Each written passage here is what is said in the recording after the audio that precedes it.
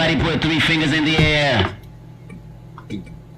The sky's falling, the wind is calling. Stand for something or die in the morning. Section 80, high power.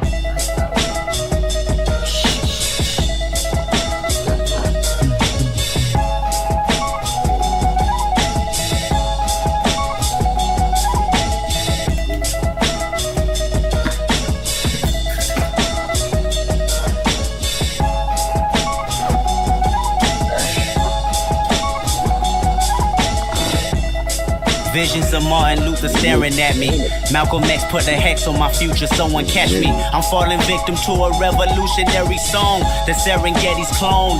Back to put you backstabbers back on your spinal bone. You slit your disc when I slit you my dish. You wanted to diss but jumped on my dick. Grown men never should bite their tongue unless you eating pussy that smell like it's a stale plum. I got my finger on the motherfucking pistol, aiming it at a pig. Charlotte's Web is gonna miss you. My issue isn't televising. You ain't gotta tell the wise how to stay on beat because our life's an instrumental. This is physical and mental. I won't sugarcoat it. You'll die from diabetes if these other niggas wrote it. And everything on TV just a figment of imagination. I don't want a plastic nation. Dread that like a Haitian. Why you motherfuckers waiting? I be off the slave ship, building pyramids, writing my own hieroglyphs. Just call this shit high power. Nigga, nothing less than high power. 5-star dishes, food for thought, bitches. I mean this shit is Huey Newton going stupid, you can't resist his high power. Throw your hands up for high power. Visions of Martin Luther staring at me. If I see it how he seen it, that will make my parents happy. Sorry mama, I can't turn the other cheek. They wanna knock me off the edge like a fucking widow's peak. And she always told me pray for the weak. Them demons got me, I ain't prayed in some weeks. Dear Lord, come save me, the devil's working on. He probably clocking double shifts on all of his jobs. Frightening, so fucking frightening, enough to drive a man insane. I need a license to kill. I'm standing on a field full of landmines, doing the moonwalk, hoping I blow up in time. Cause 2012 might not be a fucking legend, trying to be a fucking legend, the man of mankind. Who said a black man in the Illuminati? Last time I checked, that was the biggest racist party. So get up off that slave ship, build your own pyramids, write your own hieroglyphs. Deluxe combo is back. Just call this shit high power. Nigga, nothing less than high power. 5-star dishes, food for thought, bitches. I mean this shit is Bobby Seale making meals, you can't resist his high power. Throw your hands up for high power.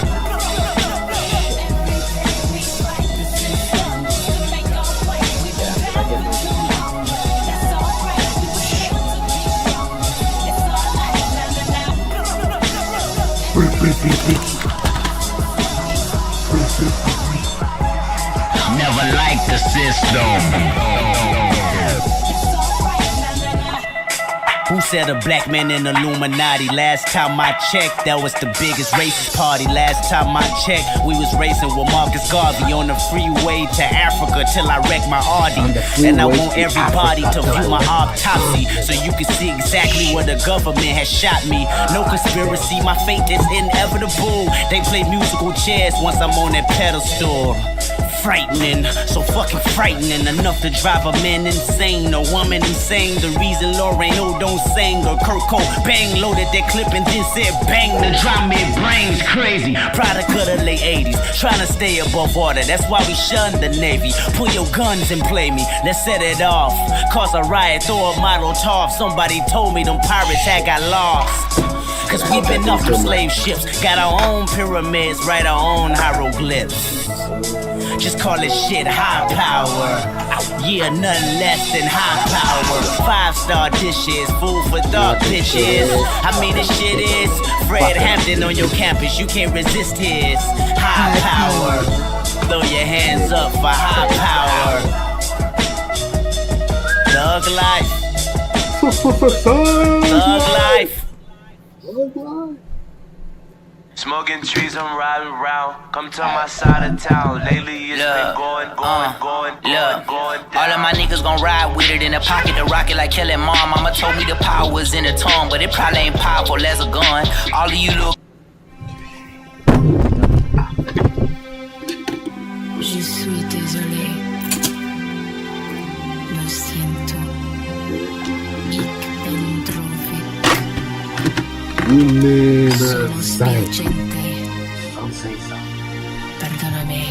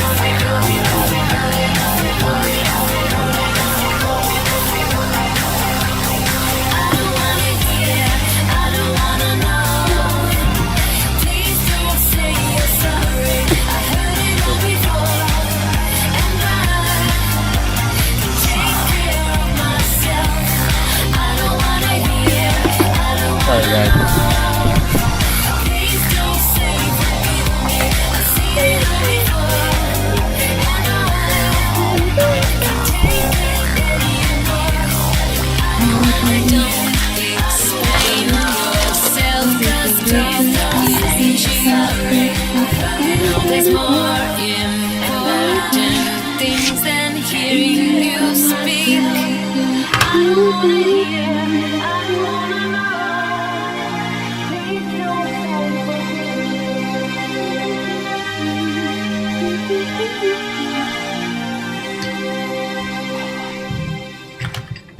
Everybody put 3 fingers in the air. The sky's falling, the wind is calling, stand for something or die in the morning. Section 80, high power.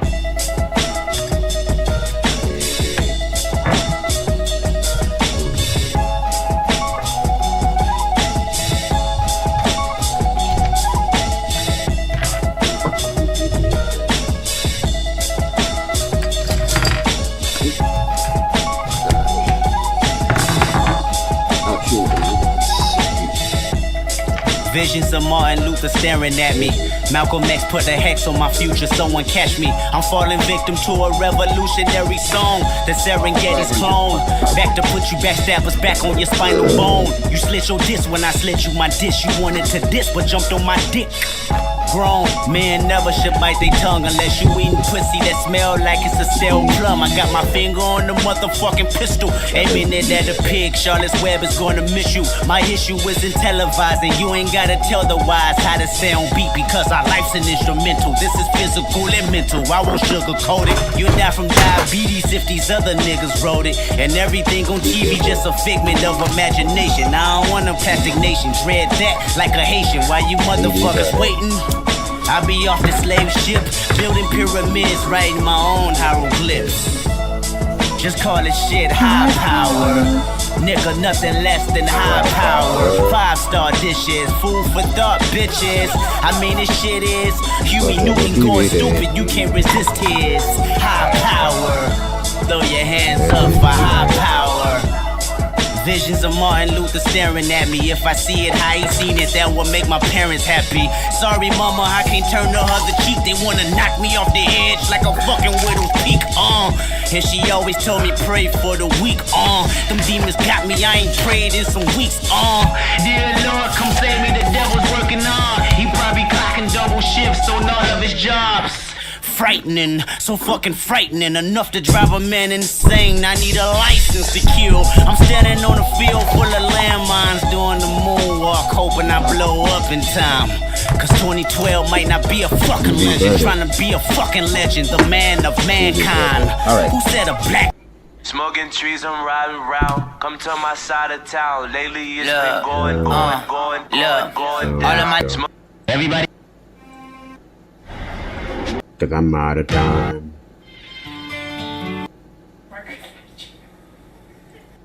Shit.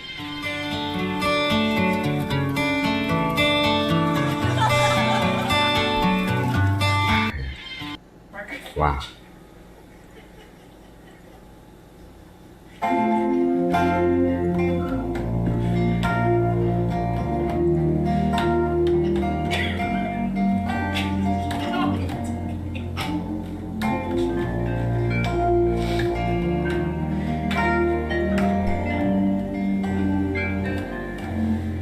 Family smiling as they walk down this busy street.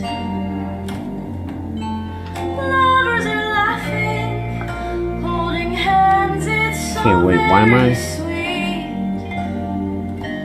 Maybe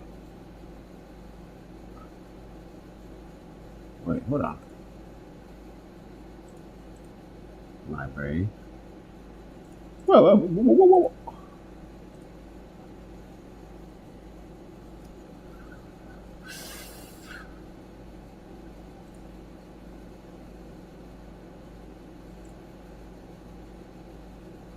There we go.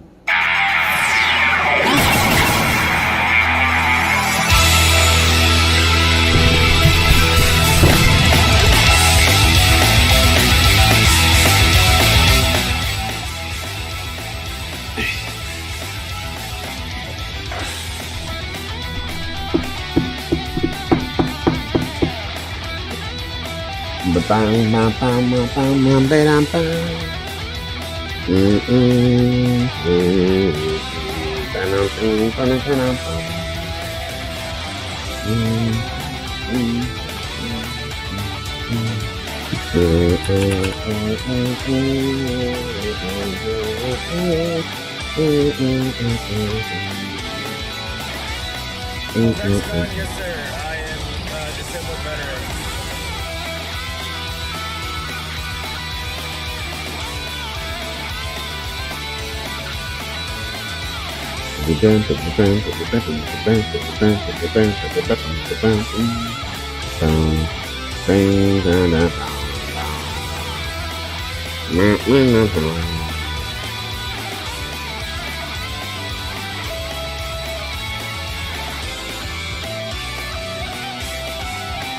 Kadunka. Yes, the Lex combo is back. We got a big day ahead of us, so we're gonna start the day with a stream. Y'all probably can't hear me.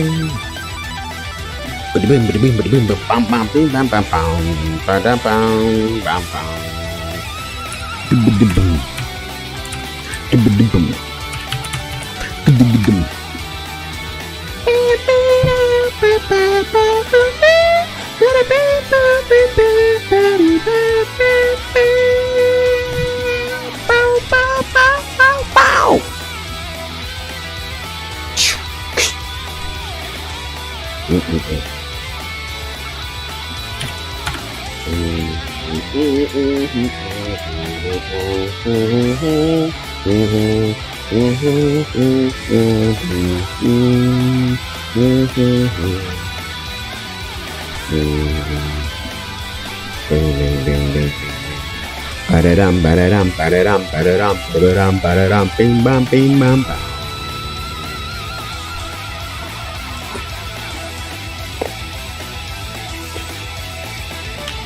Bow, ba-dum, dun, dun, dun, dun, dun, dun, dun, bam, bam, bam,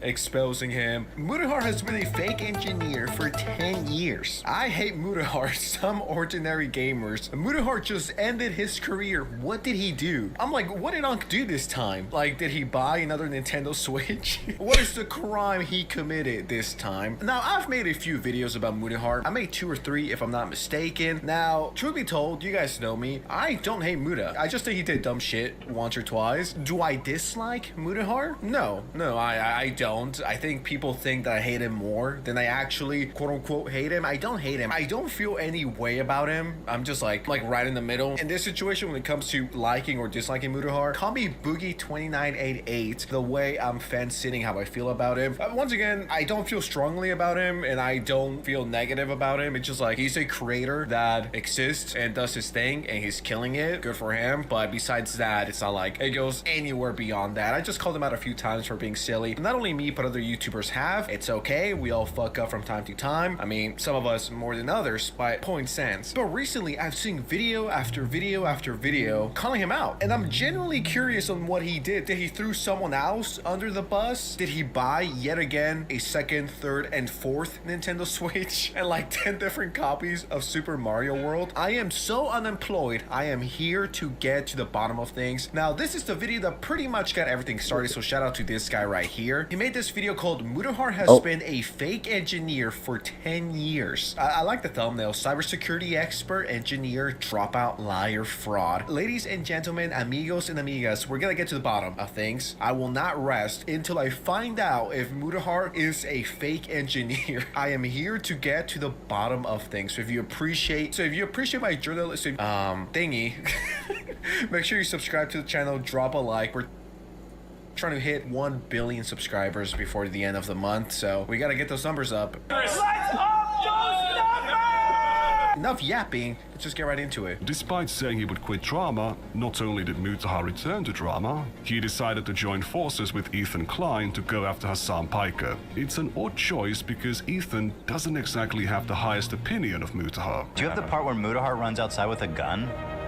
I don't, but I'm like, dude, these people are insane. Boogie's not even the craziest one in that room still. There's a point where Mutahar goes, oh shit, is someone stealing my car? And he runs outside with a gun.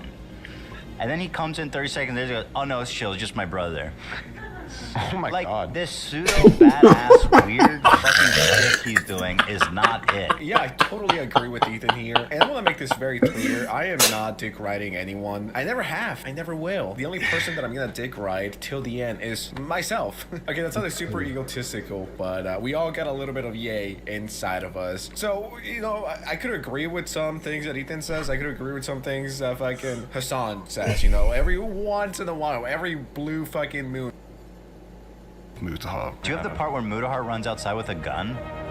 I don't, but I'm like, dude, these people are insane. Boogie's not even the craziest one in that room still. There's a point where Mutahar goes, oh shit, is someone stealing my car? And he runs outside with a gun. And then he comes in 30 seconds later and goes, oh no, it's chill, it's just my brother. Oh my like, god. this pseudo badass weird fucking shtick he's doing is not it. Yeah, I totally agree with Ethan here. And I want to make this very clear. I am not dick riding anyone. I never have. I never will. The only person that I'm going to dick ride till the end is myself. Okay, that sounds super egotistical, but we all got a little bit of yay inside of us. So, you know, I could agree with some things that Ethan says. I could agree with some things that fucking Hassan says. You know, every once in a while, every blue fucking moon, is it blue moon or red moon? Whatever the expression is. Doesn't mean I'm like their biggest fan or anything. I'm like, yeah, I agree with that. But that's not here or there. This whole badass based Alright. epic Chad You guys can hear me? attitude that I've seen from Mutahar quite often is it's Put a 1 in the chat if you can hear me. I don't hate the guy, but it do become performative and corny. I'm gonna go grab my gun. Now I said that before, but it's very obviously in a joking manner. I think you can tell it's pretty fucking obvious when it's satirical or not. The tone change, the everything. But pretending to be tough online is corny. And as someone who's done it before, and I regret it, as someone who's done it before, I am here to tell you that it's corny. Now, I wasn't in my 30s doing that shit. I was in my early 20s, but point stands. Corny either way. This is a very cute plushie, by the way. If anyone knows where I can get one, please let me know. I want to take a shower with it. Frankly, he's so mean-spirited and nasty, and he has this weird thing where he needs to act like cool and that he's so successful and rich. He tells Boogie, dude, why don't you upload more? I upload every day, and YouTube's not even my job. I was like, shut the fuck up, bro. I think he thinks his real job is being a day trader. I might be wrong about that, but I mean, that's pretty funny. But like, yes it is. Shut up, bro. I'm uploading every day. I really got turned off by Mutahar, that one, man. Really did. I remember him calling me like, well, YouTube isn't a real job. I am above the slump. I am above the drama. I am better. I actually have a real job. And it's like, bro, you upload every single day. Like, it doesn't make you any more cool if you upload every day or not. You could upload every day, like, critical, you know, and have aura, like Charlie does. You could upload every day like anyone else, and you could have aura. There's so many people out there that are ashamed to be YouTubers for these massive fucking YouTubers. It's like, oh, I'm only a YouTuber with 2 million subscribers. It's so embarrassing. It's not my real job. I upload every day and I care about the algorithm and I bitch about it, but it's not my real job. It's like, shut the fuck up. And that's not only going towards Mutahar, that's going towards anyone. Pick a name. It's not my real job. I am above the slump. I am above the drama. And then goes right back to talking about drama in a few months. It's like, once again, I'm not only talking about Mutahar here, I'm talking about two pretentious, holier than thou attitude. But I can't sell out a 150 people featuring okay. You know, if you're good at something, stick to that. I'm not saying not to try other shit. You know, I'm a very big brain creative person, but if you're good at something and you're getting paid very handsomely, don't make that any less. You know what I mean? Stop your ego trip. You're a fucking YouTuber. I don't know. I just want to get that off my chest for a minute now. I hate all these fucking pretentious douchebags who act like that. Once again, I'm not saying Mutahar is a pretentious douchebag. I'm just saying people that act like that. I really got turned off by Mutahar, that one, man. Really did.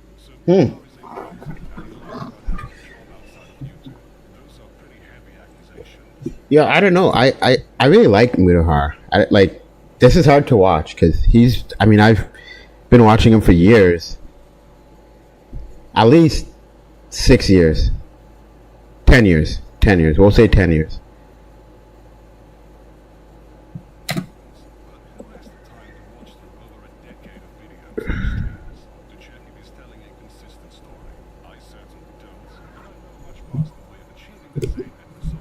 So this guy pretty much got to the bottom of things. Shout out to him once again. So the big allegation, the big accusation towards Mutahar is the fact that he keeps saying, I'm an engineer, trust me, I'm an engineer. I just let that guy's video play once.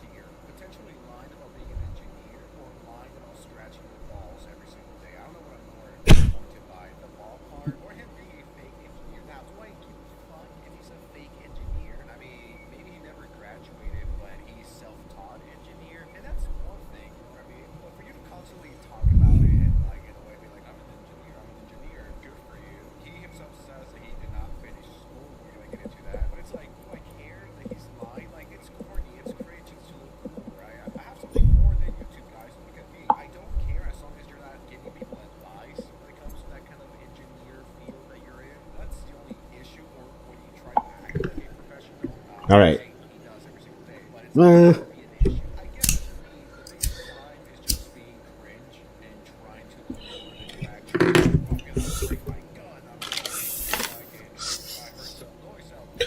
I'm gonna bring my gun.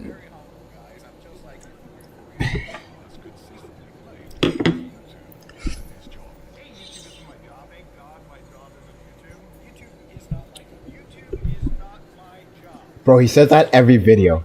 He says that every video. I do realize that.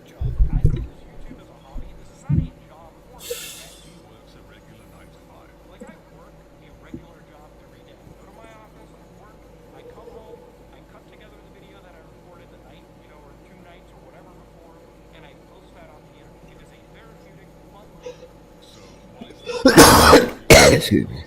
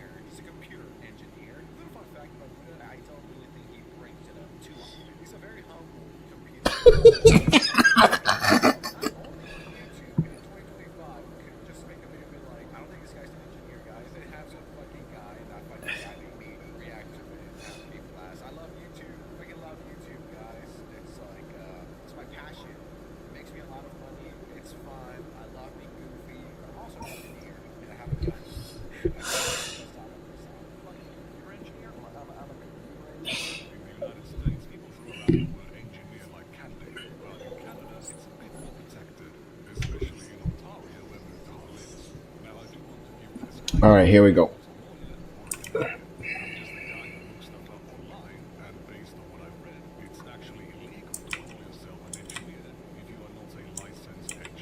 Uh-oh.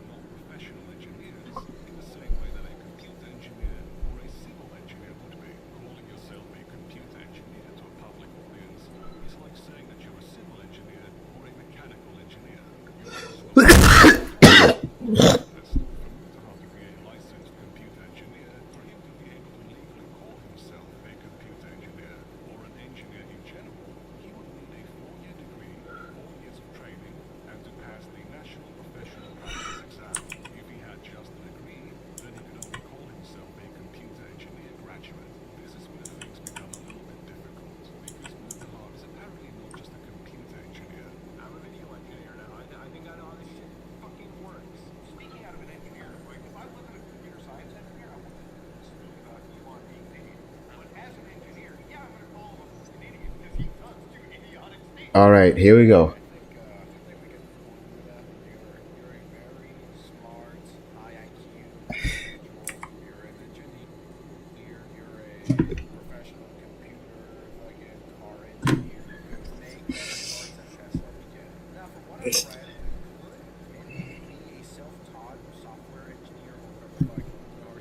Wilds of Eldoran. What do I get?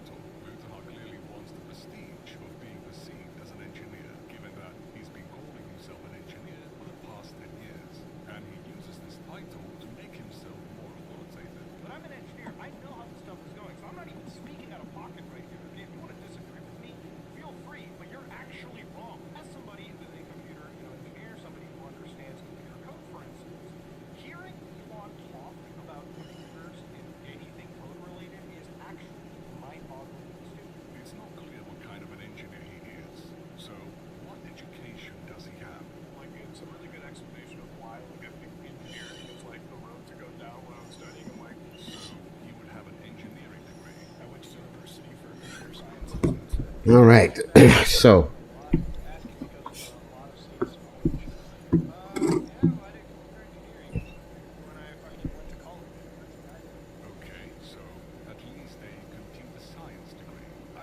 Asinine Antics, okay.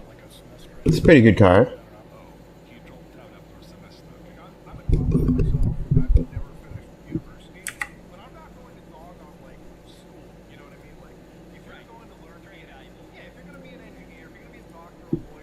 Okay, Panic Ruiner, Freezing the Ice. Okay. Grasp of Fate. When this enchantment enters, for each opponent, exile up to one target non-land permanent that player controls until this enchantment leaves the battlefield. Okay, not bad.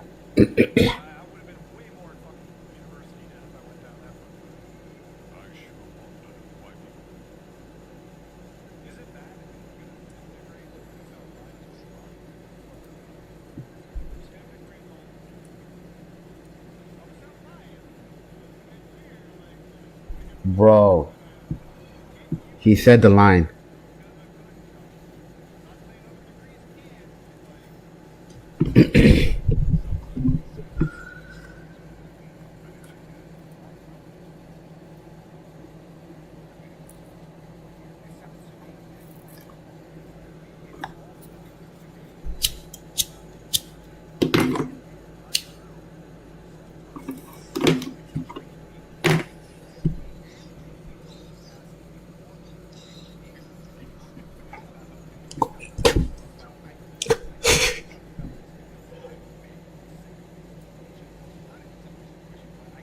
Molten Duplication.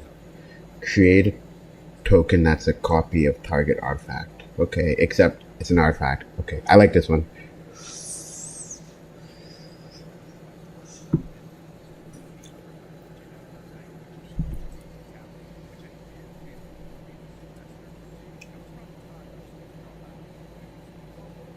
Not bad.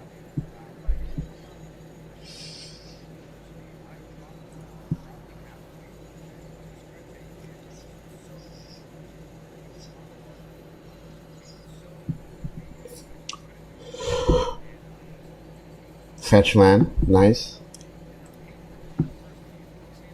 Kato again.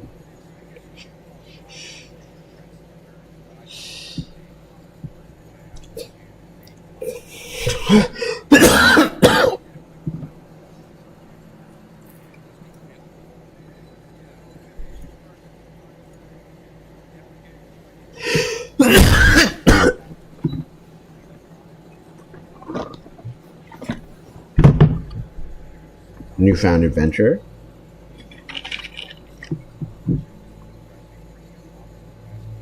Okay. Nice.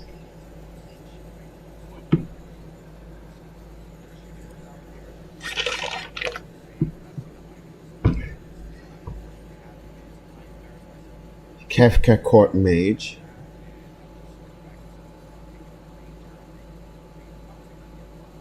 The hell? Damn. Never attacks, discard a card. Then you draw a card for each card type among 8 each.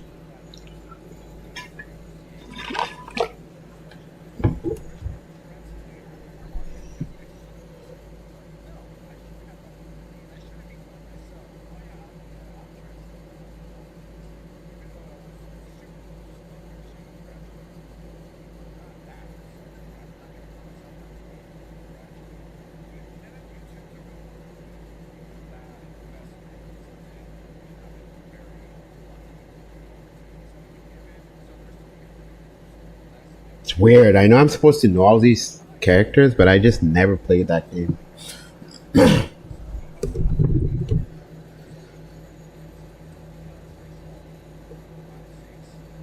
Okay, so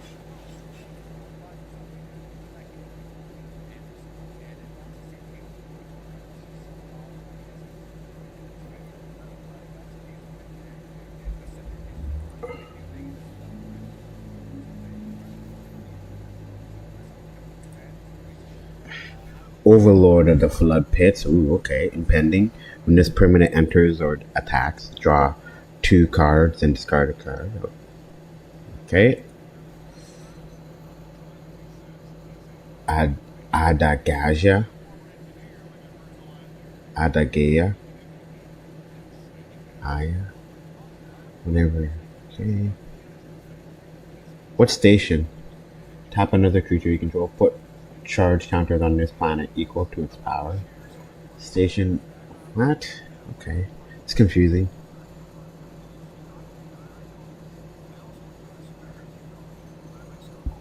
What does 12 plus mean?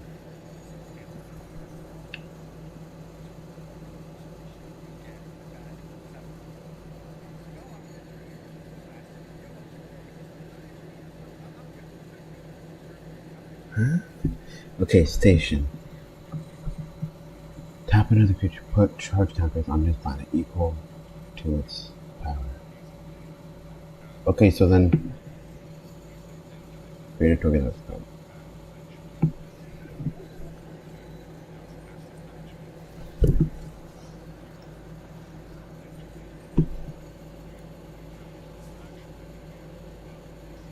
Dream Dew entrance. Okay. When this creature enters, tap up to one target creature and put 3 something on it. If you control that creature, draw 2 cards. Okay.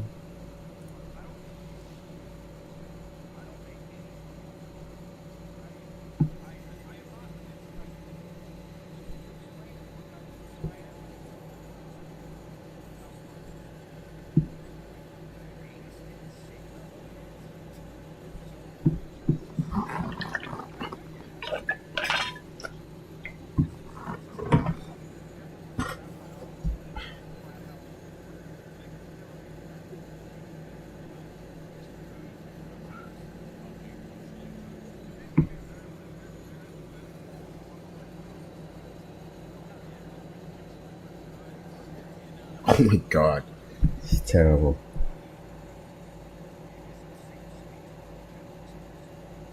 It's so bad. Other creatures you control get X, where X is the number of towns they control. Bro, what is this? At the beginning of combat, if you control 5 or more towns. Okay, what are towns? What is going on?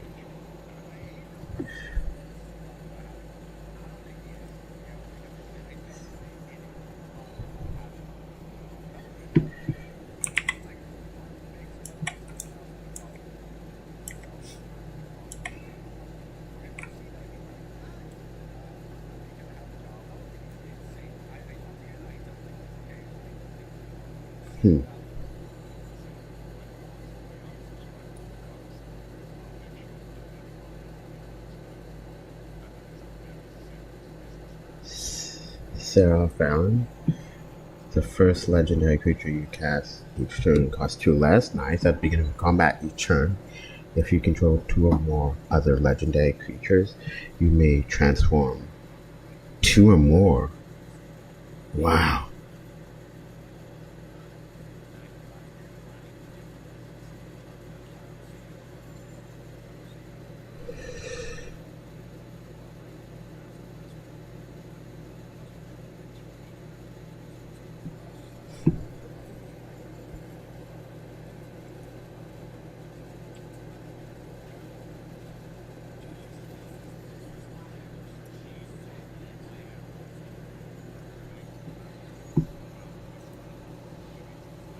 Elspeth Stormslayer, okay. Will be created under your control. Twice that many of those tokens are created. 1/1 white soldier creature token.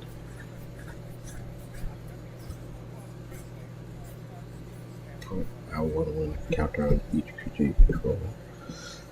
Whoa.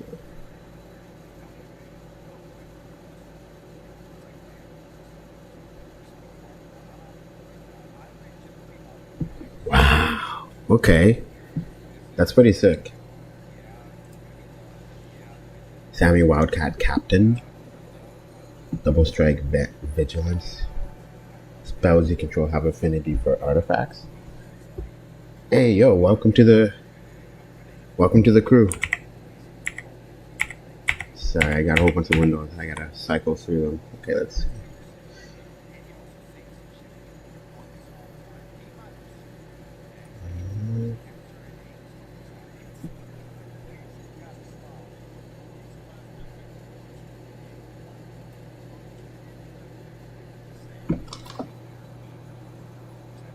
Thank you for the follow.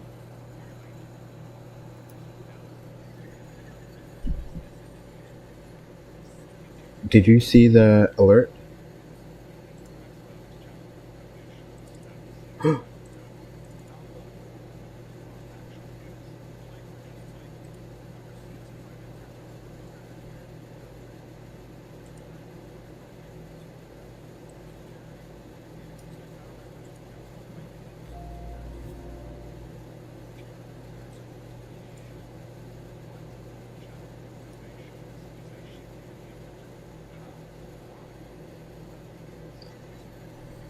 Blaze, thank you for following. I'm sorry that took so long. This is a new overlay and setup.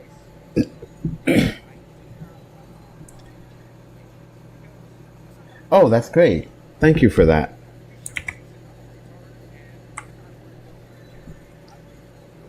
How are you doing? Can you maybe explain to me what this town and stations are? Like, I'm really not. I don't know. I'm just not up with this. What's the game? Even though I play it, I just like I knew about the rotation, but I didn't know anything else here.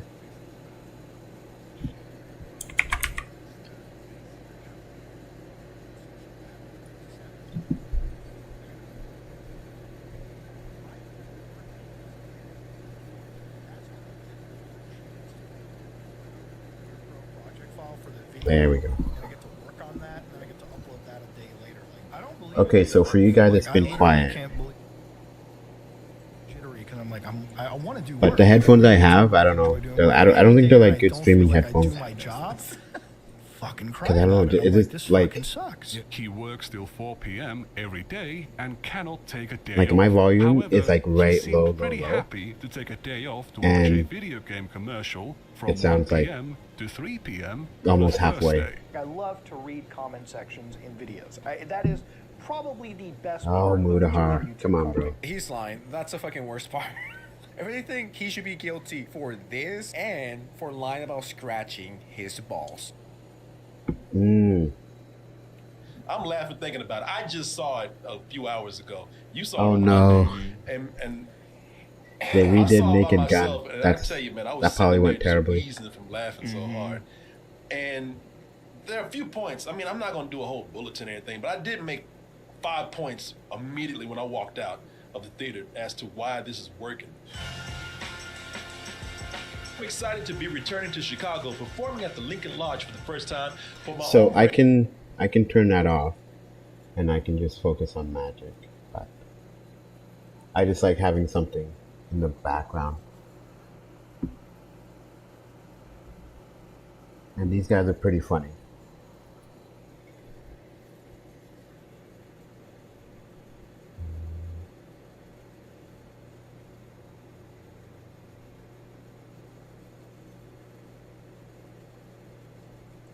brand of sit-down comedy.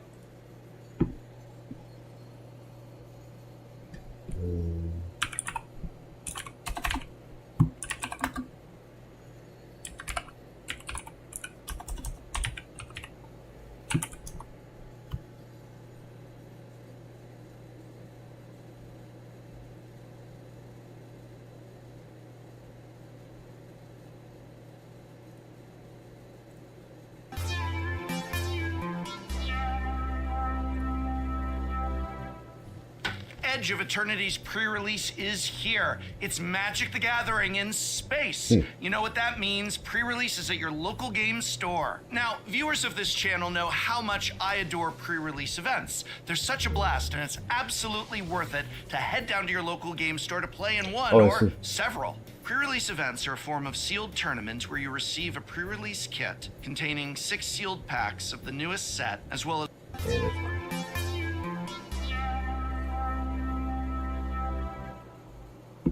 Oh my god, is Magic just is everybody just focused on Commander now? Is it worth it to buy Edge of Eternities?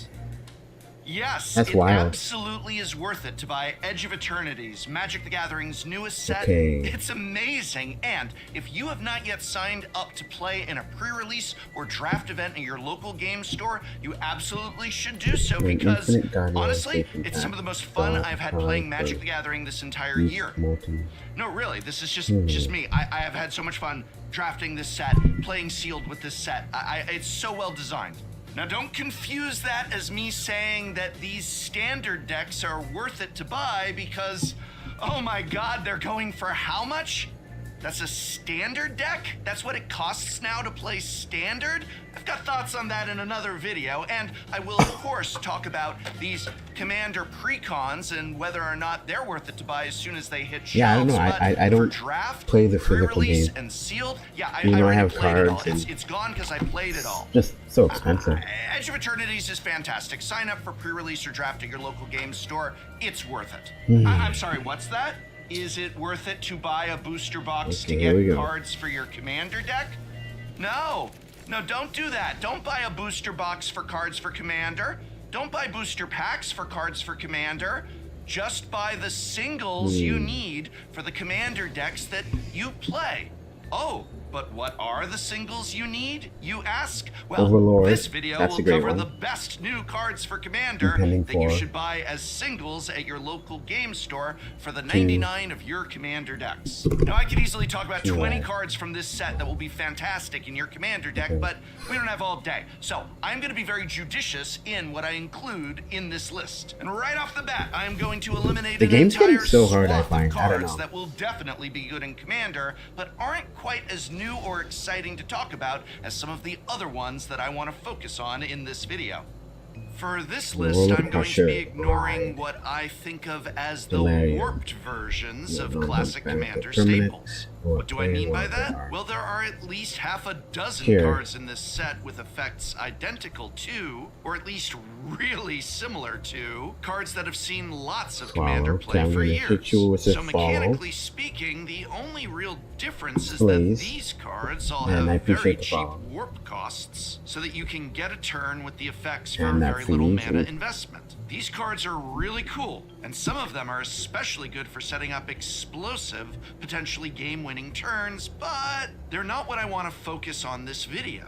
I want to look at new, unique, or original designs, or stuff closer to it. So I won't be talking about these cards, any more than I already have been. Not talking about these cards starting now.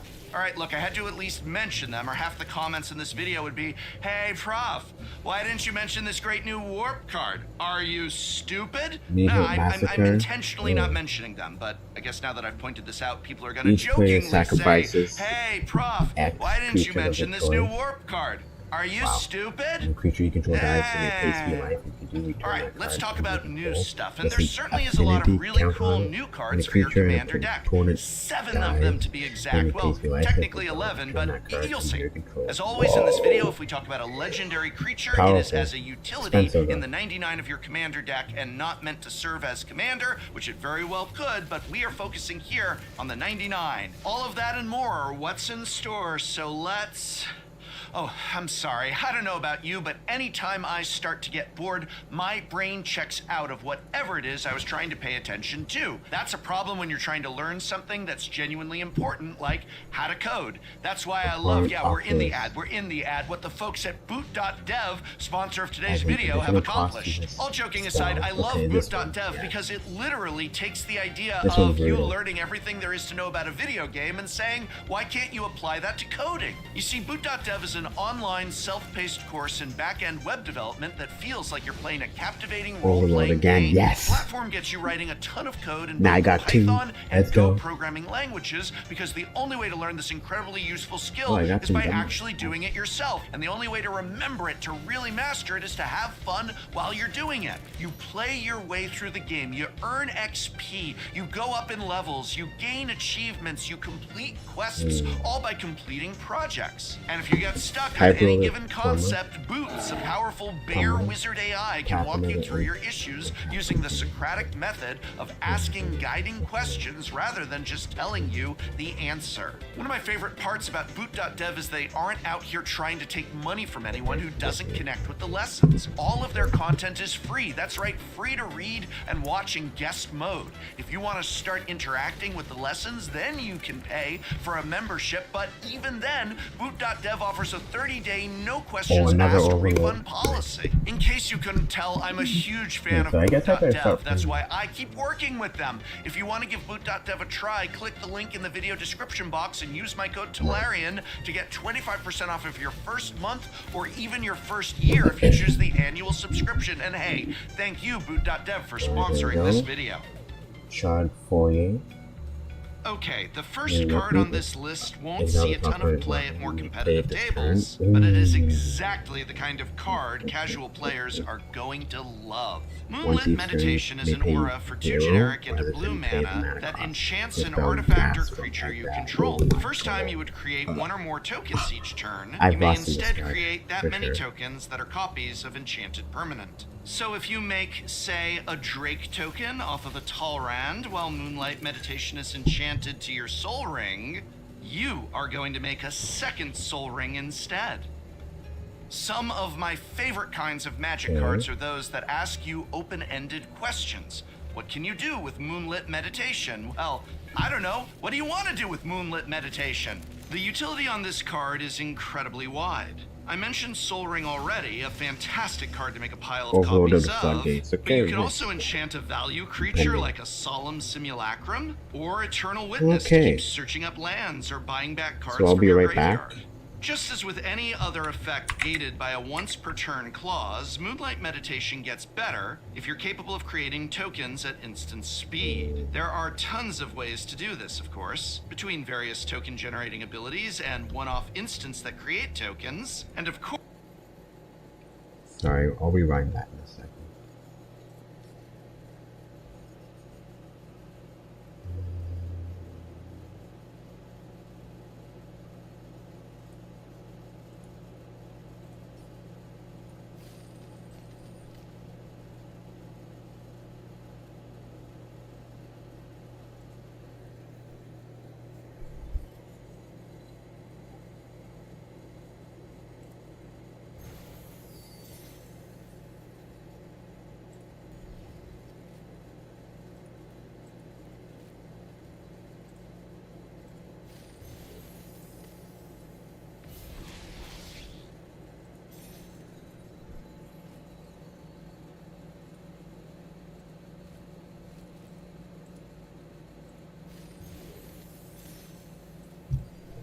All right. So we got another 12 packs.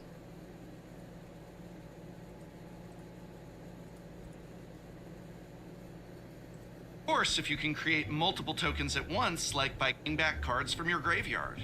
Just as with any other effect gated by a once per turn clause, Moonlight Meditation gets better if you're capable of creating tokens at instant speed. There are tons of ways to do this, of course, between various token generating abilities and one-off instants that create tokens. And of course, if you can create multiple tokens at once, like by casting a big Secure the Wastes, Moonlight Meditation will look utterly ridiculous. The biggest downside of Moonlit Meditation is the same downside associated with every aura. If the permanent it enchants is removed, that's an automatic 2-for-1. Moonlit Meditation is especially vulnerable to this downside, since the effect requires the permanent it enchants to survive through the resolution of the ability. For that reason, Moonlit Meditation is probably better suited to more casual tables with less interaction. But at those tables, it's going to be an all-star card, and honestly, even if your opponents do eventually point a removal spell at the enchanted permanent, if you've already made a bunch of tokens of said permanent, who cares? Alright, let's move on to number 6 on this list. An awesome new card for use in the 99 of your commander deck. Coming up at number 6, it's Chalice of the Void. Wait a minute, no it's not. It's Chirale of the Void, a 4-mana black aura that enchants a creature. When enchanted creature attacks, put target creature card from defending player's graveyard onto the battlefield under your control, tapped and attacking. That is pretty cool, but there is a void-based downside. At the beginning of your end step, you must sacrifice the Chirale unless a non-land permanent left the battlefield this turn, or a spell was warped this turn. Note that you don't have to control the permanent that left, or the spell that was warped. This is such a cool card. Black is no stranger to cards that let you steal your opponent's best stuff, or even steal stuff from their graveyards. I mean, Actual Factual Reanimate is capable of doing exactly that, but this card does it with much more style, don't you think? And best of all, it does so repeatedly, and without any life loss or other drawback associated with the reanimation itself. There are a few things you'll want to do to make the most of Chirale of the Void. The first is either enchanting it to an evasive creature like a flyer or a Dothi Voidwalker, which will ensure your enchanted creature survives combat. Alternatively, you can pair it with plenty of removal to both clear any blockers and stock your opponent's graveyard with juicy reanimation targets. Speaking of stocking your opponent's graveyard, giving yourself plenty of great cards to choose from is a must. Removal spells, mass discard spells, and mill spells are all great ways to set up your Chirale of the Void. Finally, and most subtly, your Chirale of the Void will really appreciate it if you reanimate your opponent's creatures more than once in a turn. There's a few ways to do that, but the two easiest ways are with extra combat steps like Seize the Day, or with means of doubling your triggers. Say, with an Ishin 2 Heavens in 1 deck. If you return even 2 creatures with Chirale of the Void, you'll be thrilled with the value that it has generated for you. Next up is an enchantment that is a fantastic and thankfully brand new effect for landfall decks in Commander.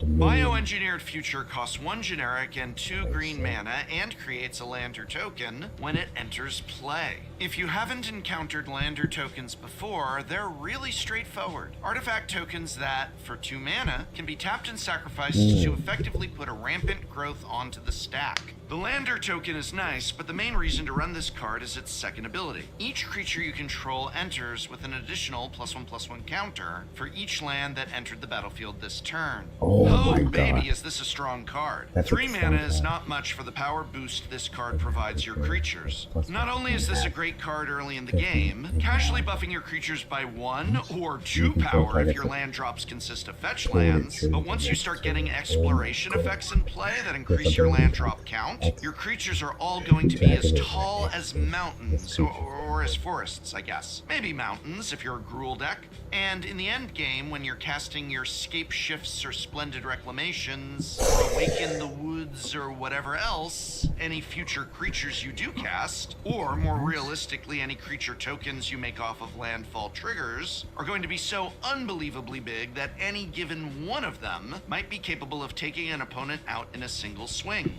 I love this card. I love it. I love that it's a potent win condition for a cheap mana investment that still requires you to have other stuff going for you in order to actually translate its effect into a winning board state. With bioengineered future in play and a couple other tricks up your sleeve, I could see this being a solid commander win con, and at the very least, a huge threat that hits the board under your control. What a powerful card design. Great card. Landfall players are eating well this set. But next, we need to talk about a different card type, specifically artifacts. Have haste. Number 4 on our list is an awesome card advantage engine for red artifact decks, Memorial Vault. This is a red artifact for 4 mana with a single ability. Tap it and sacrifice an artifact to exile the top X cards of your library, where X is 1 plus the mana value of the sacrificed artifact. You may play those cards this turn. Red artifact decks are often looking to sacrifice artifacts for value, and this is some of the most value you could. You may cast card with a warp in your hand for its warp cost. Each creature at the beginning of okay, exile. Oh, wow.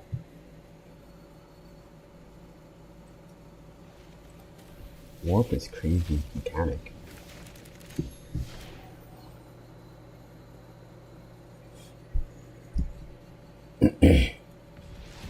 The end stone. Whenever you play a land or cast a spell or draw a card, at the beginning of your end step, your life total becomes half your starting life total, rounded up. Wow.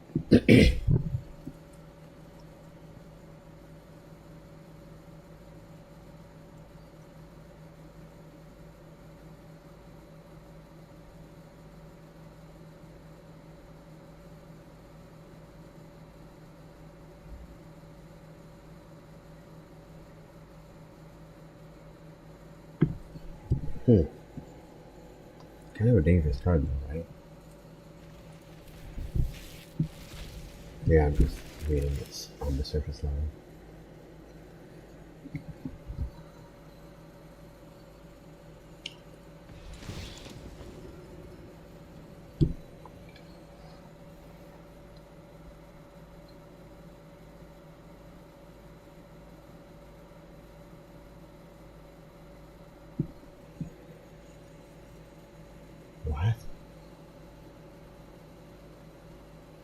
Discard a card at random. Void when Ephraim attacks. If a non-land permanent is left on battlefield this turn and the spell was warped this turn, defending player loses half turn. Oh my god.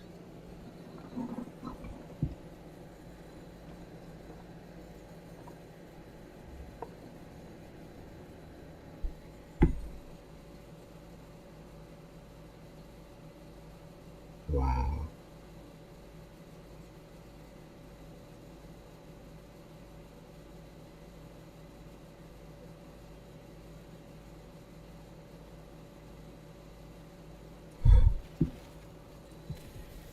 Strong card.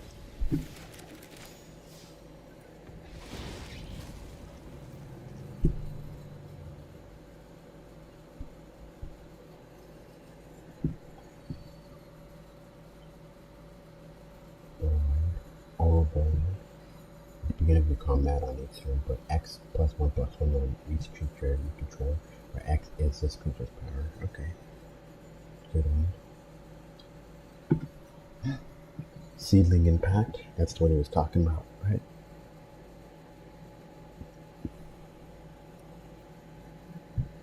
No.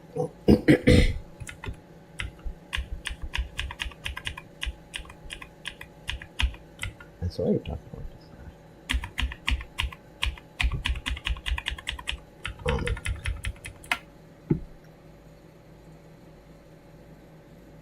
An ability. Each creature And in the end game, when you're just a huge threat that hits the board, where X is 1 plus the mana value of the sacrificed artifact, you may play those cards this turn. Red artifact decks are often looking to sacrifice artifacts for value, and this is some of the most value you could ever ask for when you sacrifice an artifact. While the card advantage is limited by the number of cards you are actually able to play on the turn you exile them, you'll still be looking at a lot of cards. And the further into the game you get, the more likely it is that each activation of Memorial Vault will effectively draw you 3, 4, 5, even more cards. You can even sacrifice tokens to look at one card if you want, since it's the mana value +1. A critical component of this card is that the card advantage it provides gives you the fuel to generate future card advantage. Yes, sacrificing artifacts, especially bigger artifacts, is a finite resource, but if you sacrifice something like an Ichor Wellspring, and then hit another artifact off the top of your deck, you'll be set up to activate the vault again on your next turn. Red decks that are built around looping massive artifacts like Spine of Ishsaw or Portal to Phyrexia will absolutely love putting one of these artifacts in play. Then popping it to your Memorial Vault to exile 8, 10 cards, all to potentially cast and setting you up to cheat the big artifact into play all over again. This is a great card, and for all its simplicity, it's a genuinely exciting and fresh design.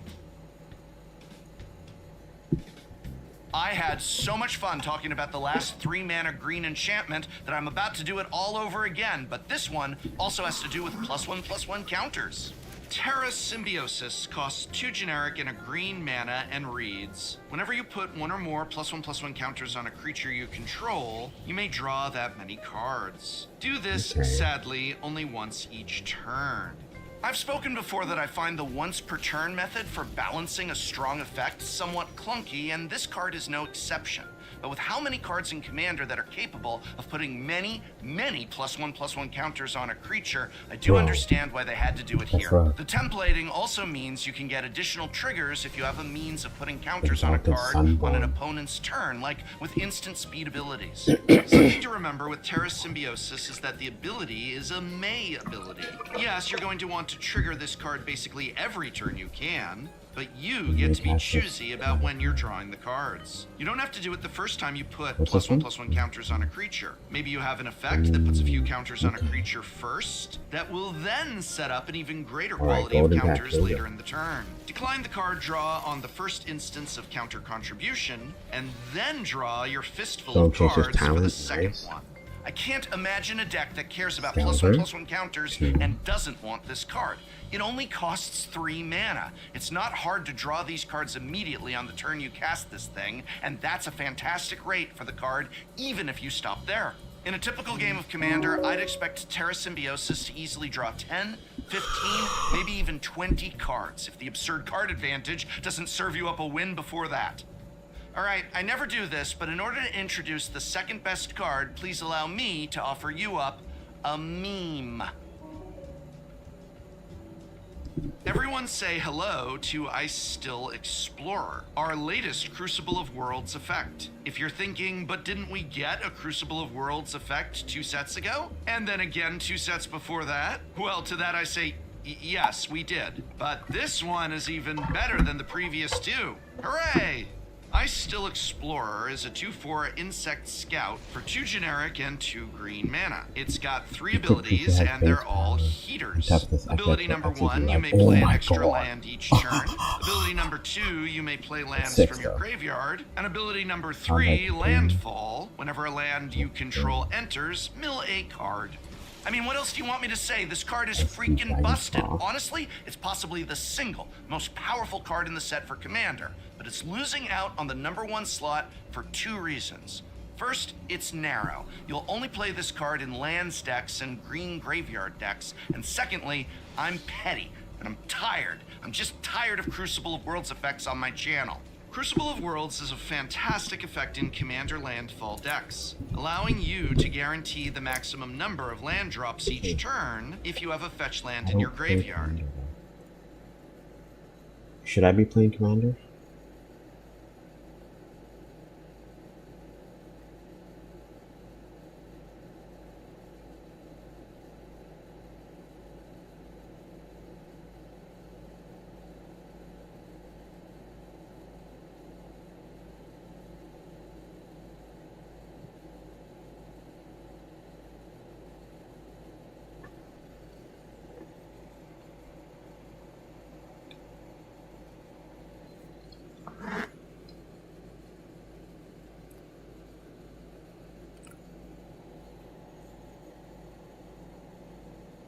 Okay, is Magic all about Commander now?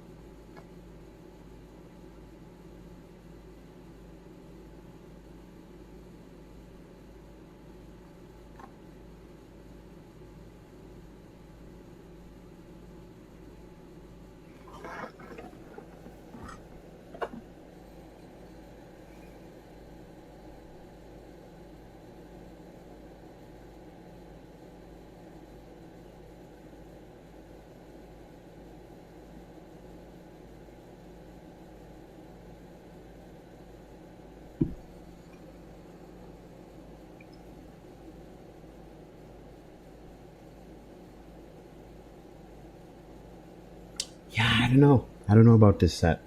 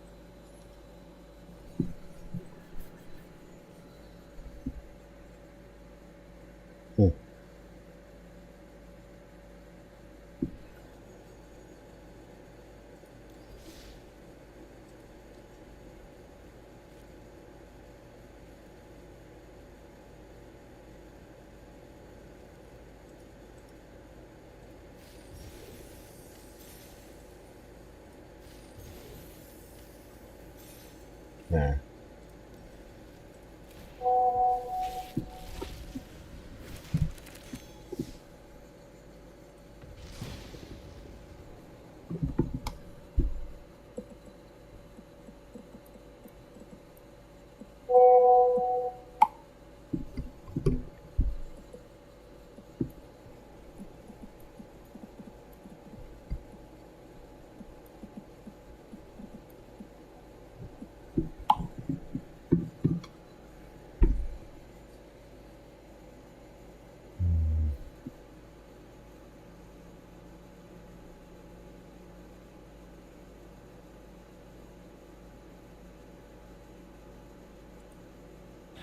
What's up, my friends? Welcome. We're playing some freaking space set. Yeah, space. That's where we're at. All right. So, Edge of Eternity's new standard, very, very exciting. If you missed 10 New Brews, if you missed the set review, if you missed Bronze the Mythic, are all on YouTube. All right, go watch them and go check them out on the main channel for set review and for 10 New Brews, and of course on the Bronze Mythic channel where I got the Bronze Mythic premiered last night. We're getting our first looks at new standard. The very first standard challenge went off on Magic Online. I don't know, yesterday or something like that, day before, and pretty sweet looking deck in here. Came in 9th place, unfortunately. Not a place you want to finish. Blue, white, blink, flicker stuff played by DB Dykeman, and this is a deck looking to utilize the new warp mechanic. 30 seconds to warp threshold. And kind of warp it a thing and then cheat it with a Splash Portal, a Charming Prince, or a Fortune Loyalty. There are a lot of blink effects here. So we see 4 Fortune, 4 Prince, 4 Portal. That is 12 blink effects, and even Twinning Twins. There's actually, I'm sorry, there's 16 blink effects with 4 Riddlers and 4 Anti-Casual Vestiges. So almost feels like too many blink effects, but we'll see. And trying to blink these for sick value, drawing cards, and putting things into play, into play, which is great. A little top end here, Elspeth. We got Beza, Seam Rip. Kind of just like a mid-rangey Blink deck. Nice. It's kind of cool. So we're gonna give it a spin and see how it goes. Sideboard's got some new ones and some old ones. We got a Null, a new card of the format, which is great. Spiders and Foundations, we still have access to that one. Negate, Spell Pierce, Seam Rip, the new Portable Hold, which is an enchantment. Looks like a really, really important card in this format. Good stuff. And yeah, so kind of just scamming things out here. Azoria scam. So let's do it. Let's fire up some scams and see how we do. Brought to you by Anthros, folks. I'm getting older, you're getting older. One true truth about life is that we are all getting older, and you gotta take care of your body. You only get one, all right? And it's very important to take care of it and invest in the things that support you and keep you off the ground. This is the best chair I've ever used by a wide margin, as far as keeping my posture correct, but also allowing me to be comfortable and recline while my posture is correct, which is great. I freaking love this thing. Phenomenal company. They do really, really great work. Check them out. Anthros Chairs. Use the link in the chat or the description. They do sponsor me, of course. You can use JimDMTG as a promo code for $200 off your order. Anthros, fix your sit. That's a lot of tap lands. Unfortunately, blue-white is not the best mana. Mana is currently uneven in this format. I can still keep though. We have possible fortune of the Riddler. We got a tap land. We can figure things out. So Sorcery Speed. We're back in.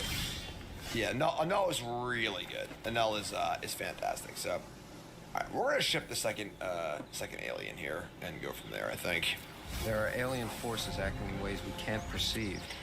Rottenmouth Viper could be a possible card for our rebrew for manufacturer. We're playing a manufacturing deck today as well. I didn't add the Viper, but that might be a possible one. So, just gonna fire up a Bloomvine Regent.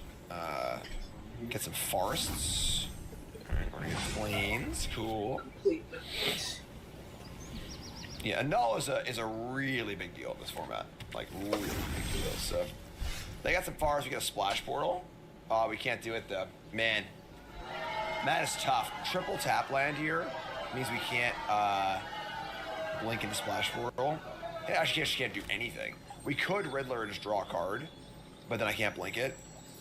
Maybe that's worth it. Maybe we just do this and draw cards. Just try and guarantee we have a fourth land drop. And then we can either Vestige or Beza or Fortune or whatever. Yeah, I'm just gonna warp. I'm gonna sack this first. Oh yeah, actually that was bad, because I actually want to draw land. Whatever, 6 and 1, have those together. So warp this in, draw a card. We draw a land, cool. Goes into warp zone. We've got Fortune, Seam Rip, else we have pretty chonky hand here. Opponent's not doing a ton. Here's a loot. Some sort of green rampy landing deck. Man, they're getting a lot of forests in play. Okay. That's a lot of land. There's a landfall at that spot. All right, so we draw another anti-casual Vestige. You're saying it wrong. It's Leviosa. So, I mean, we could just casual and then put in Fortune. Pretty cool with that. So, let's warp. This card's really nice, honestly. This card's just really, really cool. End step draw. And we can put in Beza, we get a treasure, and that is it. Should put in the Fortune. Alright, Scry 2. Extra mile for you. Riddler For and store hours, Archive. press 1. I think I like drawing Customer Archive. service, Trying to press watch one 2. land drop next turn. Pharmacy, And press then we 3. can casual crew and go from there. Here's Glacier Godmaw. I see Are we gonna die this thing? This is I played this card in the pre-release. It's a pretty insane card. Landfall, pump the team, and get everything haste. Okay, so let's we're gonna Vestige. We saddle. We throw away the Fortune. Is that okay? Then we get Vestige. We get to put something in. Have a huge thing. We could put in. It's gonna leave play and come back.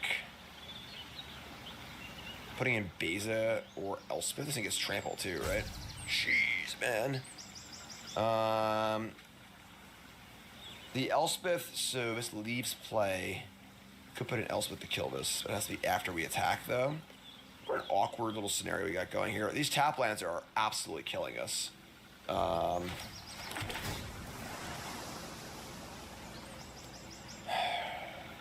Yeah. I think we just Vestige and put in Elspeth and kill this. I kind of agree with that. So, all right, so let's warp in and saddle up. Oh god, I know that void. And we're gonna throw away our fortune here, but whatever.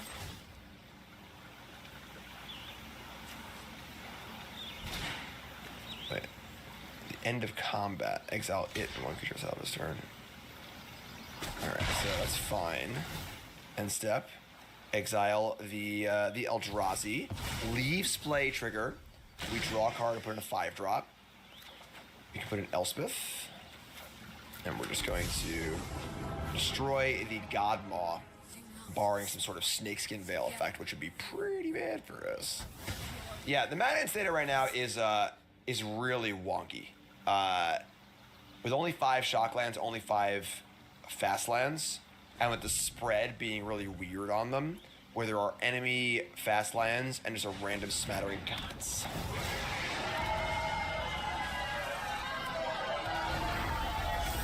We're just getting Godmawed.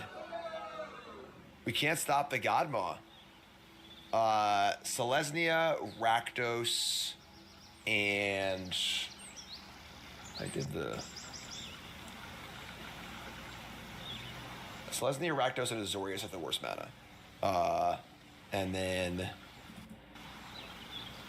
Boros, Orzhov, and Simic have the best mana. That's a video I've been planning to make, because I haven't had time to do that. So they're going to Godmaw attack Elspeth. This is amazing for us, because they have almost lethal. And I don't care about Elspeth right now. I'm just going to let it die. And then I get to play a bunch of stuff, which is great. We can portal. That's a 6th land. So we can Beza and then just portal the Vestige and put in a Riddler, which is pretty good. They're running out of stuff to do here with these 2 Lander tokens, being the Godmaw is still pretty scary. We're just gonna attack. We're just gonna attack. Attack first. We're gonna attack, and then we're going to portal the Vestige, putting Riddler, cast Beza. Maybe not in that order exactly. Sure. So we're gonna attack. We're gonna play a land. We're gonna surveil. Another portal. I don't think we need that. Like, there's too many portal effects in this deck if I had to speak to that. So here's Beza. They have these landers in play for extra landfall on the Godmaw. So this card was ridiculous and limited. I don't know if it's good enough to construct it, but. And then we're going to portal the anti-casual. Just keep saying it. I like it. Leaves play trigger, draw a card, put in a 6-drop for free. This card's really good. Yeah. Here's Charming Prince. This comes back at the beginning of the next end step. I could put in Prince, blink the Vestige, and then do it again. Sure. Let's get him in tap, though, which is important to note. Leaves play, draw a card. Hey, Karn, how are you? Put in a Riddler. Draw another card. It's a starting town. Then we have a Rip that doesn't do anything. So sure, so this is fine. So we say go. This will come back in untapped. We're at 13 life with 10 toughness in play.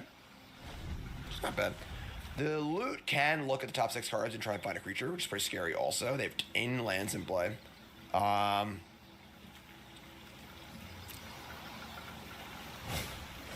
Rampaging Baloffs. Make landfall.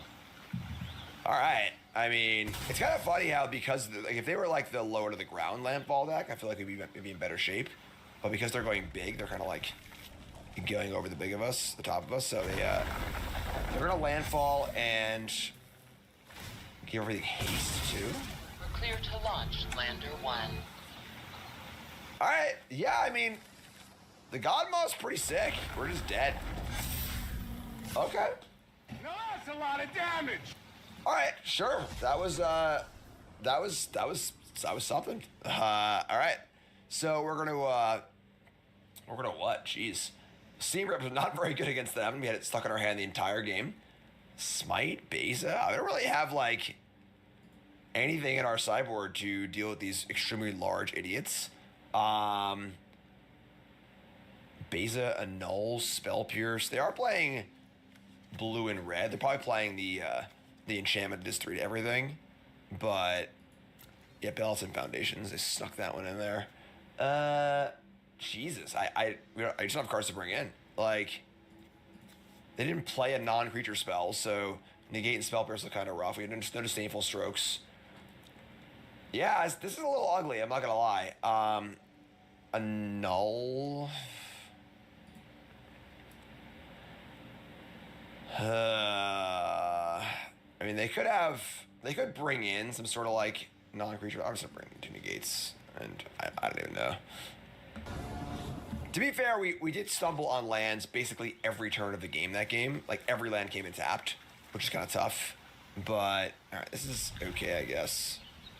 And, yeah, that was something. That was certainly kind of a beating. Kind of like combo-esque almost. Which is Charm Prince can go. Combo stuff is typically good against like this sort of like value kind of stuff. Now they have Minor Elves. All right, well, we boarded up those Seam Rips, you know. We are not going to get Lost to Llanowar Elves.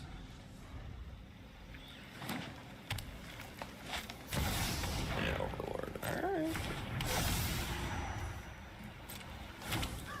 I think we're in trouble, folks. If I knew they had Overlord, then I would have brought a Null in, but like, their deck just looks so weird after game 1. And we're just all lands. All right, not a great start to our series here, but that's okay. They have 5 mana on turn 3 on the play, and we've got literally nothing going on. Second Overlord. Oh my god, man. All right. I do love me a green Overlord, that's for sure. All right, so they get some maps and land. They have actual infinite mana. We've just got a bunch of Fatal Passages. This is ridiculous. All right. Yeah. I guess. He's dead, Jim.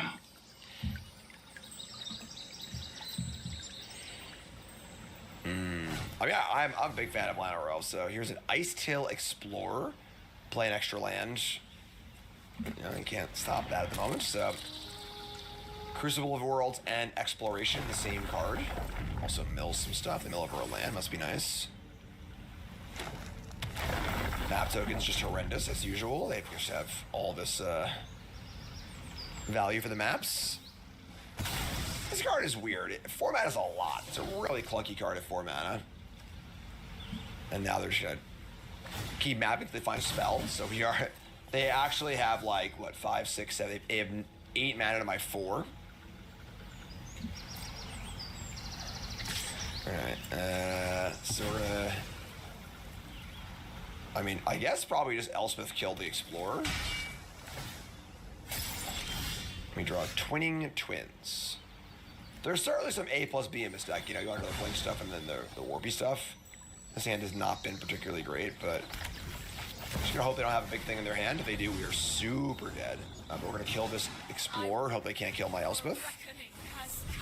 A lot of weight on these shoulders for sure. The Overlord comes in next turn.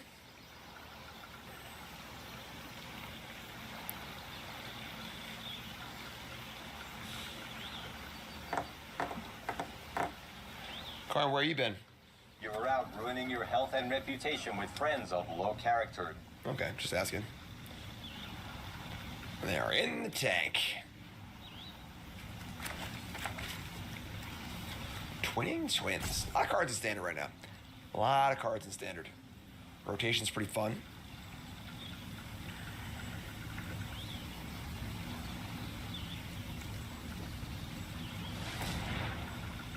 Tap for a mana. Cast Dragonback Assault. It's pretty annoying because we have Negate in her deck. We just the ones that make ends as well. We can't. Yeah, we're just dead here. Yeah, we're just stone dead. All right, that was a pretty rough match. bad draws on our side, great draws on our opponent's side, and not really a great matchup for us either. Ramp is typically pretty good against like mid-range value stuff, but that's okay. We'll just go down and spin. On the play. Guess, and I really don't think Splash Portal's very good. Fast double mulligan from our opponent.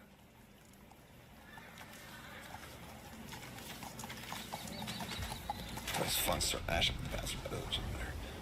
Always fun starting a new format, seeing what's up. We see a Willow Rush Verge from our opponent. And it's an Otter Ball Elite.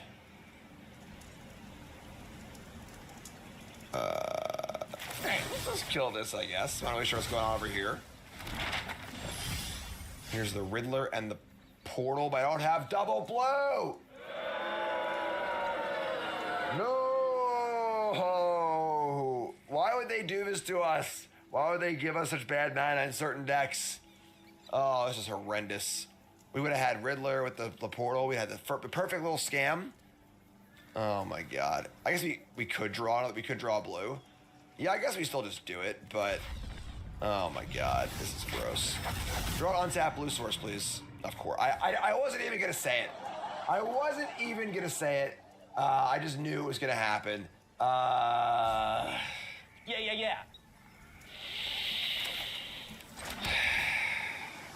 Alright, that's fine. It's alright. It's okay.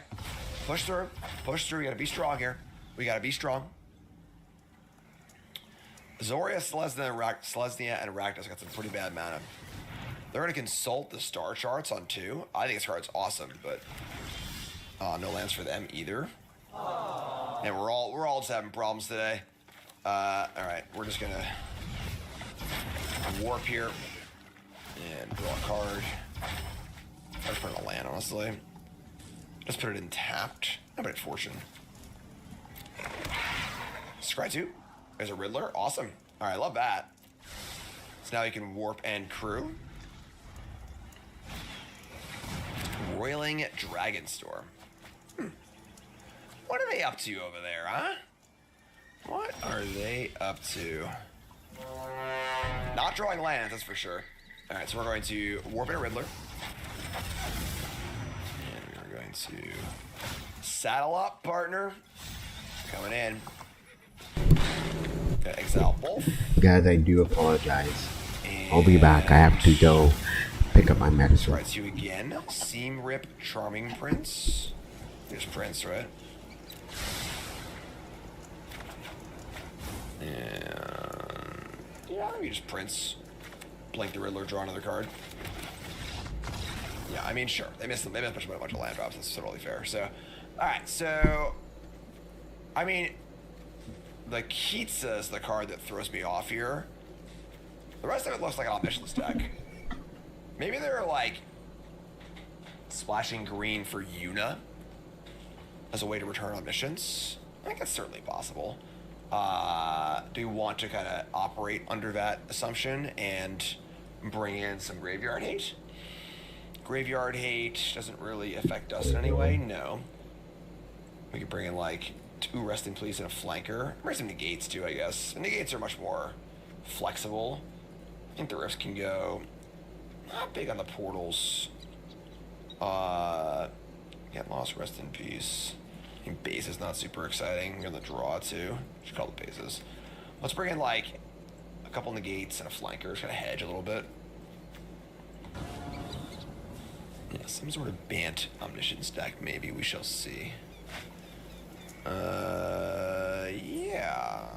Okay, I guess. It's not great. Just a couple tap lands, but we're in okay shape. Conduit Pylons, come on down, get your Surveil on. And they've been a Shipwreck Dowser. This returns an instant or sorcery card. Alright, this is only really a combo card, so we're gonna archive. We're gonna see Starting Town, we're just gonna ship it. And I guess we're just gonna Riddler. Yeah, this is like usually a card played in like loops of some kind. And now they're playing lots of Pylons. Construct additional Pylons. Some more overlords. Alright, where's that? Here. Or Riddler, draw a card. Blood Farm Verge is the only good tool. Alright. I mean, we can flanker their graveyard at some point. We can. We're just doing stuff, you know, we're not great.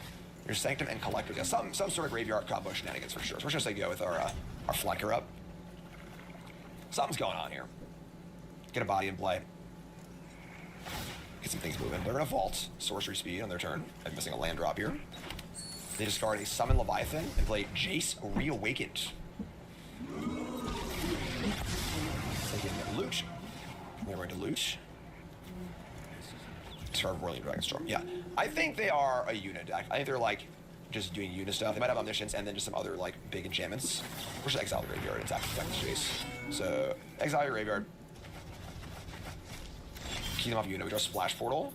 I feel like we're always a mana short. It's really hard to portal the anti-causal. We're still gonna just do it though. Stack here. Stack here. And then we're going to play a land. We're just gonna have warp this, even though it's kind of awkward. Like, we're just gonna put a land in play or put a thing in play. So, fire us up. Fire up and warp. You see a land? Yeah, let's put a land. So, sure, put a land. Say go. Next turn we got Riddler Portal or some other stuff. They're gonna loot again. And discard Omniscience. Uh-oh. Uh-oh. Red alert! Red alert! They've made an Omniscience. I'm not sure why they banned Abel's Awakening and Omniscience, but I guess whatever. They're vaulting. Confounding Riddle. Here we go. And they're playing stuff. The Gutsy Explorer. Here's Coma. They're gonna play a Coma. World Eater. Deals combat damage to a player. They're just gonna say go. Oh my god, man. I prefer when the Omniscience player just kills you, you know? Because now you like keep playing this game and I'm almost assuredly going to lose. Alright.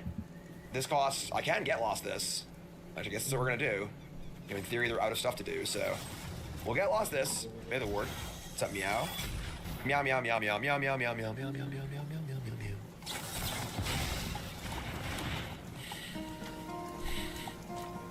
Hello, darkness, my old friend. Nothing like getting your ward 4 spell pierced. Respect. Here's a vault. Let's see more of their deck. Let's see what's going on here, because this is some weird stuff.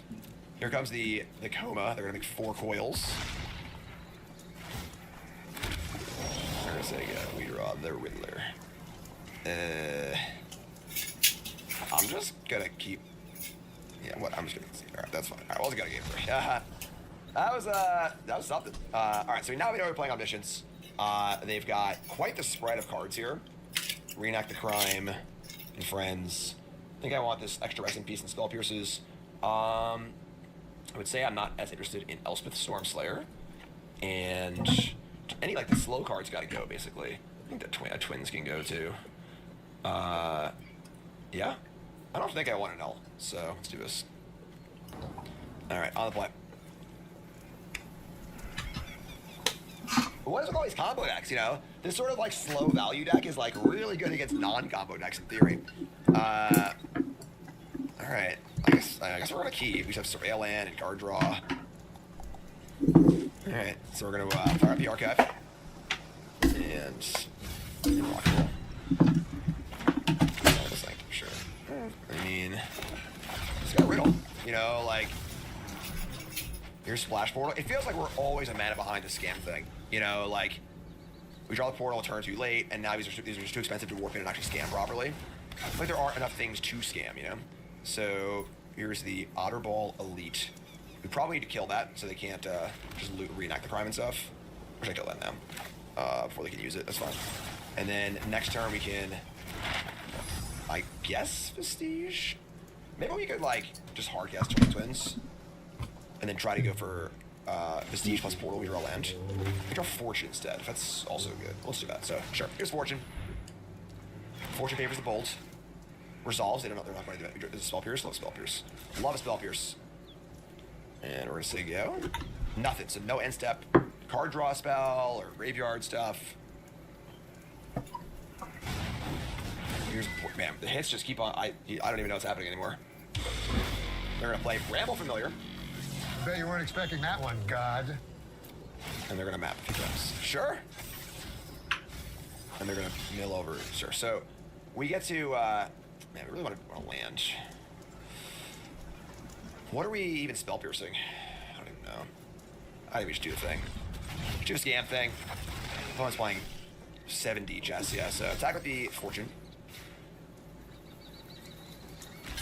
And blink him out. We're just gonna put in twins. Scry 2. Another twins and a land. We're gonna shoot the twins. More interaction, please. So we draw a land. We're gonna put in the twins. And I can like a land for spell pierce too.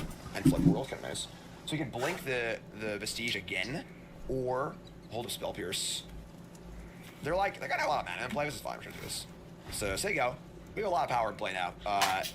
Scamming this thing out is pretty nice. Dragon Storm, sure. Draw 2.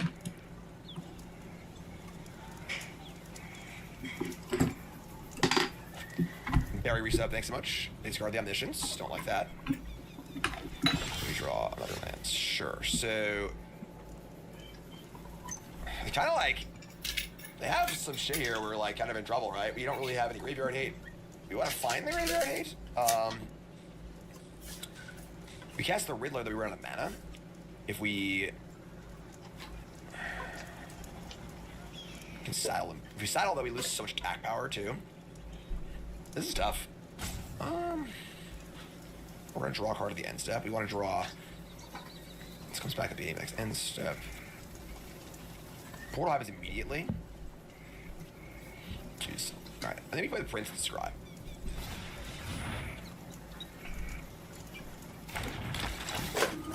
We're gonna scry 2. Look at our top cards. There's a rest in peace. Love it. So we are going to saddle up. Play land. Attack with everything. And now we can portal the anti-casual, causal, whatever, have spell pierce and rest in peace. I think we're good here. And we found it, folks. And we found the action we were looking for. Alright, so second main. Oh, we're gonna blink the Prince. So the Prince card comes back at the beginning of the next end step. And I need to portal the Vestige. So let me just scry.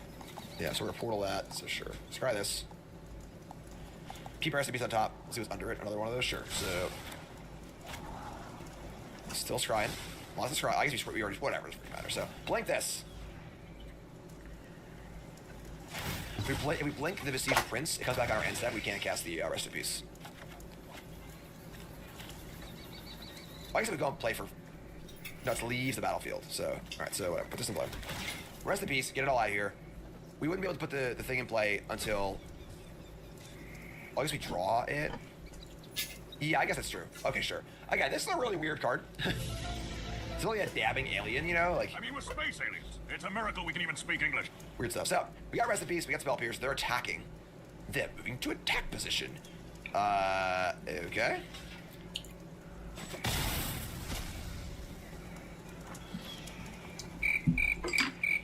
I'm in control here. Alright, sweet. 1-1, we beat the combo deck. Omniscience still in the format. You know, we're all aliens. No! Into...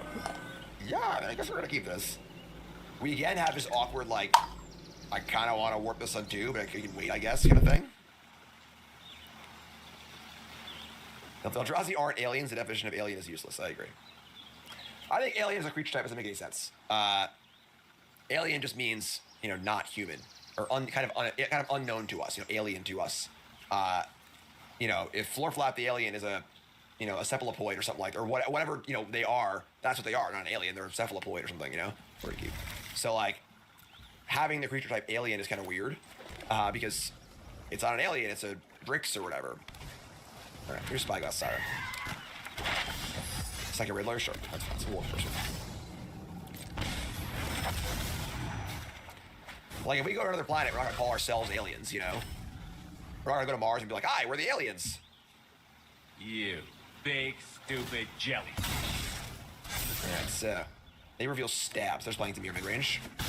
Everyone loves Dimir mid-range, right? Right? Alright, so here's our steed. Everyone's favorite deck, Dimir mid-range. Lost a lot of good rule spells in the format, as we of course see them by them playing stab. And Caesar's gonna stay home? So we draw a Seam Rip. It's actually a really good draw. All right, we're gonna. I should wait. Whatever. We're gonna warp in the Riddler. Didn't Matt could have a rule spell, but we're just gonna go for it anyway. So draw a card. This is not a sheriff. Here's Seam Rip.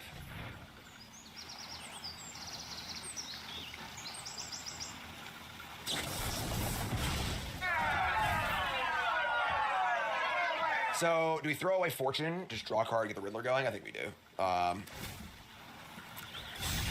have to draw a card, surveil, get a 4/6 flyer in play. So, that dies. We get our blink. We draw a card. It's our starting town. Please, God, don't cast Kaido or Enduring Curiosity.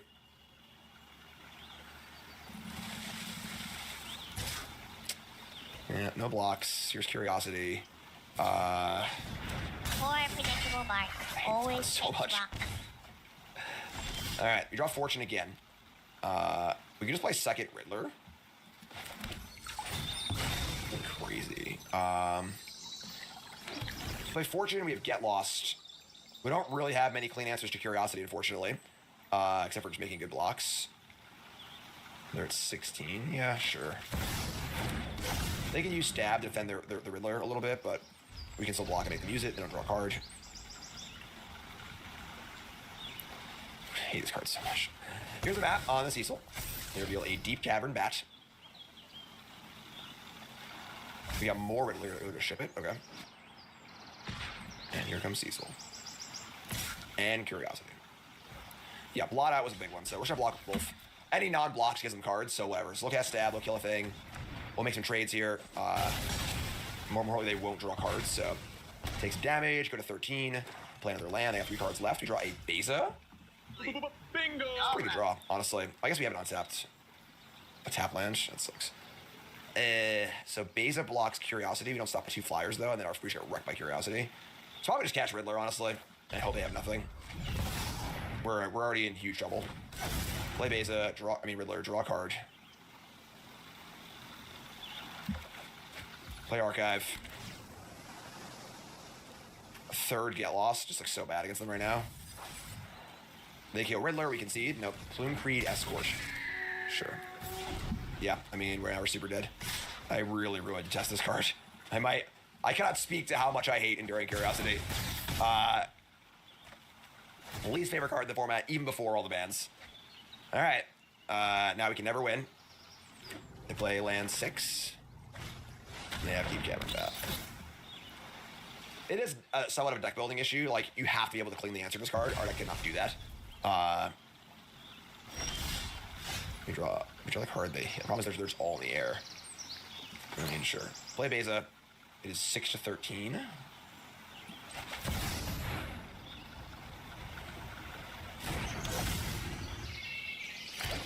We play lands and go. Yeah. And they know about these Get Lost, so.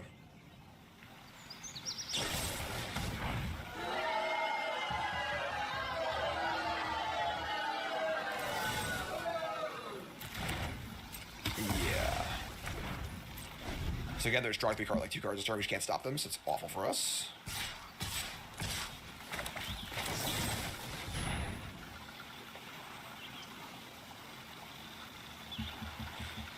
I think it's just like it's just tough when it feels like your opponent has everything, and when they have Curiosity, they just always have everything, and there's just no way, there's just nothing you can do. Like, once they draw that first fistful of cards, like, you just can never, the snowball just rolls super hard. So, all right, that being said, you can't really bring in a null against them. It's the only target for a null. What are we doing here? Elspeth's Smite is not pretty against the Deep Cavern Bat deck. Spellpierce Negate, Beza. Yeah, I think this is bring in our Rips.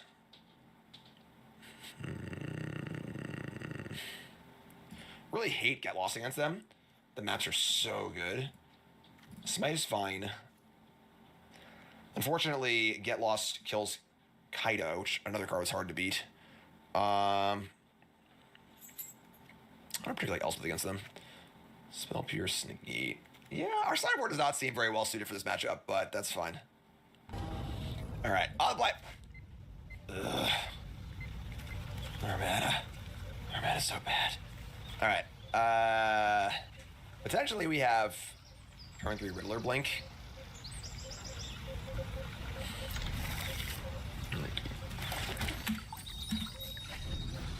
Keep.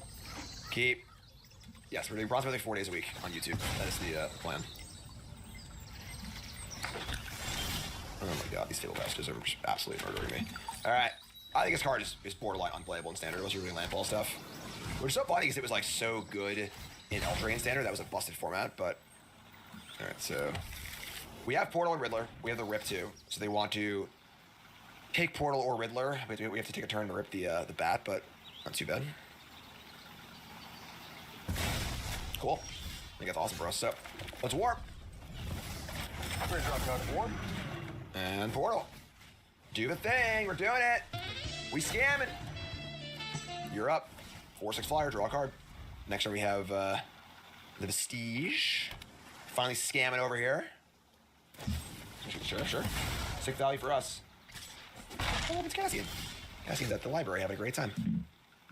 Alright, so yeah, we're just gonna whip this bad boy in. And then we'll put in our steed. In a sec. What's responsible for passage feeling so much worse in this format than Eldraine Standard? I mean, Eldraine Standard's mana was like much worse, right? Just like simple as that. What lands were in that Standard format? Am I into crypto? No. I am definitely not into crypto. Here's Kaido. Gonna give us back our Seeing Rip and lock down Fortune. That's pretty annoying. Yeah, this kind of sucks, honestly. I guess we just do this alien thing again. Yeah. Alright, so warp out and just put in. Alright, we're gonna put in the twins. Just put in a freaking 4/4 flyer and call it a day. So we got bodies in play. We're gonna start jamming a Vestige every turn, which is pretty good. We're threatening Kaido with a ward creature, which is nice. These things are great because once you play it, they can't really remove it, or you should put another one in play. It's Deep Cavern Bat, sure. See what happens. Fire up the bat, we do have a Rip in our hand. This is Vigilance too, right? This card against Sarah Angel. Woo. So they're gonna take the Siege in their hand. And they could definitely have a counterspell here, which would kind of suck, but... So we're gonna go land. We're gonna start by just attacking Kaido and see what happens. This card seems great, yeah. Just kill the Kaido. Awesome. So I'm fearful of a counterspell here. If I just tap out for my alien and they counter it, kind of sucks. I think that if we go Beza Rip to take this, they counter the Rip. I think that's fine, honestly. So play Beza, we have to draw a card and gain 4 life, because Beza is low-key one of the best cards in the format. They have Stroke, sure, totally fine. So stroke that, here's Rip, and now we are way ahead on board, which is the way to beat the Dimir deck. Just get ahead on board in some way. Just do nothing, sick. Okay, well, we're going to, I think we're just gonna warp and try and crew. If they have a way to kill this, we'll just play another one, put another one in.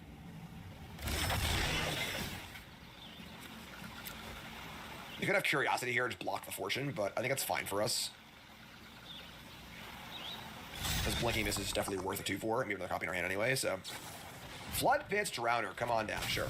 So, tap Fortune. We attack for 4. And we're gonna warp in. Just say go, I guess. Right. Trigger, draw. Alright, I gotta say I've been pretty impressed with just putting twins in play. It is kind of sick, this card's like, a 4/4 flying Vigilance Ward 1 for 4 is like pretty good, you know? Like, Sour Angel, eat your heart out. And they agree. Okay. Game 3, let's go. Any changes? I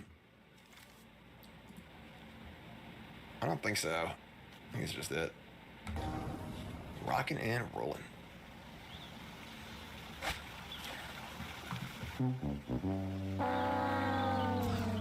Oh my god. Alright. Well, we might just be dead here, but sure.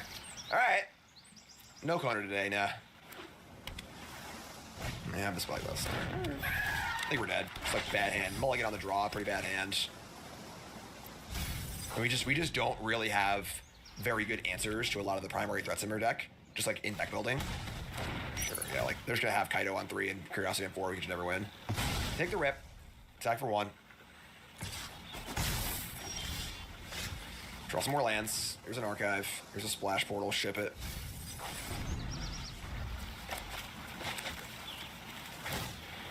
Mapping. And there's Curiosity. Oh, they bit it. They don't got lands. They don't got lands? Cecil. Oh. They don't have lands. We only have lands. You're on a rock, floating in space. Pretty cool, huh? All right. I guess archive. Get lost is not what we're looking. We need something bigger than that. And I'm just gonna hold the prince and hope we draw a Riddler. I think. And I think we're just screwed here, but almost assuredly have Kaido because they have all spells in their hand. Yeah.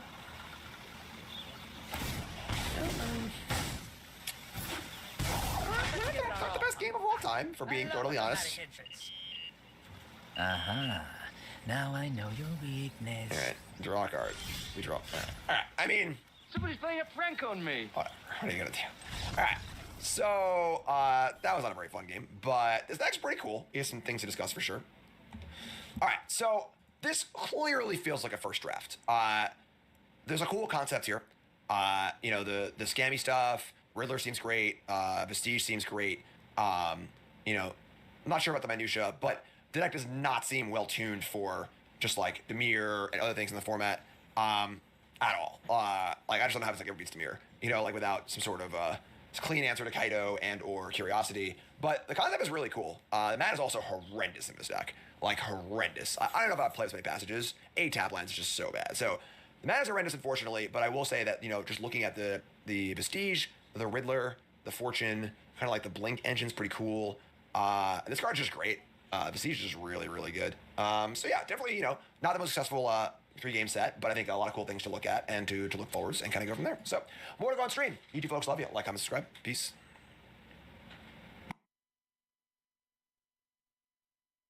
That is just incredible, entitled, Fed Up with Netanyahu and His Handling of Gaza War, Democrats Rebuke Israel. And you have like quotes from Richie Torres in here saying that the Democrats are now done with Netanyahu. I mean, we had to get support for Israel's military action to single digits within the Democratic Party for them to do any kind of change on this front, apparently. But I love this paragraph here. Already, some pro-Israel Democrats are quietly wondering whether they will have any representation on the 2028 presidential primary debate stage, or if support for the country, however nuanced, will be regarded as a liability.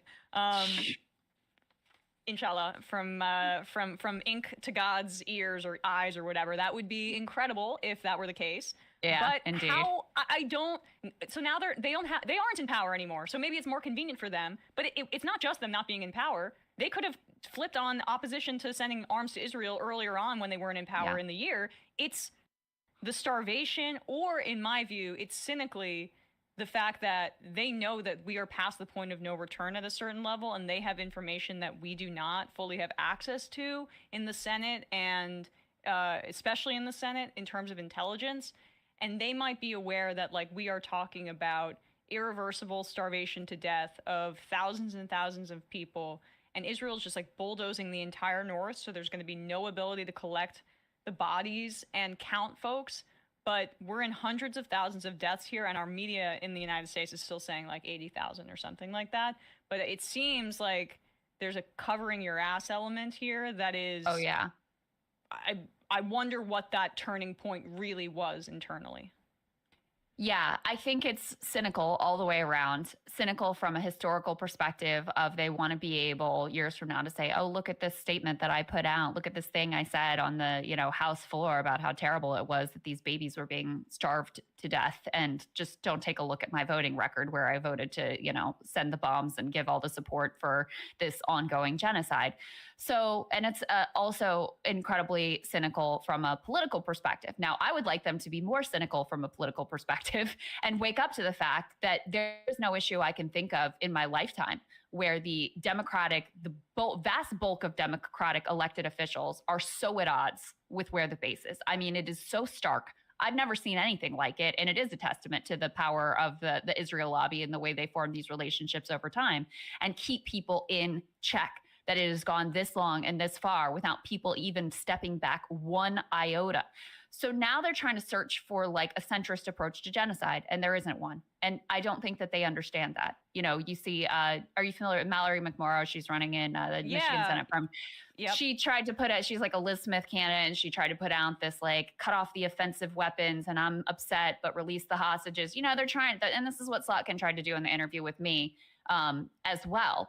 They're trying to find a middle ground approach to genocide, and that is not a tenable position. Liberal Zionism is no longer a tenable position, and I think that almost none of them really realize that that is the case, and that if you are not out there, if you had anything to do with this, like if you voted for the arms and you aren't out there saying, I will spend the rest of my life trying to make up for that, if you aren't doggedly doing everything you can with all your power at this point to make this stop, like that is the only correct and reasonable position at this point. And if you aren't there, then you like, I don't care what you have to say about anything else. And this was one of the things when I was thinking about the interview with Slotkin, there were two things that I really wanted to know and wanted to get across to her. And one of them is I really wanted her to understand, because I think she's a cynical political actor. If you don't understand this is a genocide and aren't willing to use your power to try to stop it, no one cares what you have to say about anything else. It is a moral red line litmus test issue, and it should be, and it has to be, and it will be. And she clearly doesn't understand that. And I think very few Democrats do understand that, frankly. And then the other thing that I wanted to know is just like, how do you live with yourself? I genuinely, that's what I've asked myself so many days about, like her and the other Hasbaras. And I don't even mean to just pick on her, because this is just so common among the political class, among the media class. Like, I am torn up by what I see every day in my timeline. How are you not feeling that? Like, are you not fully human? How do you live with having sent these weapons? Like, how does that not eat you up inside? I genuinely don't understand, because I feel guilty about not doing more myself. I think about it all the time. Yeah. And yet here you are complicit, and you're just like going about your life and just doing the same things. I can't understand it. I will never be the same. I know that you and we're experiencing this in incredible comfort relative to the people in Gaza, and I will, never obviously look at the United States or power the same way, and that's how the world is reacting. And let's get to that interview there too, because what you're saying, the level of how out of touch she is, I think begins with her even agreeing to do the interview. You ask her at one point, why did you come here? And she asked us to come on, by the way, to be clear.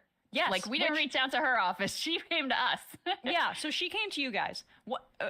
What's your theory on this? Because for me, my theory, I think Schumer knows he's toast. Because he's still with it, and he's not a dummy, even though he's a bad politician. I think he knows, because he voted to send arms to Israel, and a majority of the caucus voted against their leader. Our friend Edinger Menton pointed out that doesn't usually portend well for the future of that person, like leading the party going down the road. So I think Schumer is trying to set up options for leadership that have a young kind of brand, that are young relative to him, but have very similar politics, or maybe not Schumer, but Democratic leaders or the liberal Zionist lobby or other interests, abundance people, Reid Hoffman. There's a lot of people that are trying to get it to just be about age. And Slotkin, I think, is doing a bit of a media tour to try to appeal to shows that have younger audiences like yourself. And she was so unaware, it seems like, of what either of you and Saagar feel about the genocide in Gaza, how you feel about it, what the tenor of the interview was going to be, that, like, you must be so completely outside of where the base is that you don't know anything about this show. She probably doesn't know anything about our show or any of the other bigger left-wing shows. And that's a pretty significant problem, right? Like, the right is so tuned in with the podcast space because they care about what their base thinks. Yeah. still have been thinking about that. Like, what did they think? And so first of all, they did have some awareness. Like, certainly her staff had awareness of our show and like our basic dynamic. I knew she knew something about Sagar's views on Epstein, for example. And I kept waiting for them to cancel leading up to the interview. I was like, there's no way they go through with this. But originally I was going to just do the interview solo, because it's sometimes better, a one-on-one dynamic can be better than you're not worried about like stepping on each other. And also it's kind of an intra-Democratic Party thing. So that just sort of made sense. Her staff was really adamantly opposed to that. They wanted Sagar there because they didn't want the appearance, this is what they told our producers, they didn't want the appearance of a softball interview. And I was like, girl, you don't need to worry about that. Be careful what you wish for. There.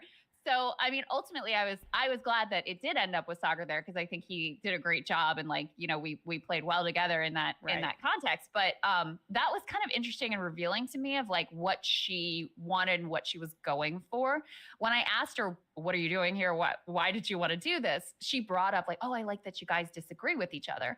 So I think even though there was some awareness of the show, I think number one, she thought she sort of did have that like centristy Morning Joe, like left right dynamic in mind. People who are in the establishment have a hard time wrapping their head around our politics, like you and I's politics, Sagar's politics. I have a hard time wrapping my head around Sagar's politics sometimes, to be fair. But but in any case, I think she couldn't really conceptualize what we were doing, even though she had some familiarity. And then I also think that she is very confident in her ability to spin.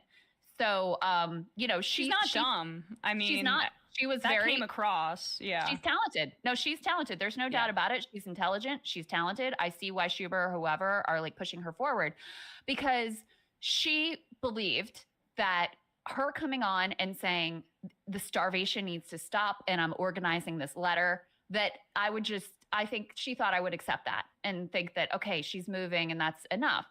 And I don't think she realized that, number one, you can't have a centrist position on a genocide. Number two, I knew her voting record and that there was a lot to be held account for. Number three, I was going to ask her, okay, well, if it's crimes against humanity, that obligates you to do a lot, actually, as a person with a lot of power.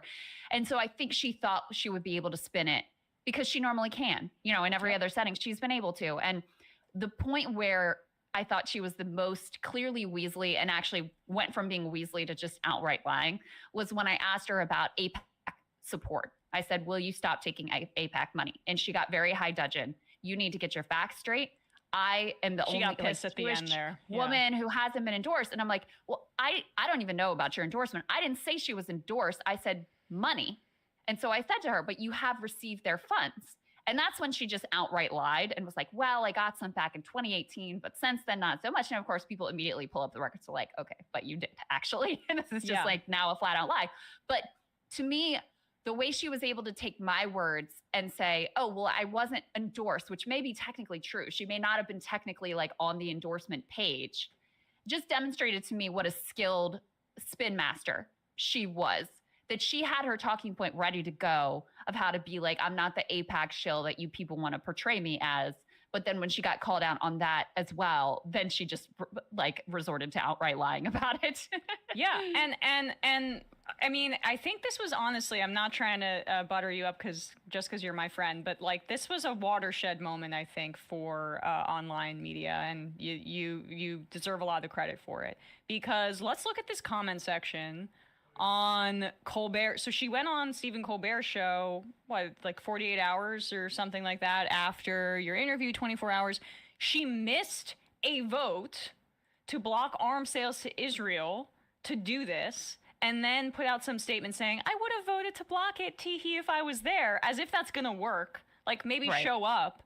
And you also bring up the other Michigan race, which is very fascinating because Haley Stevens in that race is just begging for AIPAC money. And then you have Abdul Al-Sayed on the other side. And I think McMorrow's got to drop out so there can be some consolidation. But we'll put that aside for now, because it'll be if Abdul Al-Sayed does well or wins the primary, I mean, Slotkin's got to worry about like things, and this clip of your interview coming back about Israel and all of that.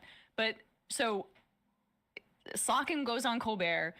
I listened to it. She gives a very similar answer that she gave to you about starvation, and Colbert lets her get away with it, and the audience applauds. Very different than how you engage with the interview, but this is what the comment section looks like. Slock staff told her to go to Breaking Points for publicity, then her PR told her to go to Colbert for damage and control, laughing my ass off. She signed a letter criticizing, yeah, here we go, thanks to Breaking Points. We now know that the senator was recording this interview at the same time she was supposed to vote on preventing further funding to Israel for offensive weapons. Breaking Points really dropped the ball by not asking Senator Slotkin about her opinions on hot dogs versus sandwiches. That was my next cue before the staff was like, she's got to go. That was next on my list. That would have been, she would have been too into the fryer on that. All right, man, it's a little corny. This is stupid. The fact that this is one day later than her train wreck interview on Breaking Points is such a jarringly clear example of why legacy media, I love what Matt likes to like these comments live. The fact that, blah, blah, blah, clear example of why legacy media has record low trust. I'm just here to upvote any comment that mentions Breaking Points, etc. So, this is why I say this was like a really, I think, important moment. And she was not prepared because she's used to that kind of talking point working on every other major outlet.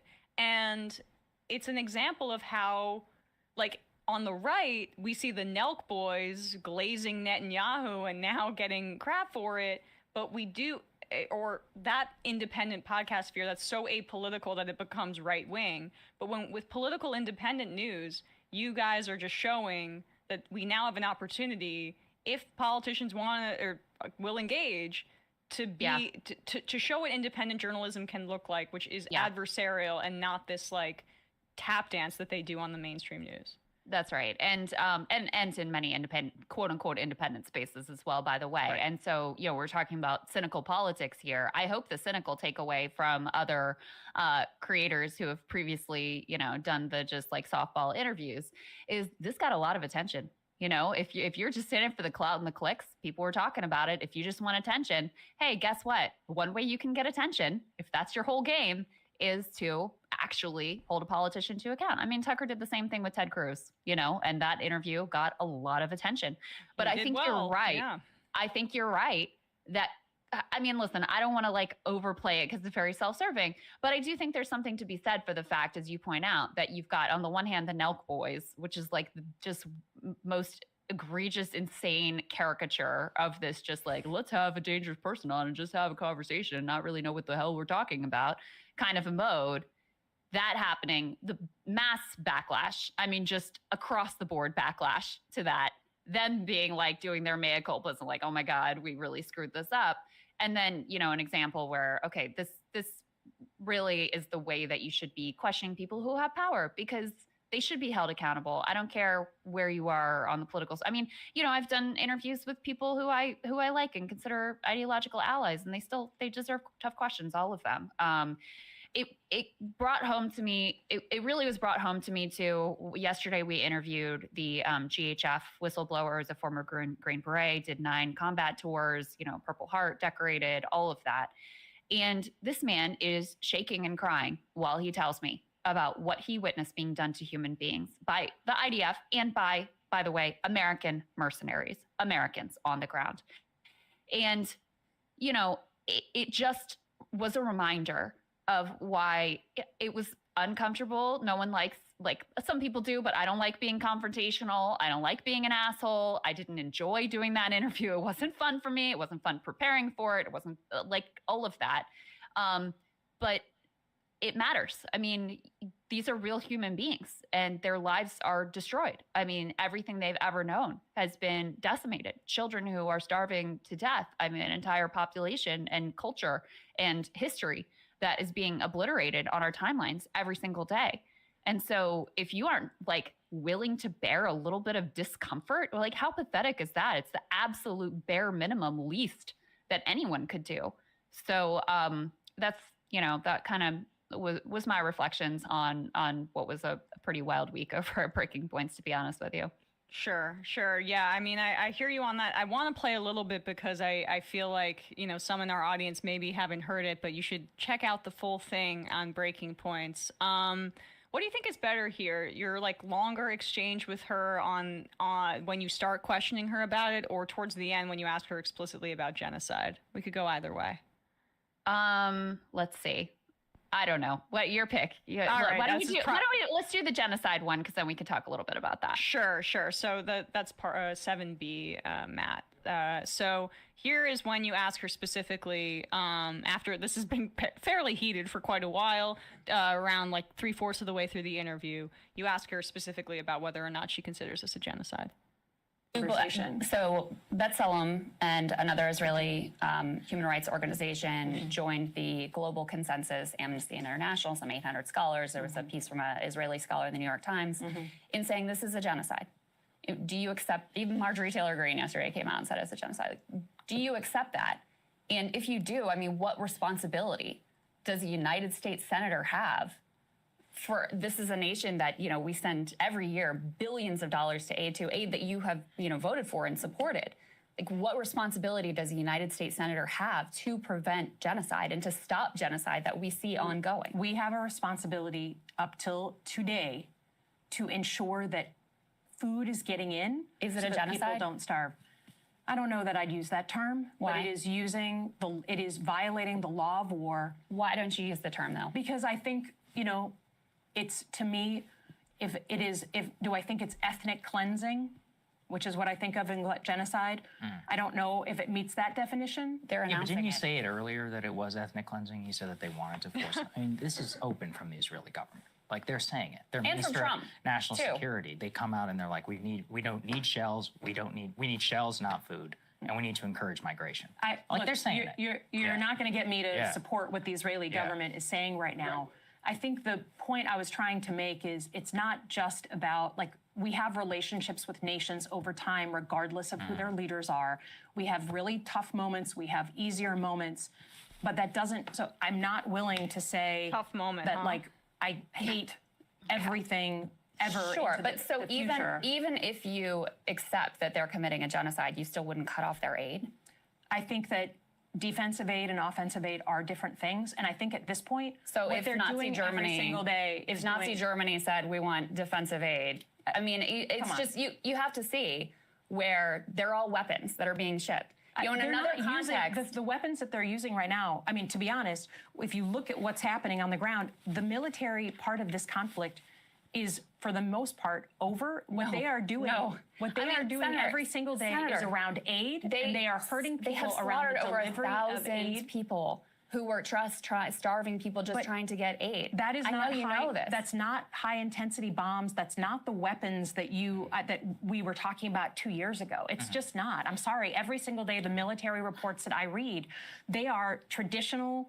Like, this is a military that has a bad strategy. It is not the bombs that we were seeing 2 years ago. It's not a military that has a bad strategy. The strategy is forced starvation That and is- ethnic that is cleansing. not a- That's that is- their strategy, and they're accomplishing it very effectively with the full backing of the United States government, including sadly Democrats. Well, and so, I mean, well, she goes like, there's so much there, but Crystal, you take it from there for just a second. Your reflection on that moment. yeah, I mean, I just want to say, because sometimes it can kind of feel, okay, why are you guys so obsessed with people calling it a genocide? And I think in a way, in that exchange, you see why it matters, because if you are an elected official, especially a Democrat who claims to care about like humanitarianism and liberal I am values, back. Sorry, guys. and you accept that this is an ongoing genocide that we've been complicit in, that comes with historical weight. It comes with a moral responsibility. And they don't want that. They don't want that. They don't want to have to look back and say, you know what, turns out Biden and Harris, like, they were complicit in genocide. You know what, turns out when I voted to ship those weapons that ended up being dropped on babies in refugee camps and hospitals and all the rest, like, that was a horror. They don't want the weight of what that would require of them right now in this moment.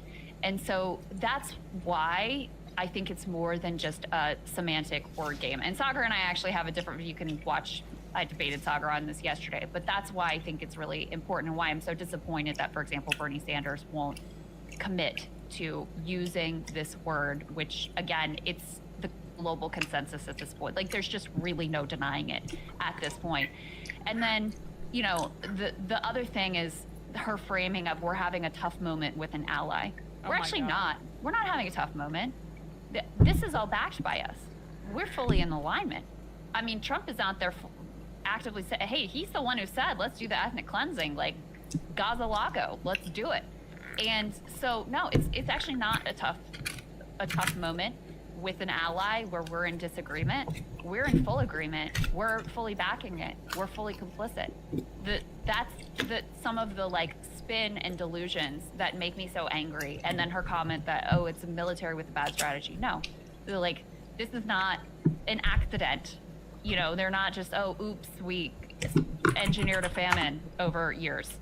This was deliberate, intentional, and effective at accomplishing their goal of complete and total destruction of these people, mass starvation to force a complete ethnic cleansing. Like, it's all out in the open. And just to deny it at this point, it's not tenable. It is not tenable. And when we talk about the Epstein story and this, I mean, I see them in similar veins, and it's not necessarily like the easiest line to draw, but I do think they're both credibility tests in different ways for people in power. If you're willing to talk about the government conspiracy in terms of protecting powerful people associated with Epstein, and if you're willing to call the Gaza genocide a genocide, then you have a certain immediate credibility with voters. You were saying this kind of earlier, and you said it to Slotkin, that wouldn't be the case. And she also, in the interview on that point, she vacillated between saying it was an issue that people online care about way too much, but also that it's an issue that is deeply personal to her constituents in Michigan, so much so that she has to have these like panels and works with Arab and Muslim leaders as well as Jewish leaders and blah, blah, blah, blah, blah. So which one is it? Is it an online left-wing issue, or is it an issue that's deeply personal to folks in your state? Because we know that only 8% of Democrats now approve of, via Gallup, of Israel's military action in Gaza. So the point is that it's actually quite widely held. And I don't know where they get this idea from, that this is not something that motivates people, because there's no information that would suggest that, given Kamala's loss and the role that this played, and Zoran's win and the role that it played there. Well, since they're soulless psychopaths, they can't imagine anyone actually having a conscience and voting based on this. And I think it's the sort of thing where, you know, people don't necessarily list it as their first issue, but it's a gatekeeping issue, because it is a signal of, do you mean anything? Like, do you have a single... Are you a human being? Do you have a single principle that you're willing to stand and fight for? And so, you know, the Zoran's race is so important and so instructive for this reason, because we now know very clearly Zoran did not win in spite of his anti-Zionist position. He won in part because of it. And his opponents did him a massive favor by making it a central part of the race when he wasn't going to. Like, he was focused on his message of affordability, etc. And by making that a central part of the race, it did nothing but help him. I mean, there was a poll that came out, I think like 67% or something of New York City Dem voters were like, yes, do arrest Bibi Netanyahu if he comes to New York City. We agree with you, Zoran. I think it was roughly 80% who said, yes, it is a genocide. Like, the Democratic base agrees with us, and I don't expect Alyssa Slotkin to become, you know, a like real human being who actually cares about these things, but I would like to see people realize there is a cynical, wide open political lane here, who I am completely convinced whoever comes in and is just unequivocal, like, it's a genocide, we're going to do everything we can to stop it, upholds Palestinian humanity, and is just like unafraid to completely go there without any fear or reservations, etc. Like, they are going to be a giant star because of because of the issue itself, but also because of what it says about that person and how they are willing to stand for humanity, stand on principle, even when you know that all of these forces are going to come out of the woodwork to try to destroy you and label you a racist anti-Semite. Yeah, right. And I mean, the tough moment, the laws of war thing that also stuck out to me, the fact that she talks about the military reports that she's receiving, and like this is the kind of information that they're absorbing, as opposed to just go on social media. Like, I mean, this is just the disconnect is just incredibly jarring. But lastly on this front, I wonder what you think this means for the future of the party, because we're seeing that the numbers in terms of polling for Democrats are lagging behind Damn. what they were in 2017, approaching the 2018 midterms. What am I looking for? Like, there is less of a desire to vote for Right. Democrats just to oppose Donald Trump. That's straight up what's happening right now, and in no small part due to the support for genocide. So what's your sense of, like, we have, I know you and Kyle have been on this, and you're right, like, the base is increasingly radicalized and wanting more, but that may not translate in terms of the midterms, although seemingly that's all Democrats seem to focus on is elections and, like, how this poll tests or whatever. But with this looming, I'm growing increasingly concerned that they can't motivate people with this leadership persisting. I think they probably do fine in the midterms just because I think Republicans are kind of demoralized. Like, I think there is enough of a backlash effect that they do pretty well in the midterms, not nearly as well as they could if they actually, were a real opposition party, certainly. But, the future of the party is going to be determined in 2028, and I think it's going to be feast or famine. I think they have a real whose side are you on moment facing them. You can either continue down the path of, like, being cozy with the donors and doing everything to protect their feelings and make sure that their checkbooks are still open for you, or you can actually, offer a true alternative to the fascist Trump takeover that we've seen. And part of that is certainly standing up against genocide.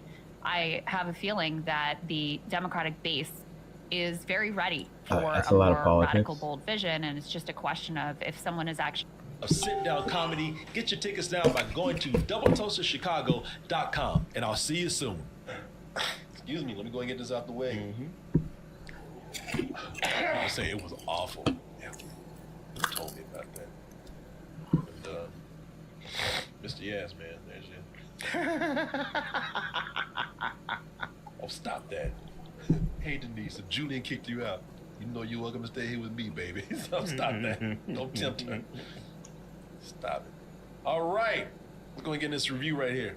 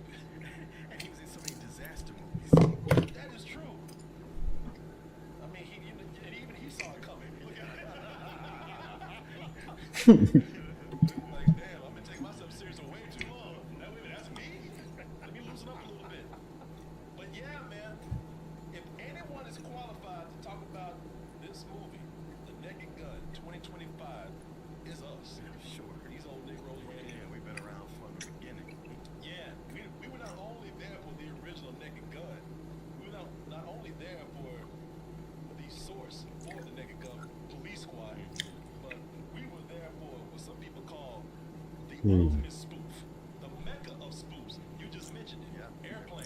You ever been in a cockpit before? No, sir, I've never been up in a plane before. Peter Graves. Ever seen a grown man naked? What? That joke we should not laugh at. No. That joke should have been buried, but it's still. Well, he says it with such a straight face that you all have been like, wait, what? I know. I don't know what he meant by it, but it's wrong, but I'm sorry, it's still funny today. And Peter Gray's another actor who is always very serious. All those years of Mission Impossible. Oh, that's right. Yeah, look, he's serious as hell right there. Happy with himself, too. Ask that little boy that question. Yeah. Kareem Abdul-Jabbar. This woman has to be gotten to a hospital. Hospital? What is it? It's a big building with patients. That's not important right now. And that's Leslie Nielsen right there. So, I guess what we're looking at with this movie right here is considered to be a legacy reboot, right? I just learned that term the other day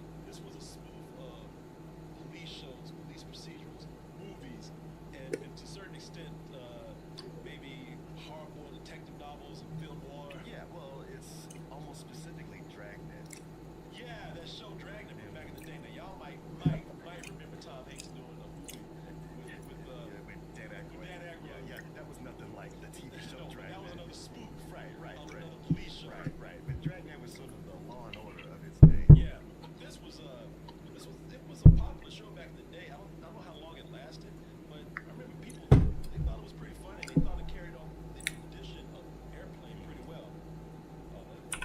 There it is, right there. We had the opening with that siren. That siren was going through like girls' gyms and lockers and stuff like that. Police Squad and Rex Hamilton as Abraham Lincoln.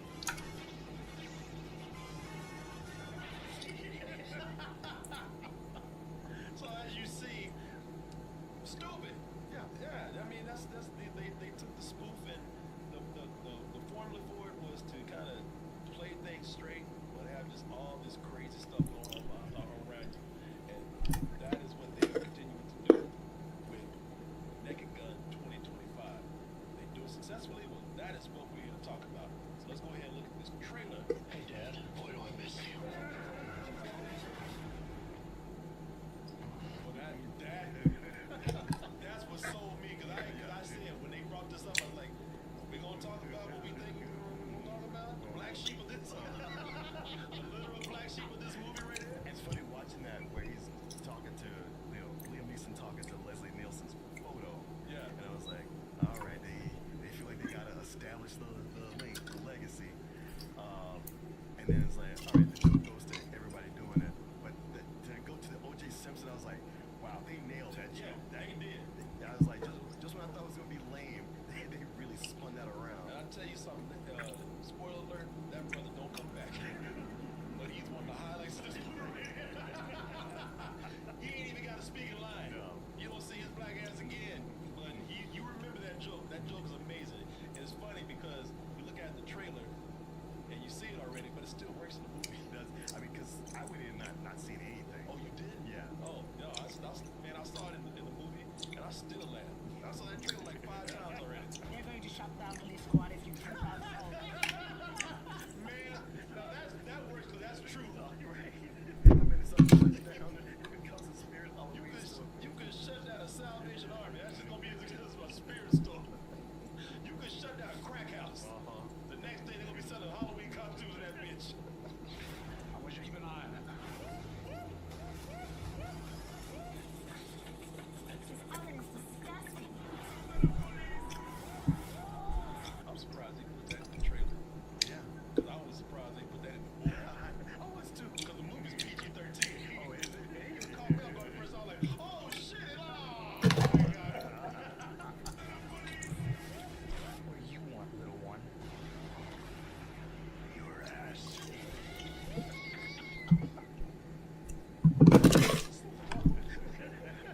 Silly.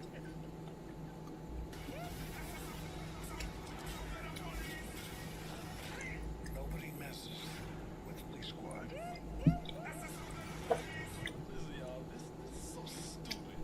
So stupid. It's probably the dumbest thing I've seen this year, man.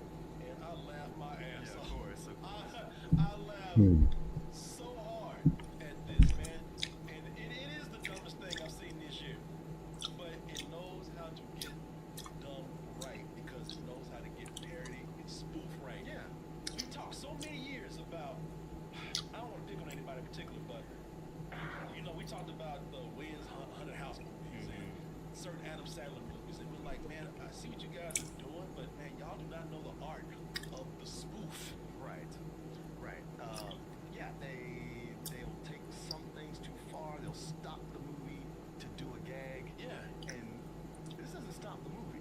The story keeps going, and they have a bunch of different gags come in. But I can only think of one time they did a long departure, but it was like a mini movie within the movie. Well, no, you hit it. Like, that's the thing. Things don't stop. There's 2 movies going on. And there's this really bad cliche movie that's going on. Everybody's playing straight. And then there's this ridiculous shit that's going on. There's some real... Well, it kind of just bleeds in every so often, but a lot. And that is the magic of doing a good spoof like this. Because I always talk about how, you can get as crazy and dumb as you want to, but you gotta know how to play it. That thing you talking about, like, not stopping, Police Squad on TV, they did it even through the frozen credits. Oh yeah. Like they would freeze frame, and they would stop, and you would think the frame was frozen, and then some crazy shit would start going on. My favorite one is when they froze, and a chip came in and just started tearing shit up, and they just stayed the same.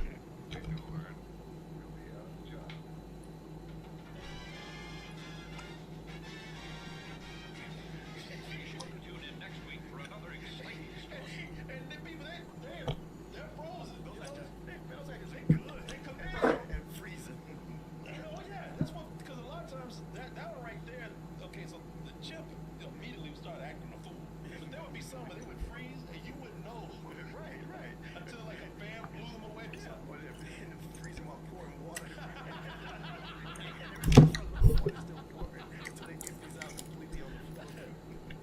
So man, I got some points on why this works so well. If you couldn't tell, man, we're laughing at this already. I'm laughing thinking about it. I just saw it a few hours ago. You saw it on Monday, and I saw it by myself, and I tell you, man, I was sitting there just wheezing from laughing so hard. And there are a few points. I mean, I'm not gonna do a whole bulletin or anything, but I did make 5 points immediately when I walked out of the theater as to why this is working. Because as I said, all these parodies that people do today, they kind of miss what makes these so clever. You know something else though, when with these other parodies, like when you watch them, you can kind of feel the desperation of it. You really can. You can feel how they're like, they're sweating trying to come up with jokes, and where they get some jokes that like don't even fit the situation. Yeah. It's just some gag they came up with on the side, and this feels smooth. I mean, I won't say effortless because they really worked on it, but they actually worked on it. They did. They get it. They went back and figured out the formula for Airplane and everything that came after that. The Zucker brothers were the ones who started. Yeah, it was Zucker, Abrams, and Zucker. Yeah, man. And, you know, the first thing is that these people, they play it straight. The actors, like I said, they're playing. They're doing 2 different movies. One where they're taking it seriously, and then another one where in the background there's crazy shit going on. You know, but the important thing is that your characters that are playing it serious, they never upstage the other crazy stuff that's happening. Right. You know, they stick to what they're doing. Sometimes don't even notice it. They never try to be funny. I never even try to be funny. They don't try to be funny. There's no mugging. There's no like make it all about me or I got a great gag for this. It's all like it's all written here. Yeah, exactly. Second point is, you know, even though you have 2 movies going on, the actors in the front playing it straight, they going on in the background, stuff going on in the background, it keeps going until it gets pretty. You know what I mean? It's like they could easily go in and put in some simple joke, but sometimes it just gets absurd. Oh yeah. All right, and that's why you hear me bring up certain movies from that day. One of the movies you hear me bring up all the time is Top Secret. Yeah. Because Top Secret, they weird shit. It's weirder than Airplane. Top Secret is where you had a rock star played by Val Kilmer who was sent undercover as a spy in Germany, Nazi Germany, and so they have all this Nazi iconography around like statues. Do you remember the scene with the statue of the big pigeon? Yeah. Wait, where they take a shit on the pigeon? Was that what it was? So it was a big statue of a pigeon, and then little humans come to the statue pissing. Yeah.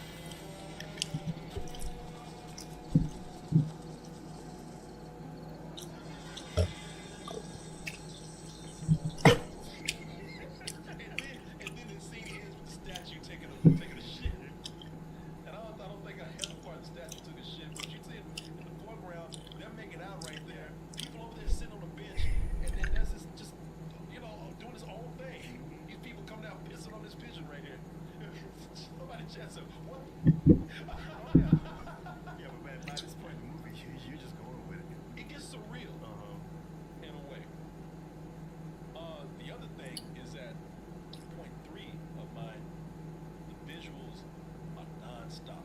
You know, are a lot of there's a lot of visual gags that are very quick and non-stop.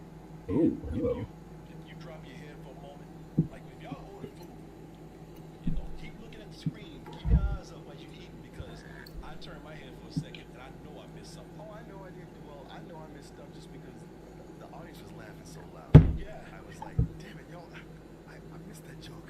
Yeah, because there's always a joke in the background, and some of it is something that you have to read, maybe. Or said, maybe it's a dialogue gag. And watch it. That's one of the things I love about it. If you were too focused on the actors in the foreground, like something right here, if you too focused on the foreground, you would lose that you know, things like that is what makes a spoof really fun, because they trust the audience to spot these things. You miss it, you miss it. Yeah. They're not trying to make you see everything. That's a really good point. They trust the audience, and it's all there. And hey, if you watch it a second time, maybe you'll catch some of this stuff. Yeah. You might see a different movie if you watch it a second time. And see, that's another thing, that the art of the background joke. I was talking about this the other day when I watched a certain movie and said it was pick on this guy, but it's Adam Sandler. I was saying the director doesn't know how to keep stuff in the background. They'll mention something and then they'll cut and put a camera right on that thing right there. It's not like this where it's like, hey, if you catch that, that's fine. If not, you know, whatever. You know, the art of the background joke is really something special. That's one of those jokes where, yeah, if you got food, if you got popcorn, you reach in to get it, you suddenly hear everybody laughing. You look, it might be gone.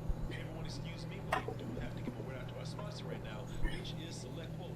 And I talk about how we have a young audience, and we do, it's a very young audience, but some of you, you've been with us for a while, which means that, hey, I'm sorry, you gotta do some indulging right now, think about things such as life insurance, but that's okay. I got you, because the best place to start looking for life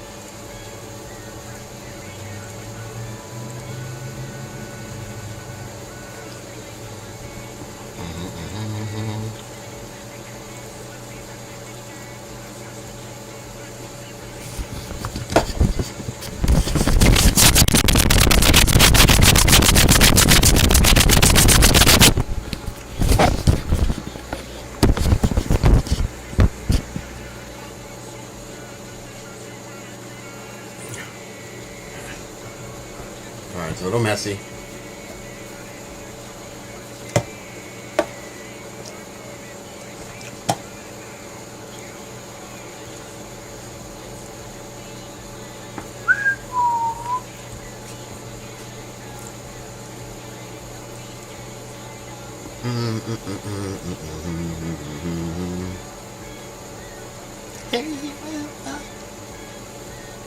Bye, bye.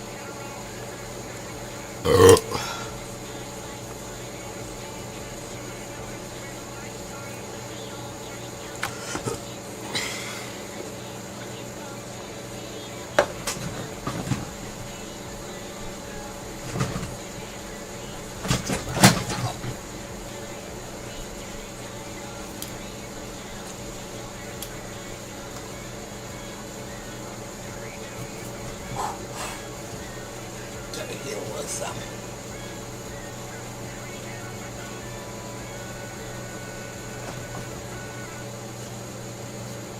bars, bro, bars. Bars.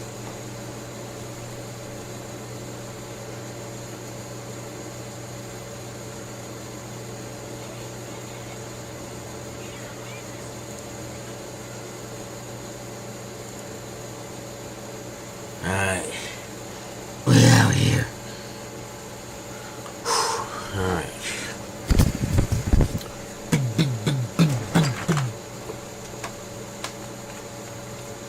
Gary, hit them.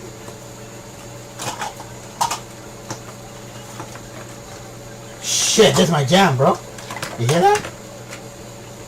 Shit.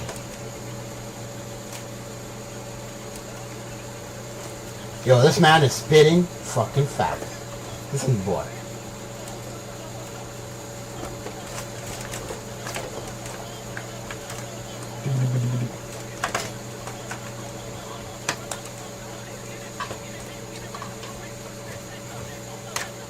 Shit.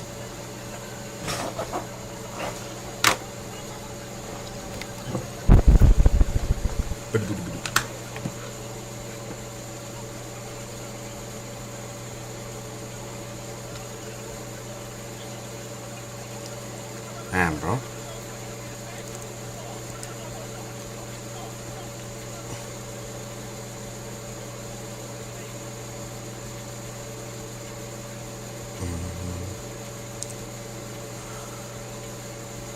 Okay, properties.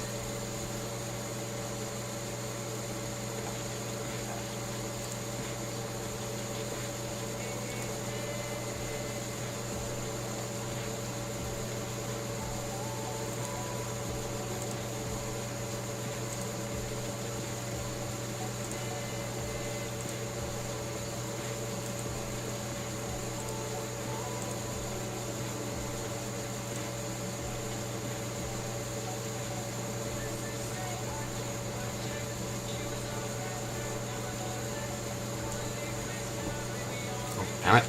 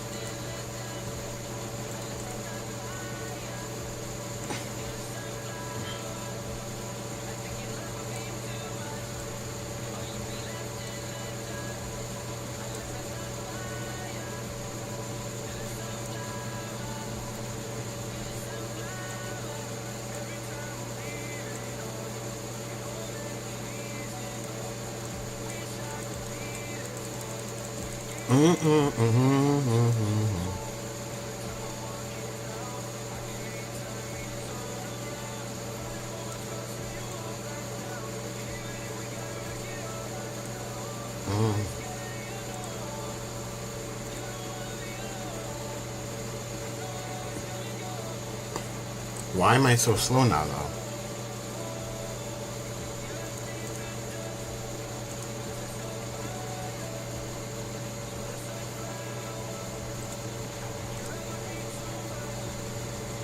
Like, seriously, though.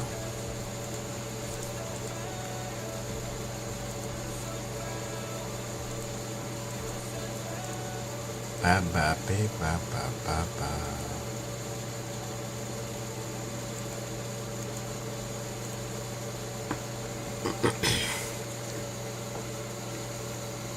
Okay.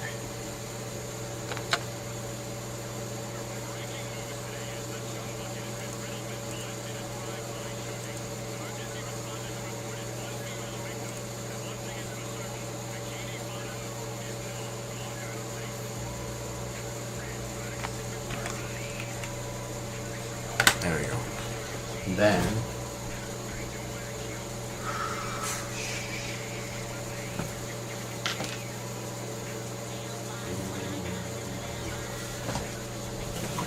prick.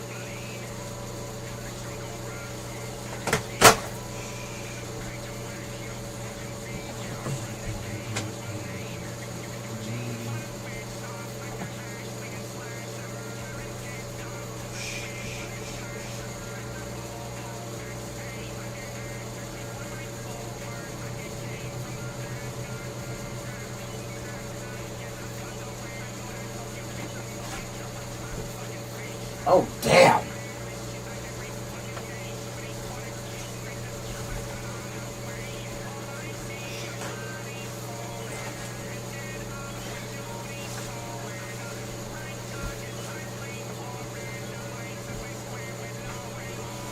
Oh, damn. Down.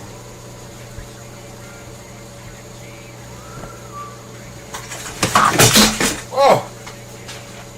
Budgie, man. Pulling a bit too hard.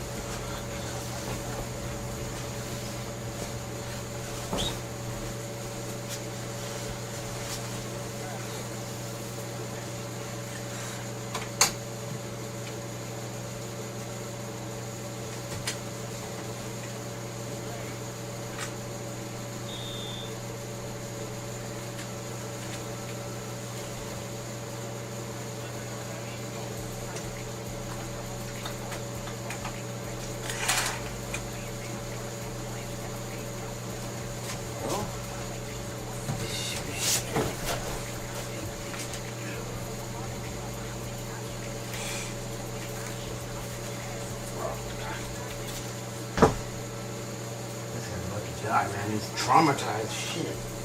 Stress.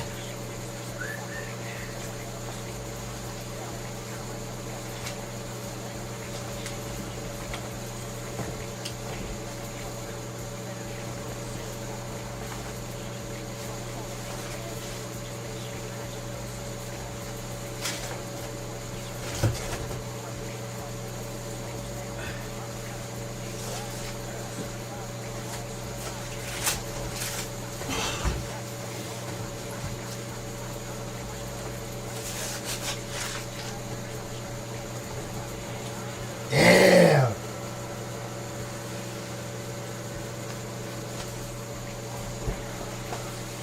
Dude, I keep forgetting how savage this song is.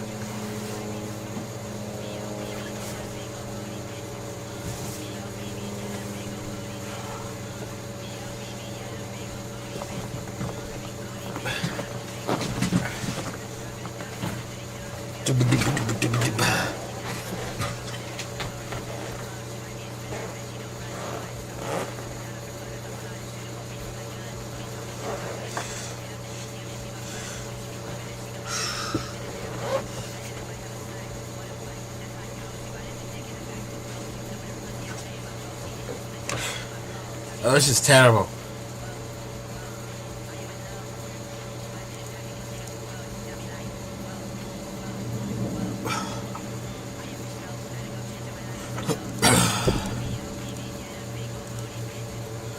There we go.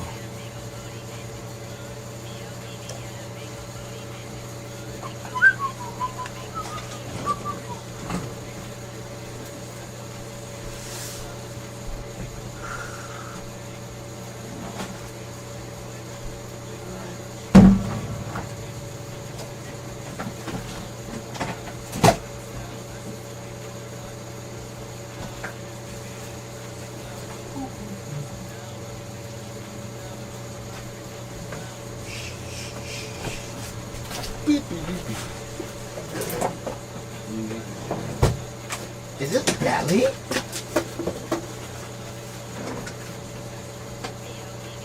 Why does that sound like Belly? Like, I'm not even joking, bro.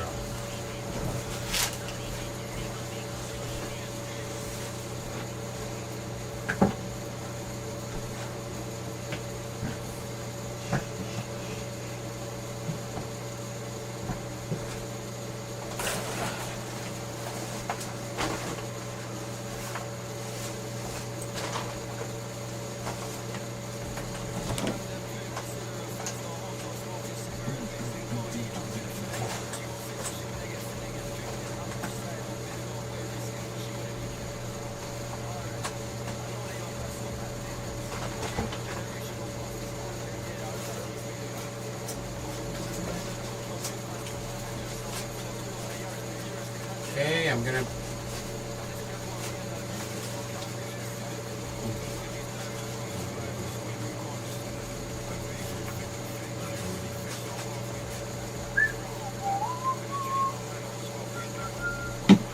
Shit. Hot in here.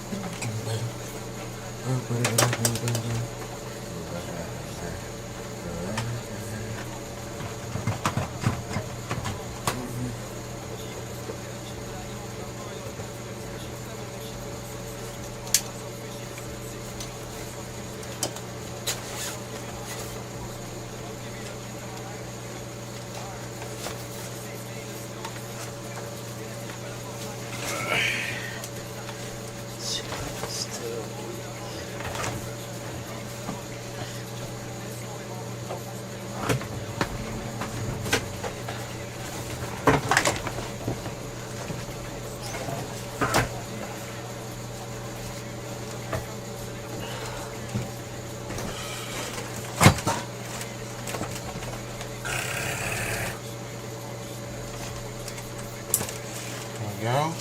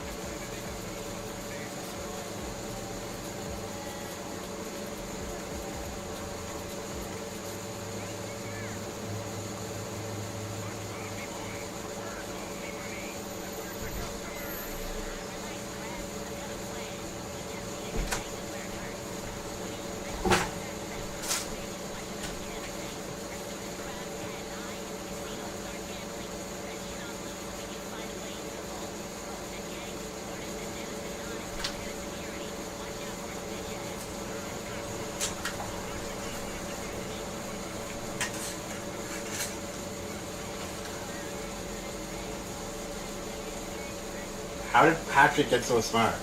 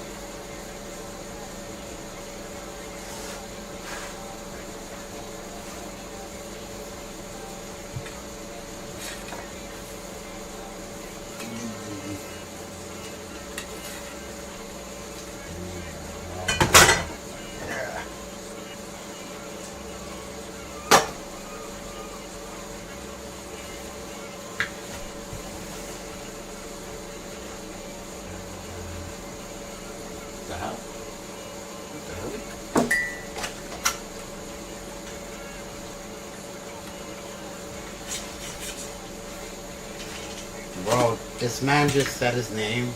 Saying his name is like saying the hard R. Shit, bro. Fucking gangster.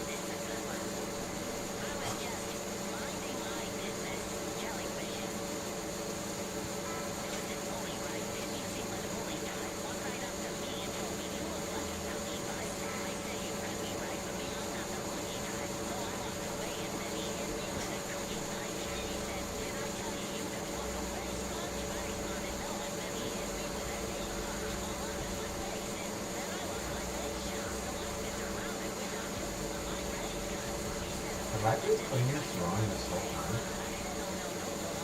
No, I'm not kidding.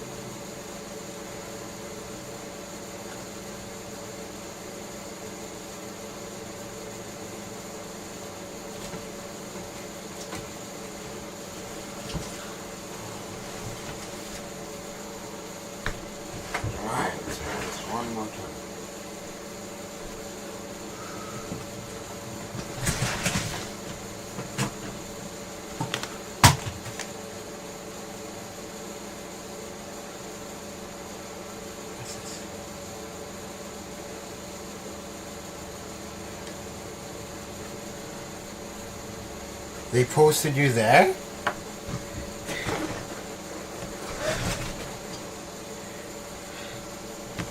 What's that?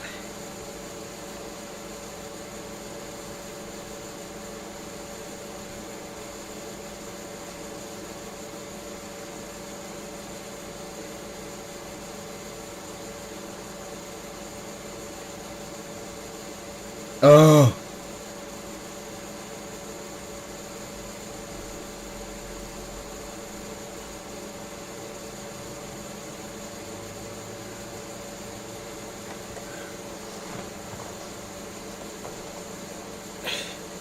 Nice spam, bro. Beautiful.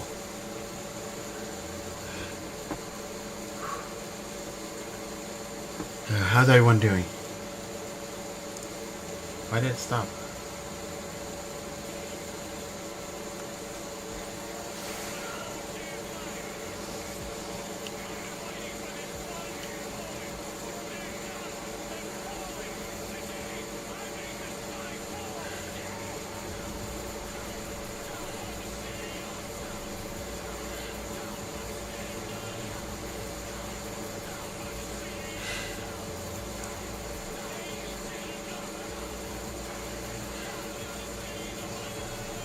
What is this?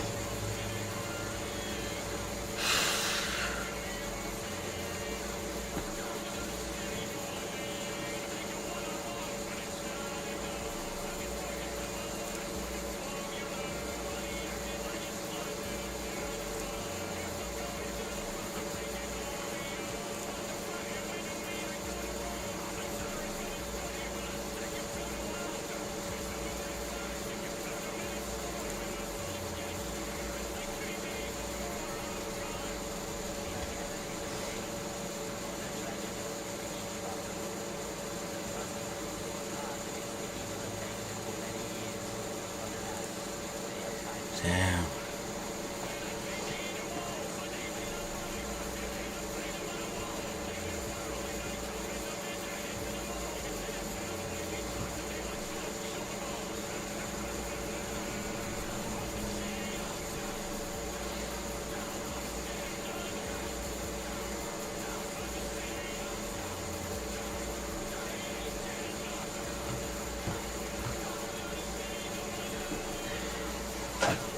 Yep. Watch, now I'm gonna get a virus. Smart. Oh, shit.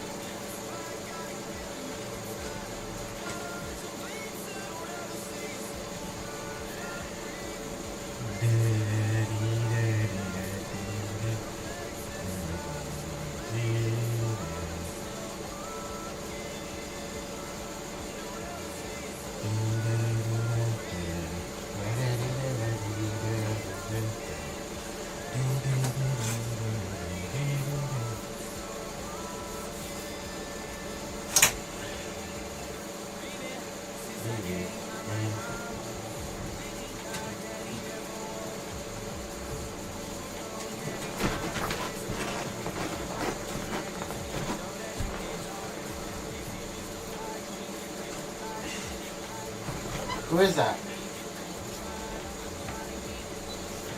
Is that Kanye?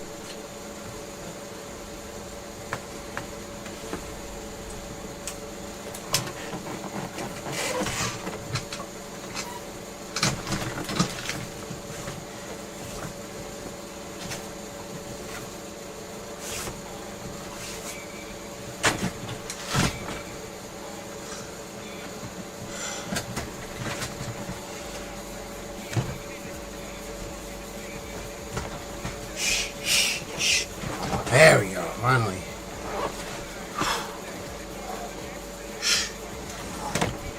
Damn, I was up early today. Jesus Christ.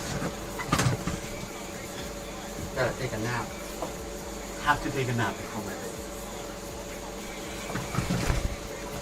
bed. Maybe at like 1.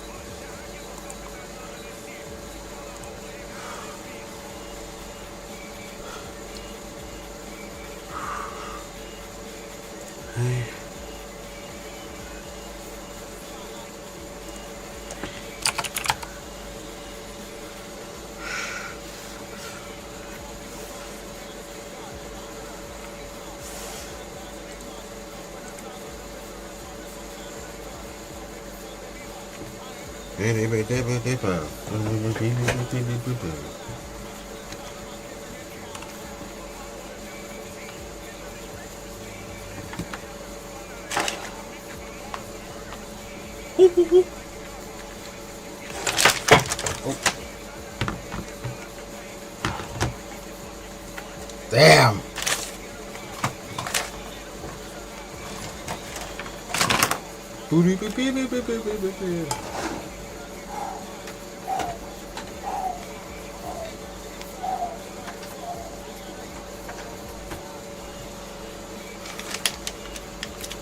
Now, is this gonna charge?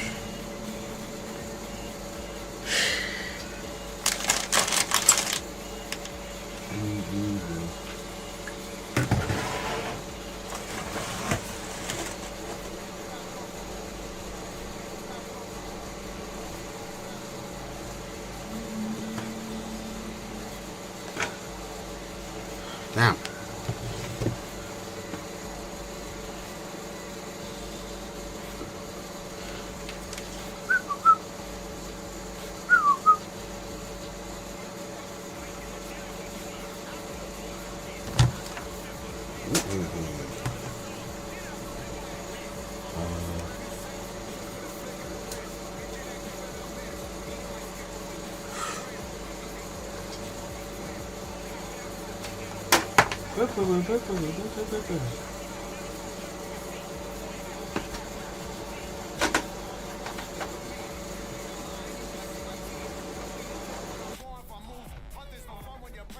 boom. I put a gun to a bunny like truth. Say something funny, your bunny go boom. You got a bevy of shit. Damn, these are aggressive. Thank you for choosing Oh. our food. And that's from the crew you can trust. Warranty plus for fucking shit up. We are the no-gooders, do-gooders, known to the dancers and dealers and doers of dust.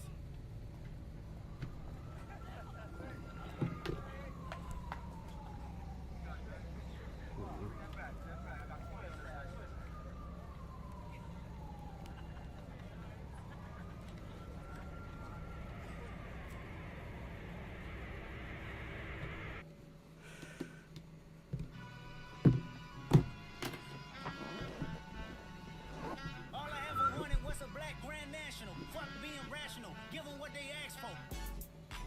It's not enough. Few solid niggas left, but it's not enough. Few bitches that are really stepped, but it's not enough. Say you bigger than myself, but it's not enough. I get on their ass. Yeah, somebody gotta do it. I make them niggas mad. Yeah, somebody gotta do it. I take the G pad. Yeah, watch a nigga do it. We survived outside, all from the music, nigga. What? They like, what he on? This the Alpha and Omega, bitch. Welcome home.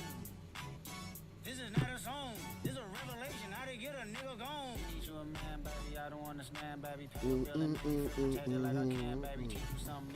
Correction, that's the plan, baby. Don't put your life in these weird niggas' hands, baby.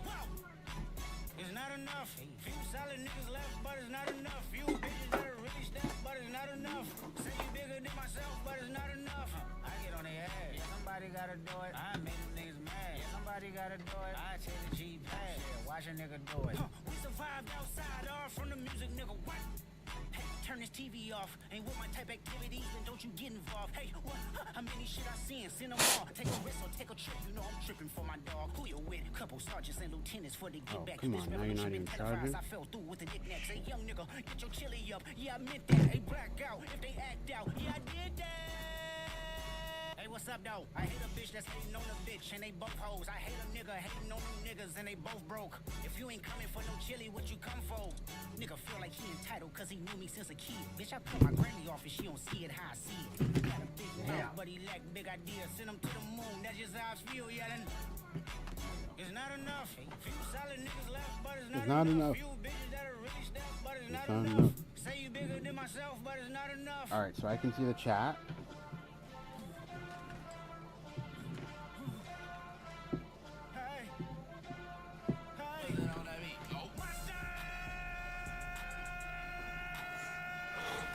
Niggas acting bad, but somebody gotta do it. Got my foot up on the gas, but somebody gotta do it. Turn this TV off, turn this TV off. Turn this TV off, turn this TV off. Turn this TV off, turn this TV off. Turn this TV off, turn this TV off. Ain't no other king in this rap thing, they siblings. Nothing for my children. One shot, they disappearing. I'm in a city with a flag be getting thrown like it was gas in the Ferris padlock around the building. Crash pulling up in a marked truck just to play freeze tag with a boner pick like it was sea bass. So when I made it out, I made about 50K from a show. Trying to show niggas the ropes before they hung from a rope. I'm prophetic. They only talk about it, how I get it. Only good for saving face, seen the cosmetics. How many heads I gotta take to level my aesthetics? Hurry up and get your muscle up. We up the plyometric. Nigga ran up by the Lux Unessa up the highest metric. The city just made it sweet. You could diabetic. They mouth get full of deceit. Let these cowards tell it. Walk in New Orleans with the etiquette of LA yelling. Niggas acting bad, but somebody gotta do it. Got my foot up on the gas, but somebody gotta do it. Turn this TV off, turn this TV off. Turn this TV off, turn this TV off. Turn this TV off, turn this TV off. Turn this TV off, turn this TV off. Shit get crazy, scary, spooky, hilarious. Crazy, scary, spooky, hilarious. Crazy, scary, spooky, hilarious. Crazy, scary, spooky, hilarious. Crazy, scary, spooky, hilarious. Crazy, scary, spooky, hilarious. Crazy, scary, spooky, hilarious. Crazy, scary, spooky, hilarious. Yup. If one more label try to stop me, it's gonna be some dreadhead niggas in your lobby. You don't want no problem with me. You don't want no problem with me. Just another day at the pick up on the mail. They gon' turn around and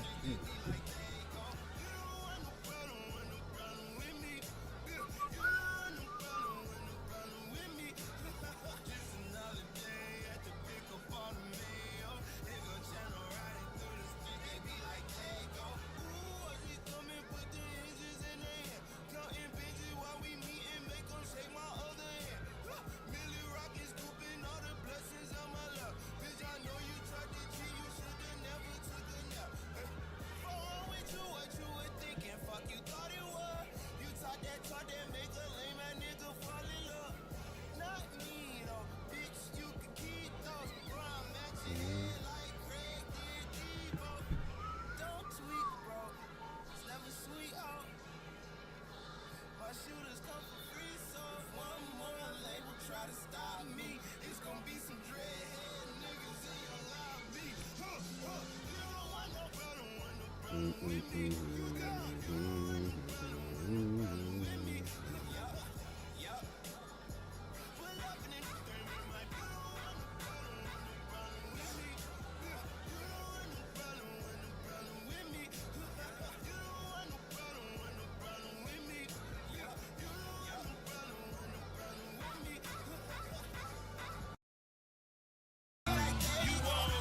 Peter Pablo, take your shirt off, wave around your head like a helicopter.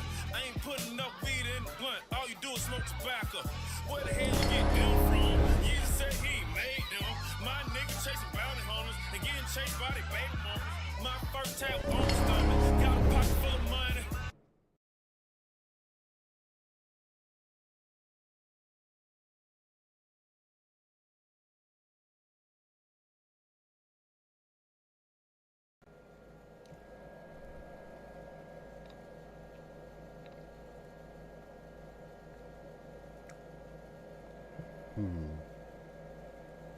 How do I?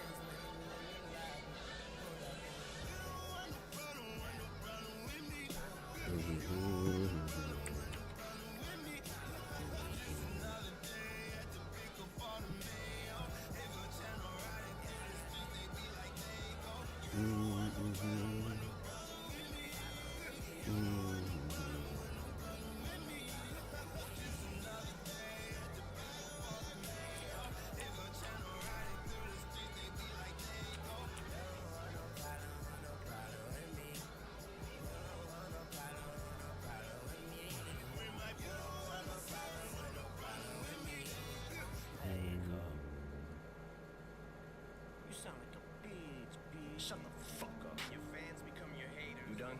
Weird, weird. All right. Yelling at the mic. Weird, doing this once. Weird. Why you yelling at the mic? Rihanna just hit me on a text. Last night I left hickeys on her neck. Wait, you just dissed me? I'm perplexed. Insult me in a line, compliment me on the next. Damn, I'm really sorry you want me to have a heart attack.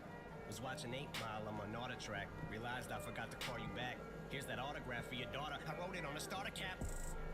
Stan, son, listen, man, dad isn't mad, but how you gonna name yourself after a damn gun and have a man bun? Giant smoke, eyes open, undeniable, supplying smoke, got the fire stoked. Say you got me in a scope, but you grazed me. I say one called it in a scope, and you Swayze. Your reply got the crowd yelling, woo, so before you die, let's see who can out-petty who with your corny lines. Slim your roll, Al Kelly, ooh, but I'm 45, and I'm still outselling you. By 29, I had 3 albums that it blew. Now let's talk about something I don't really do. Going someone's daughter's mouth stealing food. But you're a fucking molehill. Now I'ma make a mountain out of you. Hold chill, acting like you put the chrome barrel to my bone marrow. Gonna bitch, you ain't a bow and arrow. Say you run up on me like a phone bill. Spraying lead, playing dead. That's the only time you hold still. Are you eating cereal or oatmeal? What the fuck's in the bowl, milk? Wheaties or Cheerios? Cause I'm taking a shit in them, Kelly. I need reading material. dictionary. Yo, Slim, your last 4 albums suck. Go back to recovery. Oh, shoot, that was 3 albums ago. What do you know? Oops. Know your facts before you come at me, little goof. Luxury, oh, you broke bitch, yeah. I had enough money in 02 to burn it in front of you, ho. Younger me, no, you don't whack me. It's funny, but so true. I'd rather be 80-year-old me than 20-year-old you. Till I'm hitting old age, still can fill a whole page with a 10-year-old's rage. Got more fans than you in your own city, little kitty, go play. Feel like I'm babysitting Lil Tay. Got the ditty okay, so you spend your whole day shooting a video just to fucking dig your own grave. Got you at your own wake, I'm the Philly goat. You ain't never made a list next to no Biggie, no Jay, next to Taylor Swift. And that Iggy Ho, you about to really blow. Kelly, they'll be putting your name next to John, next to Benzino. Ah, motherfucker, like the last motherfucker saying alien vein, alien brain. Satanist, yeah. My biggest flops are your greatest hits. The game's mine again and ain't nothing changed but the lock. So before I slay this bitch, I'm gonna give Jade a kiss. Gotta wake up Labor Day to this. Being rich shamed by some prick using my name for clickbait in a state of bliss. Cause I said his goddamn name, now I gotta cock back aim. Yeah, bitch, pop champagne to this. It's your moment. This is it, as big as you're gonna get, so enjoy it.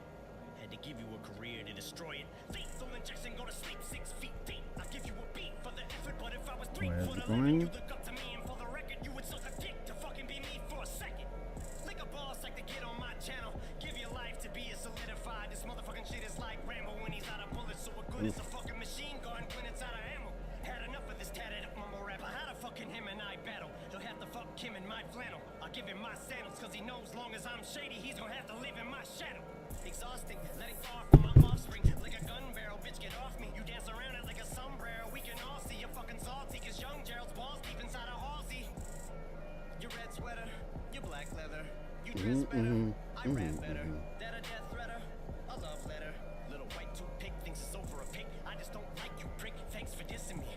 Now I had an excuse on the mic to write, not a light. But really, I don't care who's on the right. But you're losing the fight you pick.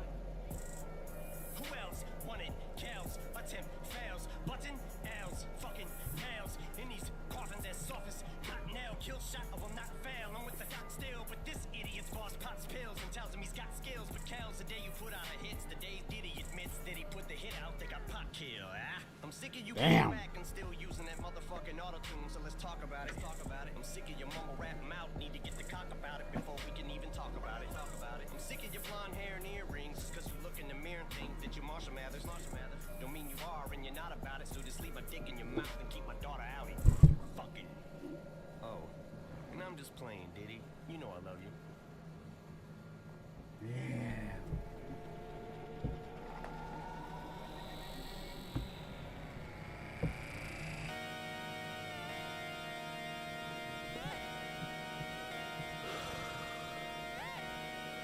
What's this? What's this?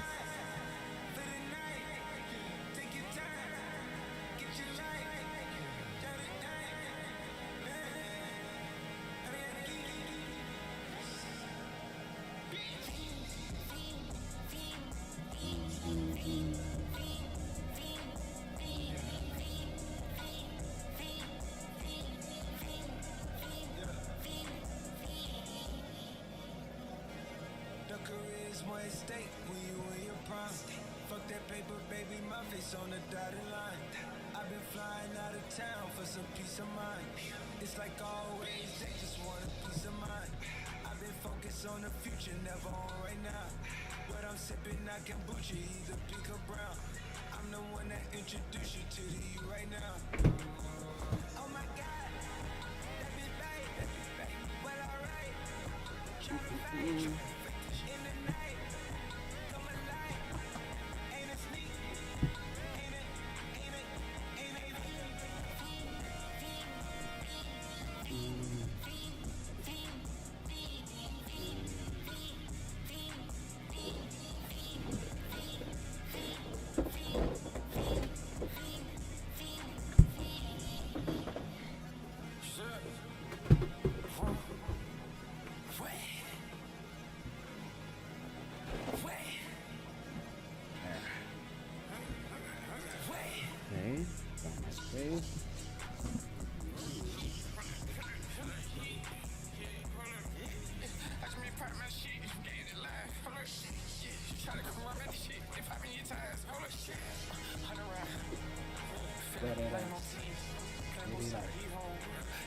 Man.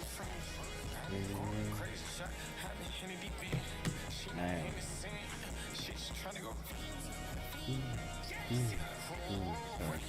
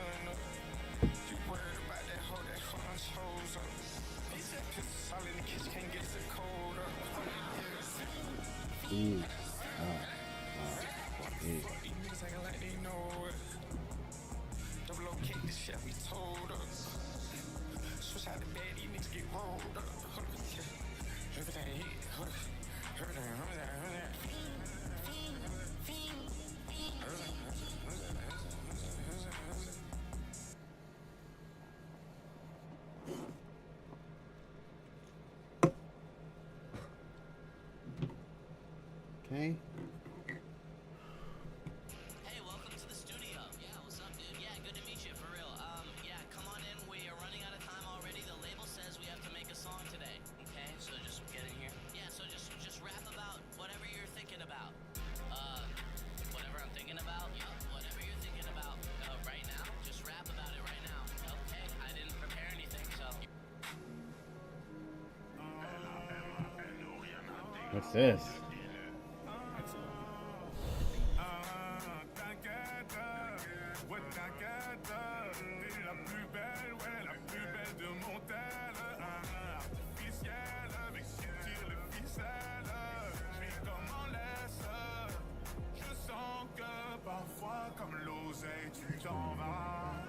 Ce soir-là, tu m'as laissé sans voix.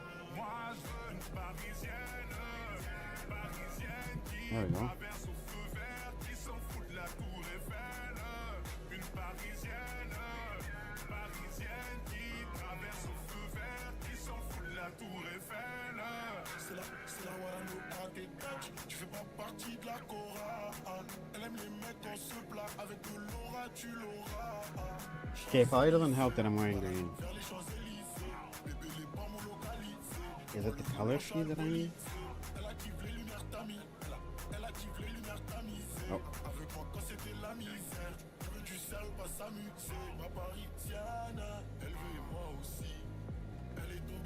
Mm-hmm. Moi, je veux une parisienne, qui traverse au feu vert, qui s'en fout de la tour Eiffel. Une parisienne, qui traverse au feu vert, qui s'en fout de la tour Eiffel. Avenue Montaigne. I might have to put on a different shirt. Trop de professionnels, ça me lâche pas d'une semelle. Ça va couper, j'ai l'excuse du tunnel. Numéro uno, encore cette semaine. Parfois, comme l'oseille, tu t'en vas. Ce soir-là, tu m'as laissé sans voix. Moi, je veux une parisienne, qui traverse au feu vert, qui s'en fout de la tour Eiffel. Une parisienne, qui traverse au feu vert, qui s'en fout de la tour Eiffel. Ce soir, je vais t'oublier, on sort les gros billets, appelle les pompiers, mon billet. Ce soir, je vais t'oublier, on sort les gros billets, appelle les pompiers, mon billet. J'ai dit ce soir, je vais t'oublier, papa, on sort les gros billets, maman, appelle les pompiers, mon billet.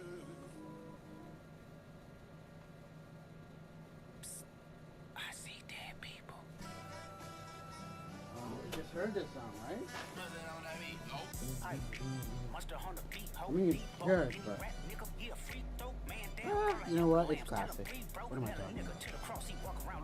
What's up with these jabroni ass niggas trying to see Compton? The industry can hate me, fuck 'em all and they mama. How many options you really got? I mean, it's too many options. I'm finna pass on this body, I'm John Stockton. beat your ass and hide the Bible if God watching. Sometimes you gotta pop out and show niggas. Certified boogeyman, I'm the one that up to score with him. Walking down whole time, I know he got some hoe on him. Pull on him, extort shit, bully the flow on him. Say Drake, I hear you like I'm young. You better not ever go to cell block 1. To any bitch that talk to him and they in love, just make sure you hide your little sister from him. They tell me Chubb's the only one that get your hand-me-downs. And party at the party playing with his nose now. And Baka got a weird case, why is he around? Certified lover boys, certified pedophiles. Wop, wop, wop, wop, wop. That fuck him up. Wop, wop, wop, wop, wop. I'ma do my stuff. Why you trolling like a bitch? Ain't you tired? Trying to strike a chord and it's probably A minor.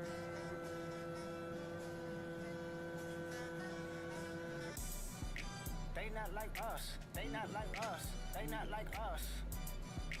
They not like us. They not like us. They not like us. You think the Bay gon' let you disrespect Pop, nigga? I think that Oakland show gon' be your last stop, nigga. They cold foul. I don't know why you still pretending. What is the owl? Bird niggas and bird bitches go.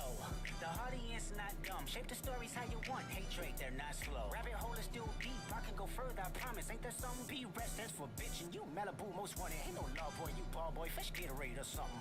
Since 2009, I had this bitch jumping. You niggas will get a wedgie. Be flipped over your boxes or over your foe. The other vaginal option, pussy. Nigga better straighten they posture. Got favors all up in content. Might write this with a doctor. Tell a pop star quit hiding. Fuck a caption, won't action. No accident. I'm hands on. He fuck around, get polished. Fuck no Wayne Grow. He was in jail. That's conniving. Then get his face tatted like a bitch apologizing. I'm glad D-Rose came home. Y'all didn't deserve him neither. From Alondra down to Central. Nigga better not speak on Serena. And your homeboy needs subpoena. That predator moving flocks. That name gotta be registered and placed on neighborhood watch. I lean on you niggas like another line of walk. Yeah, it's all eyes on me and I'ma send it up the pot. Ay, put the roll label on me. I'ma get them dropped. Ay, sweet chin music and I won't pass the ox. Ay, how many stocks do I really have in stock? Ay, 1, 2, 3, 4, 5 plus 5. Ay, devil is a lie. Here 69 God. Ay, freaky ass niggas need to stay their ass inside. Ay, roll their ass up like a fresh pack of Zod. Ay, city is back up. It's a must. We outside. Ay.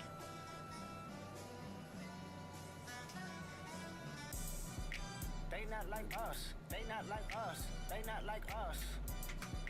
They not like us. They not like us. They not like us.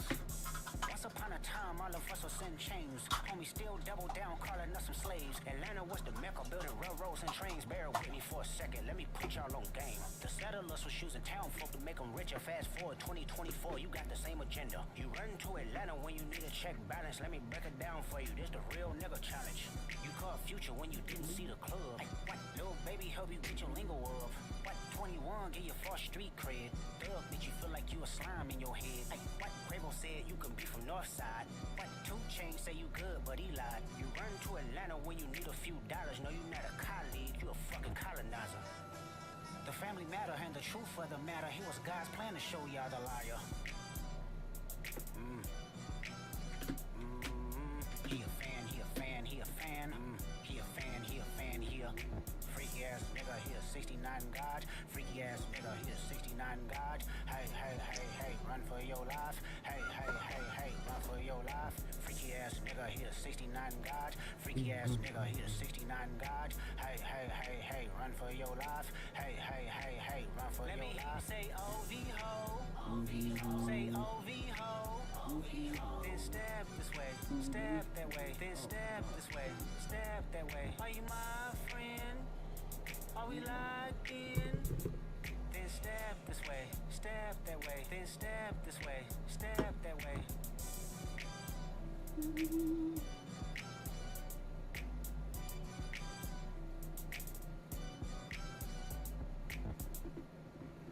I'm tired of these motherfuckers in the crusty crowd always telling me, Larry ain't about this, Larry ain't about that. Shut the fuck up.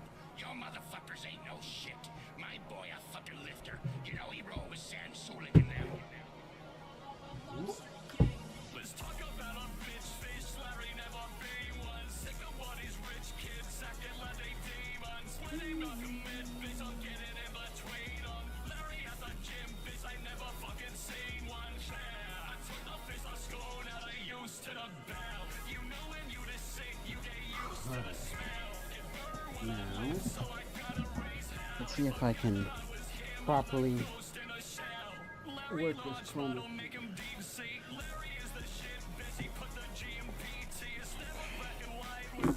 Okay, now that we got that figured out. Okay, yo, that's looking good. That's looking good. Okay, right?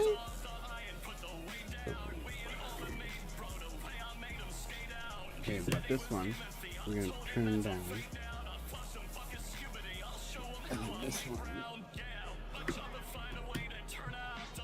Okay.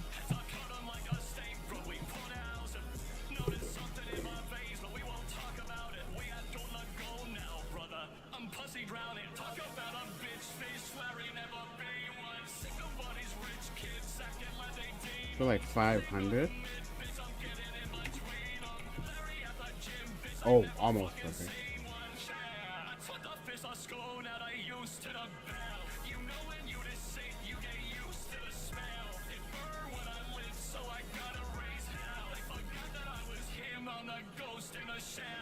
I'm gonna grab the crumbs and that boy that gave me dough. I don't care about your chain, bro. I'm not a snatching soul. If they messing in my name, I'll appear and let them know. We don't care, cut his stick, that a pussy seen dough. There we go.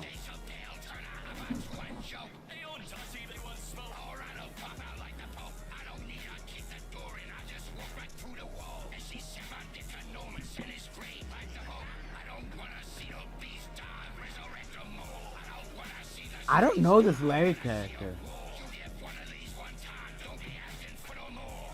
Oh, is Larry's the snail though, right? The non-aggressive snail? And the whole thing is that he doesn't talk, right? Because he's a little boop, boop, boop.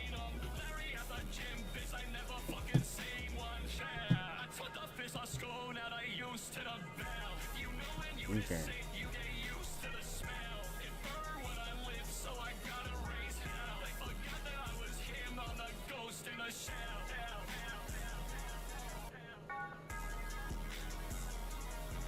Whoa, that's kind of a cool effect. Bing, bing, bing. What's that look like?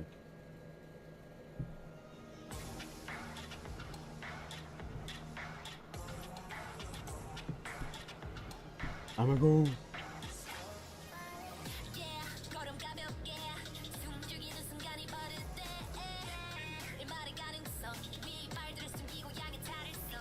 There.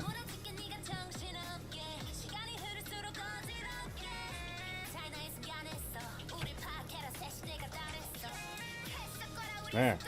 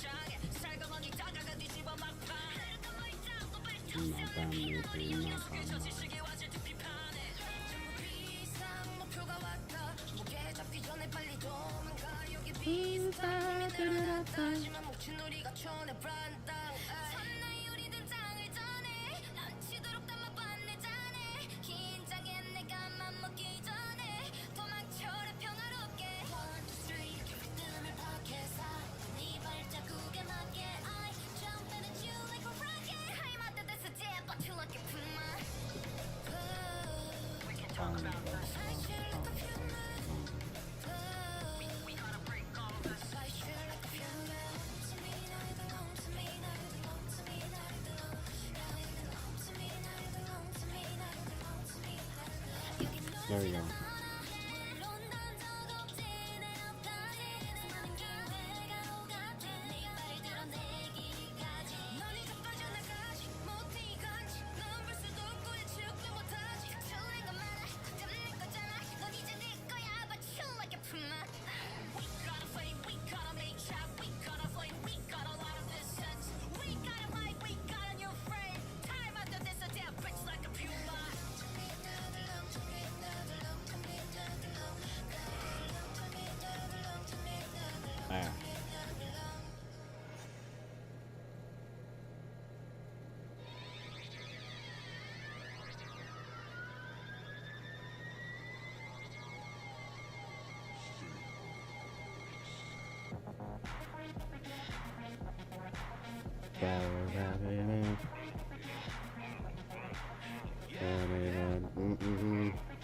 Now, how do I?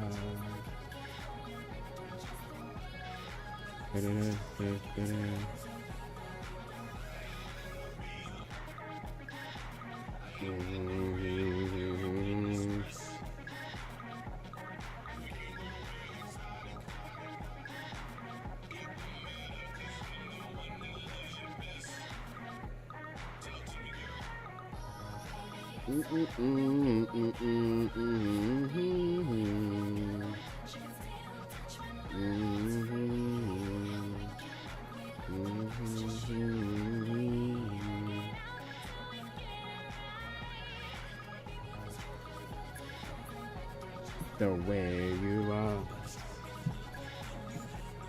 the way you are, the way you are, the way you are, baby girl. You have to do this, baby girl.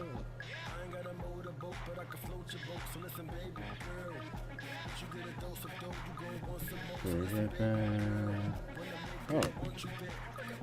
Forever.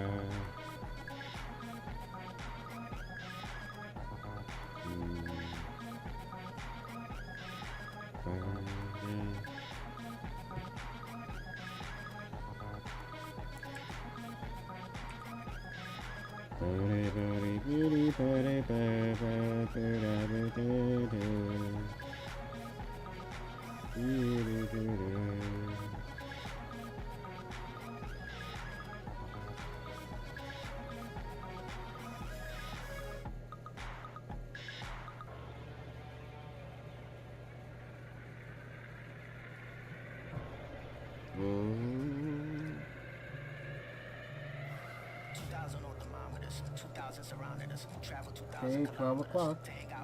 What's up, danger? What's up, danger? Hey, didn't know they doubted us. Makes it that more marvelous. Sign them up, cause ominous vibes and like it's anonymous. What's up, danger? Hey, don't be a stranger. Cause I like high chances that I might lose. I like it all on the edge, just like you. Hey, I like tall buildings so I can leap off of them. I go hard with it no matter how dark it is. I'm insane, but on my toes. I could keep the world balanced on my nose. I had a slumber party with all my foes. Now I wear them like a badge on all my clothes. Is there something in my head? I'm on my own. If I'm waiting, it's on my phone. If I sound lazy, just ignore my tone. Cause I'm always gonna answer when you call my phone. Like, what's up, danger? Bye, bye, bye. Sounds like the start of a heist rap house movie.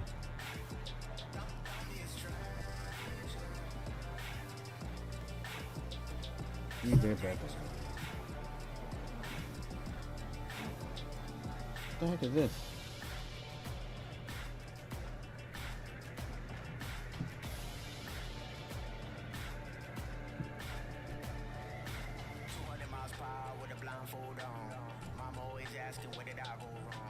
What's up, danger?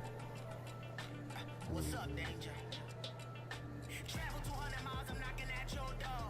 And I don't really care if you ain't done wrong. Come on, what's up, danger? Don't be a stranger. I like it when trouble brews, I won't dare change. I like it when there's turbulence on my airplanes. I like it when I sense things that I can't see yet. Swimming with sharks when they ain't feet yet. Cause I like high chances that I might lose. There we go. I like it all on the edge, just like you. I like tall buildings so I can leap off of them. I go hard with it no matter how dark it is.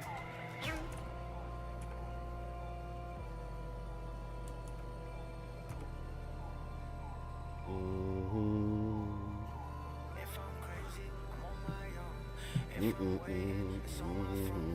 sound lazy, just ignore my tone. Cause I'm always gonna answer when you call my phone. Like, what's up, danger? What's up, danger? Like, what's up? All right.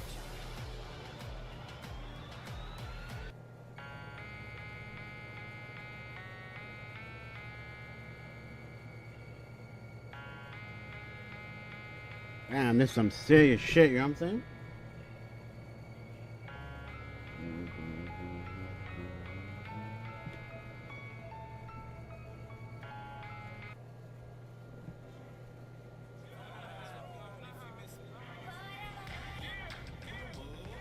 Put him up, put him up.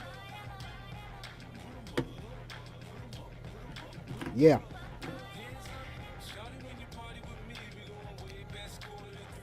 Put your hands up.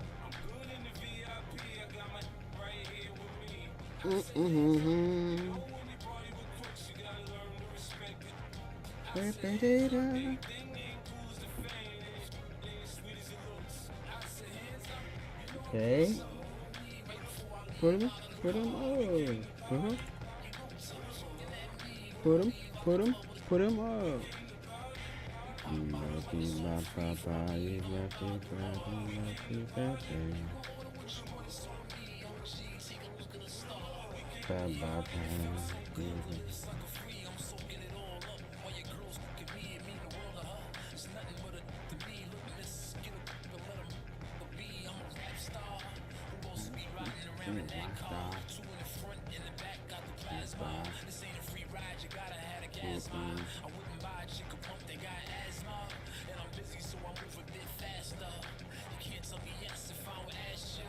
Oh, this is a legendary card.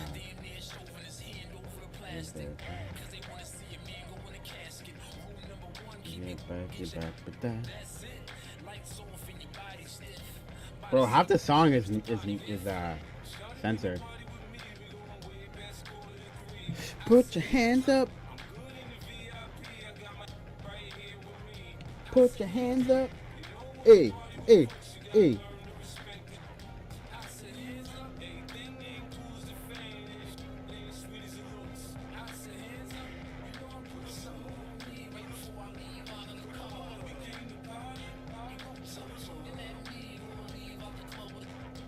Bing, bing, put him, put him.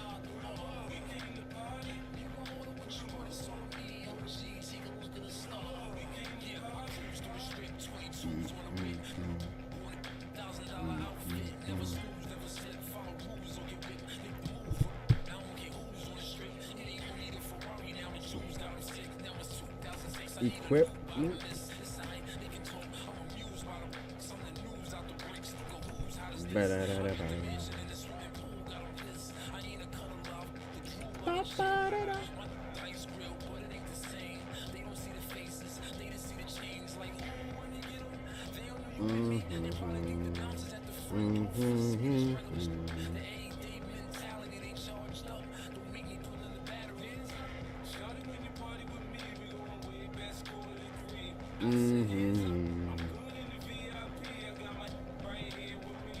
I said hands up. This one.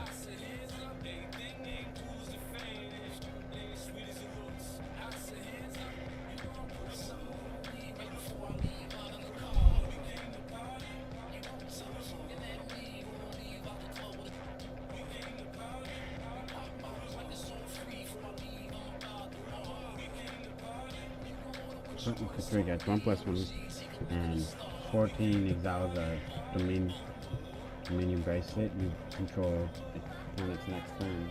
Shit, that's powerful.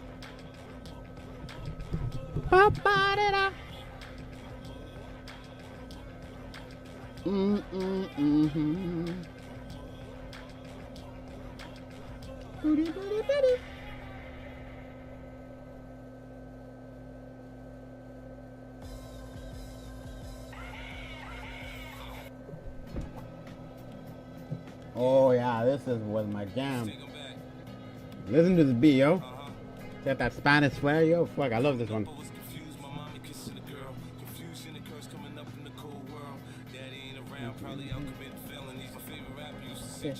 Check melodies.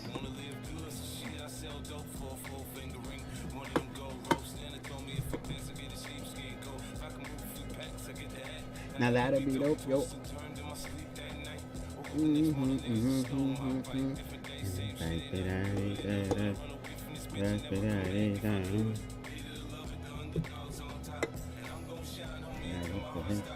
Loving me, I'm not MVP. So you can get to know me.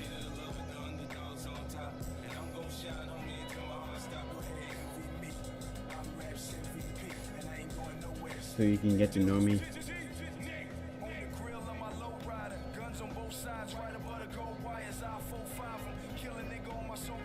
There we go. Bring it down. So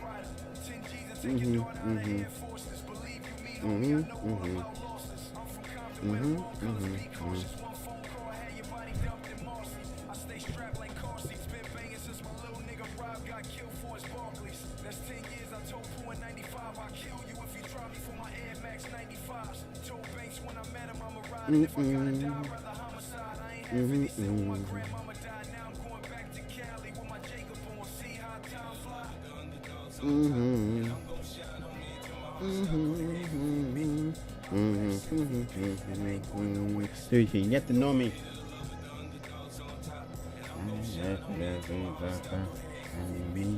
I'm Raps MVP. So you can get to know me.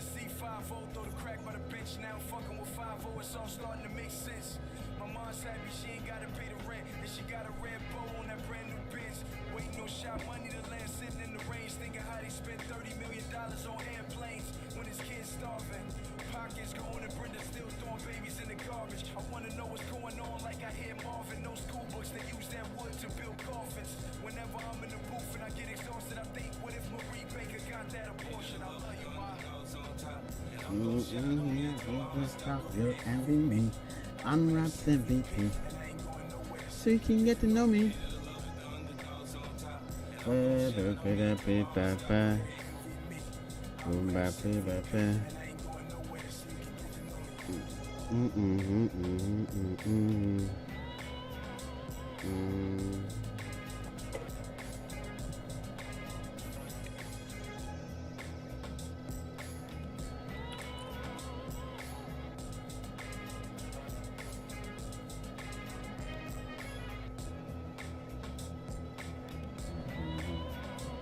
Land. What do I want to do here? What am I looking for?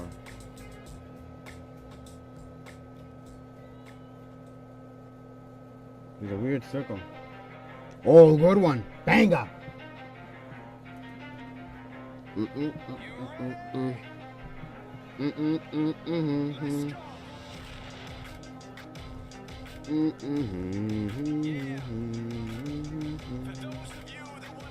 No.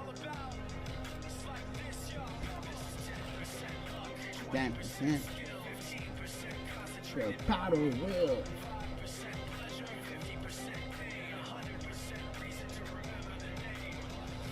He doesn't need his name up in lights. He just wants to be heard. Whether it's the beat of the mic, he feels so unlike everybody else alone. In spite of the fact that some people still think that they know him, but fuck him. He knows the code. It's not about the salary. It's all about reality and making some noise, making a story, making sure his click stays up. That means when he puts it down, times to make it out. Anyway, he never really talks much. Never gets upset, especially even starstruck. Humble through opportunities given despite the fact that many misjudge because he makes a living from writing raps. Put it together himself, got a picture connects. Never asking for someone's help to get some respect. He's only focused on what he wrote. His will is beyond reach, and now it all unfolds. Skill up an artsy. 20% skill, 80% fear, be 100% clear. Cause Ryan was ill. Who would have thought he'd be the one that set the West in flames? And I heard him wreck it with the crystal method, name of the game. Came back, dropped Megadeth, took him to church. I like Bleach, man. Why you had the stupidest verses? Dude, it's the truth. Now everybody giving them guest spots. His stocks through the roof. I heard he fucking with S-Dot. 10% game. to remember the name. In 100 reasons to remember the name. Bam, bam, bam. Bam, bam, bam. Bam, bam, bam. Bam, bam.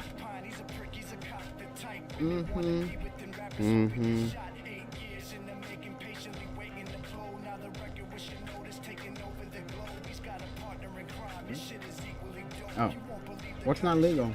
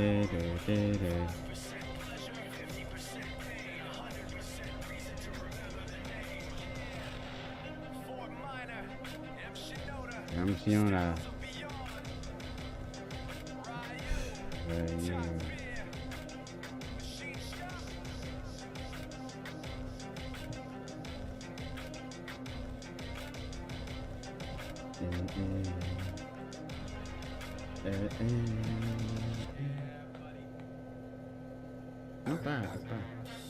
Oh, nice one.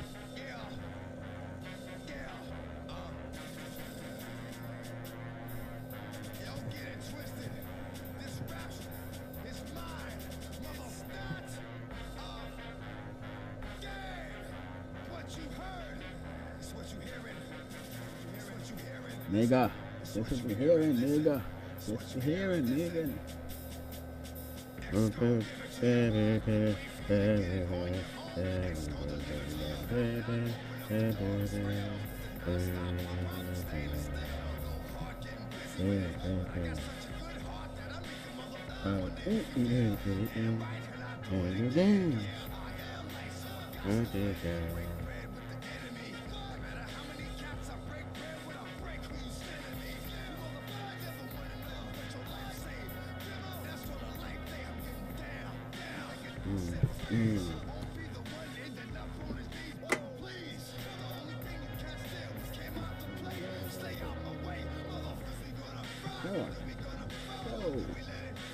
Well, gotta go. Gonna give it to ya. Gonna give it to ya. Gonna give it to ya. Let's go.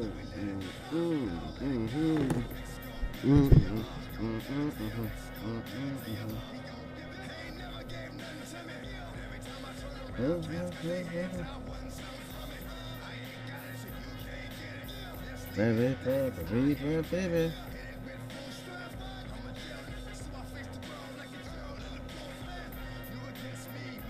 Not legal, and what's from what cards aren't legal?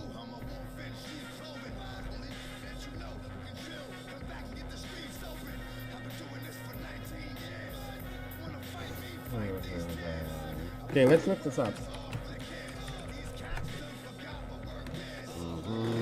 I know I looked this up this morning, but I feel like that was ages ago.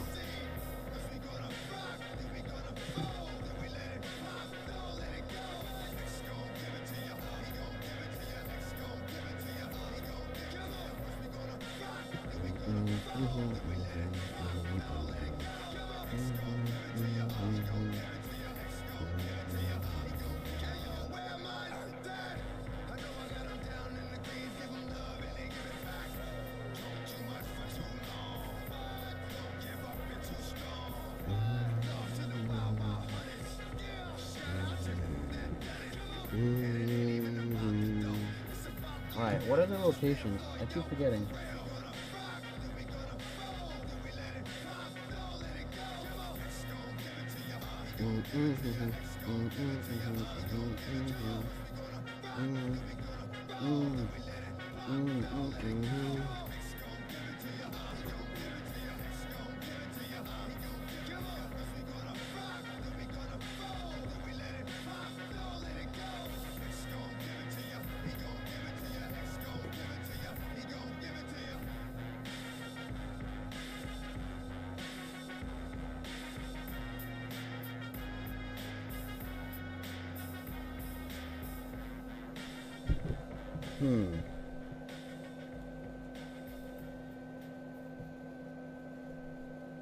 I thrown you off? Nope. Didn't think so. How you doing, young lady? The feeling that you're giving really drives me crazy. You don't have a player on the choke. I was at a loss for words first time that we spoke. You're looking for a girl that'll treat you right. You're looking for in the daytime with a light. You might be the type if I play my cards right. I'll find out by the end of the night. You expect me to just let you hit it, but will you still respect me if you get it? All I can do is try. Give me one chance. The problem, I don't see the ring when you're in. I'll be the first to admit it. I'm curious about you. You seem so innocent. You wanna get in my world, get lost in it. Well, I'm tired of running this one for a minute.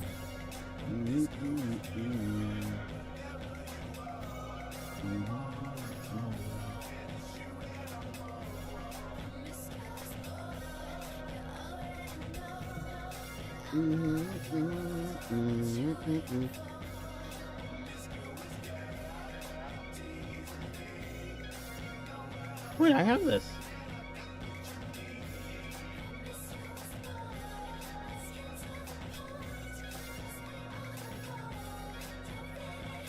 Roses are red, some diamonds are blue. Chivalry is dead, but you're still kinda cute. Oh. I'm out of this world, come with me to my planet. Get you on my level, do you think that you can handle it? They call me Thomas, last name Crown. Recognize game, I'ma lay mine down. I'm a big girl, I can handle myself. But if I get lonely, I'ma need your help. Pay attention to me, I don't talk for my health. I want you on my team. Baby, we can keep it on the low. Let your guard down, ain't nobody got it. If you with a girl, I know a place we can go. What kind of girl do you take me for?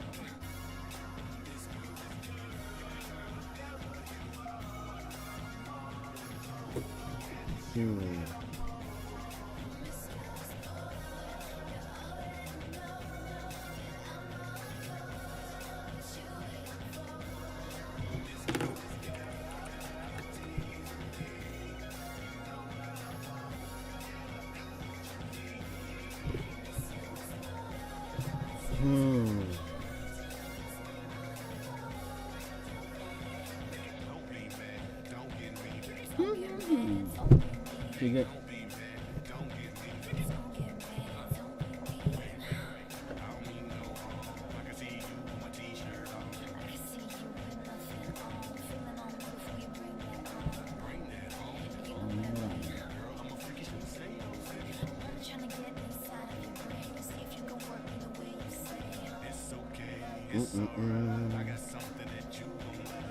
Card's not in my collection. What do you mean?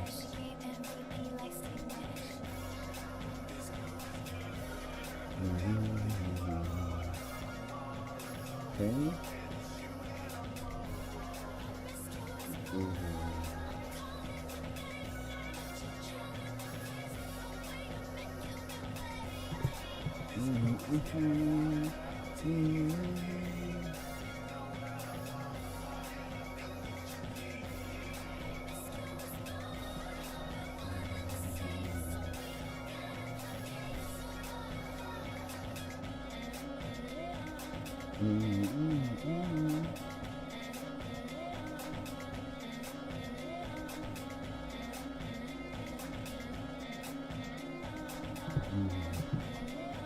Okay. Can we put these in?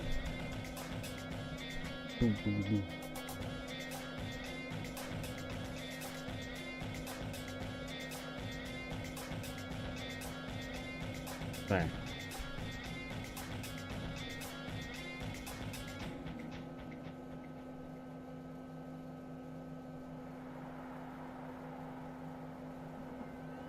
To me would have been too much.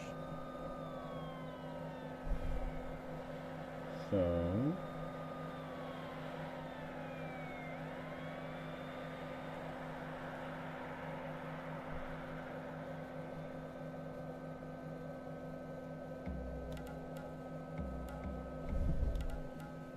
I'ma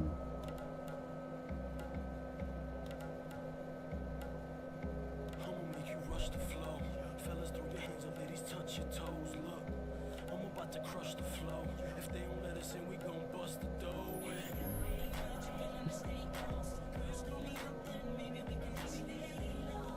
Oh, the hell is this? Is this Masari? Shit, what happened to this guy?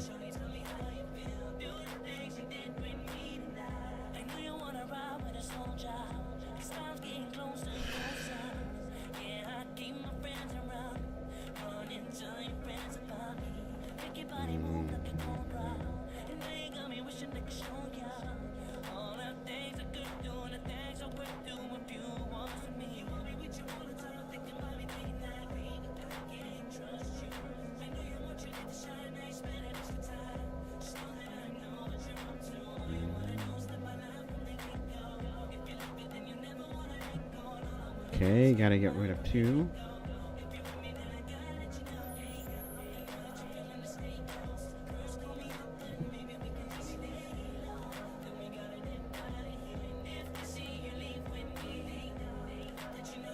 Okay.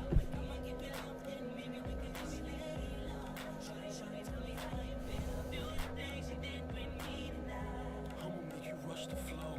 Fellas, throw your hands up, ladies, touch your toes. Look, I'm about to crush the flow. If they don't let us in, we Okay. gon' bust the door in. I ain't getting commercial, I'm just here, vision impaired, sipping on purple eye. Got nothing to lose. $50 socks, $100,000 shoes. So even if she acting kinda rude, I'ma slide her through and show her what a rider do. She thought that she could never find a dude with this much ambition. I'm always on the move, going fast, trying to switch lanes. I'm Rick James, the gangster that spit game. Ain't nothing like sick brain. Now I got you on the flow like Spike, get a Nick game. Right beside me in the big range. Pinky work 3, curve B on a sick change. I know you dying to see the way you think if you could ride with me. Okay. Shorty, don't stop till it's over. Run shotgun in the rover. Girl, I know you heard about me. Must have heard the word about me. Now you wanna see what they told ya. And I'ma show you over and over. Okay, resume. Resume. What am I looking for? What am I looking for, guys?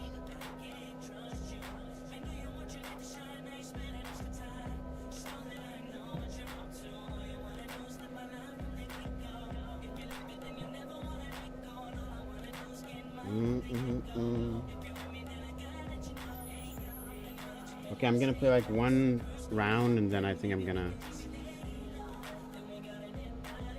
leave.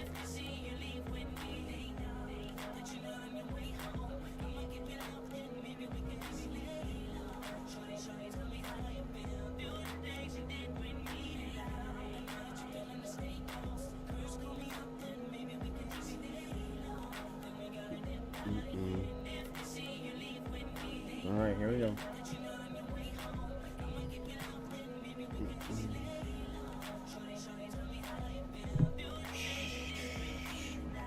I'ma make you rush the flow.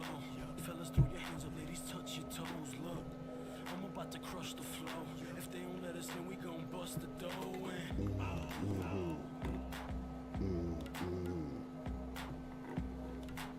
Oh, nice. I thought I got my joint wet, but I didn't. No. Thank you, thank you, thank you. Far too kind.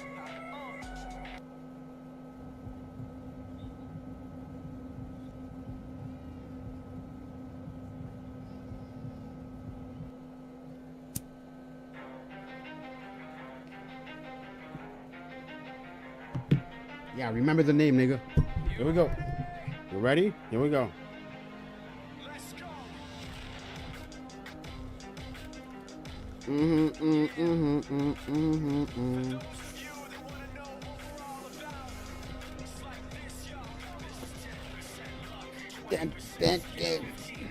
Santry.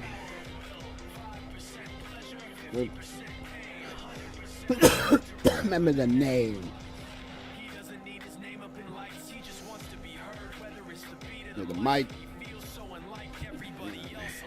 spite of the fact that some people still think that they know him, but fuck him. He knows the code. It's not about the salary, it's all about reality and making some noise, making a story, making sure his click stays up. That means when he puts it down, Tox picking it up. Let's go. The hell is he anyway? He never really talks much, never concerned with status, but still even him starstruck. Humble through opportunities given despite the fact that many misjudge him because he makes a living from writing raps. Put it together himself, got a picture connects. Never asking for someone's help to get some respect. He's only focused on what he wrote. His will is beyond reach, and now it all unfolds. The scale of an artist.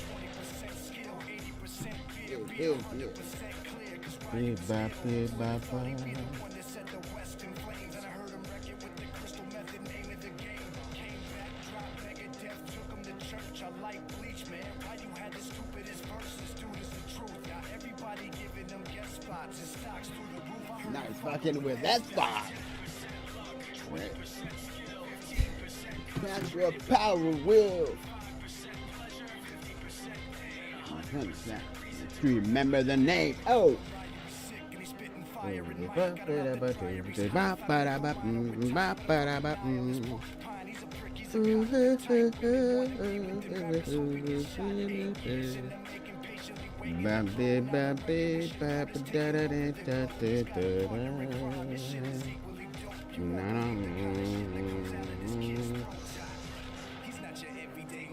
He knows how to work with what he's got, making his way to the top.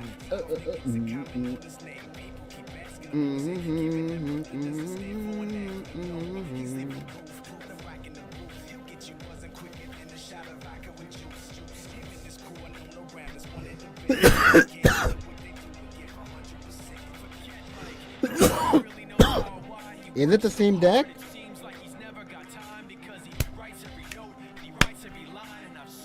Ooh, the Emperor of Light. When you game life, put a +1/+1 counter on this thing. Ah.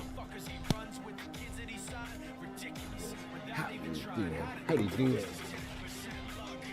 Stand. Power will. Remember the name.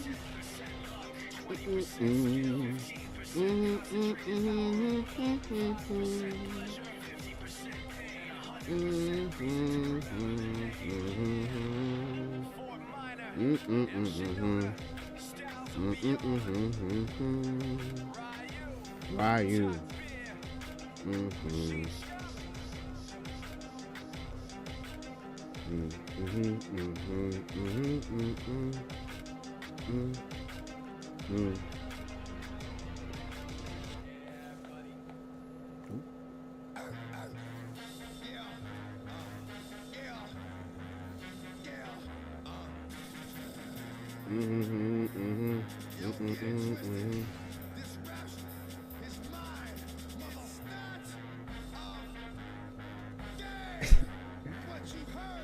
Bro, I love the censorship.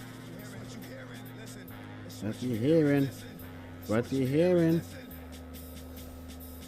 Ooh.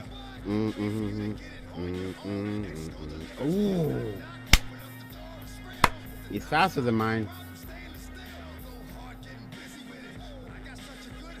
And now he's gonna get angels up to wazoo, right?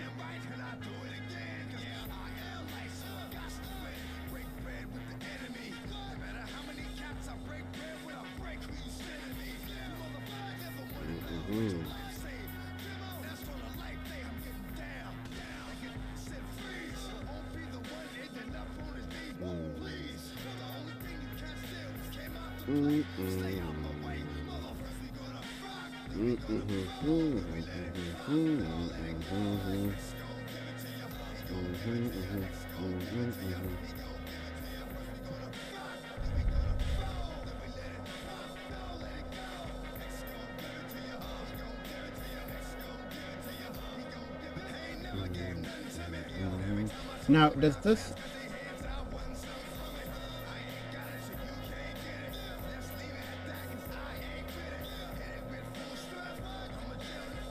Oh, okay.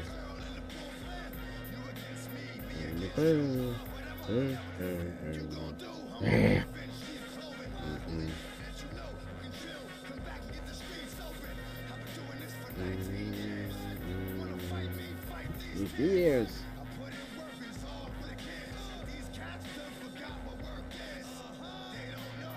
Uh-huh.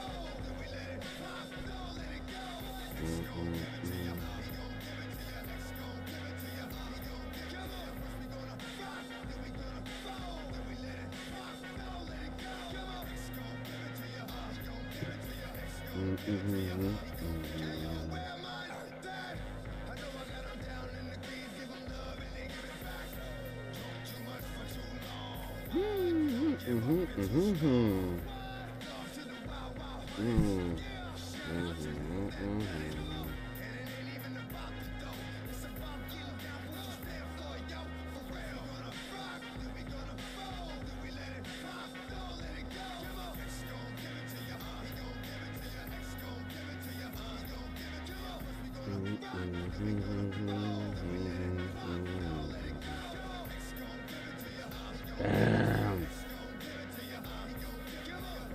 I played that wrong. Okay, that music's a bit loud. I played that wrong. Horribly. Horribly wrong.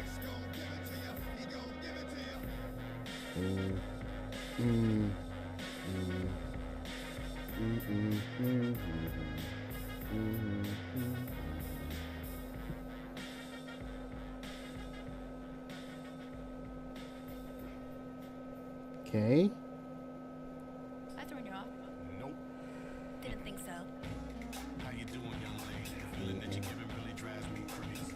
You don't have a play about the jokes I was gonna Alright, let's take a break from Be looking for a girl that'll treat. Okay.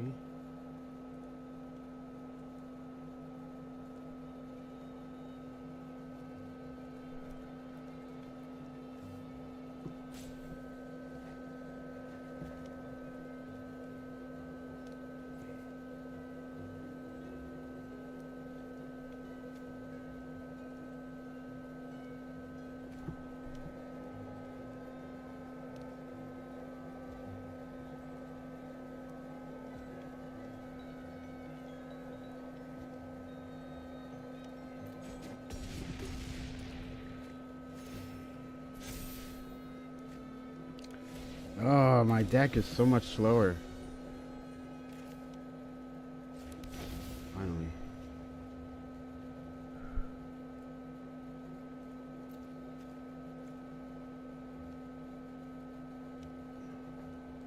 Oh my god, it's an 8-8? Shit.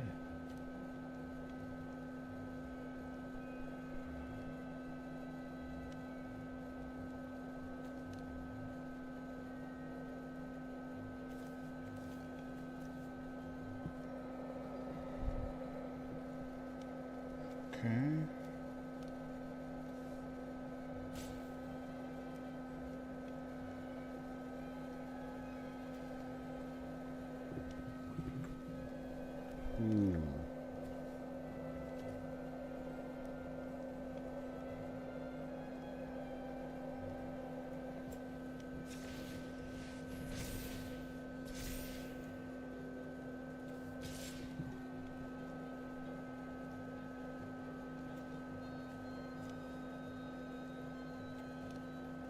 Hail Mary.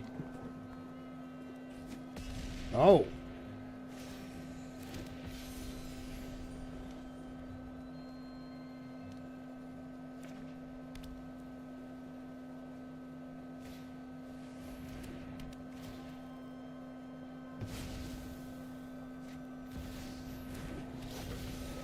Yep.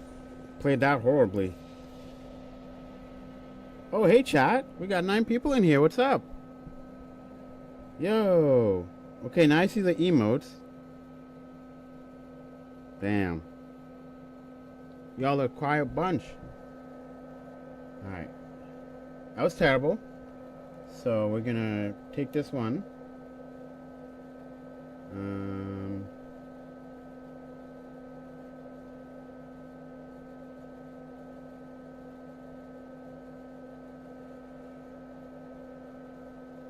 That was a terrible game.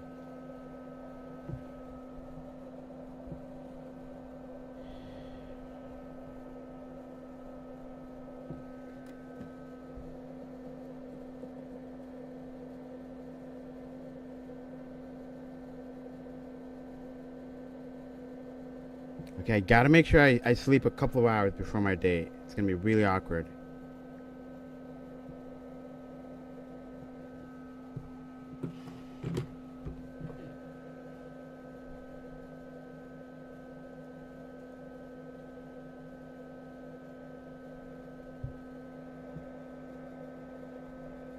Hmm.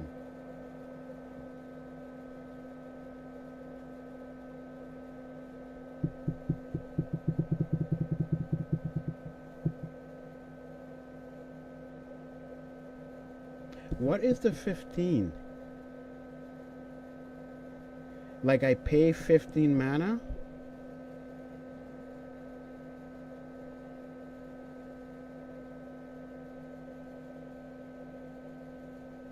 Is that like its final like move thing?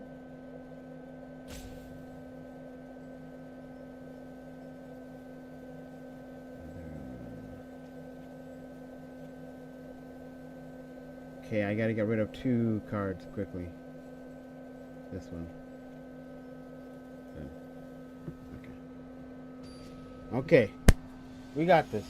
Any tip? You guys got any tips? Let me know.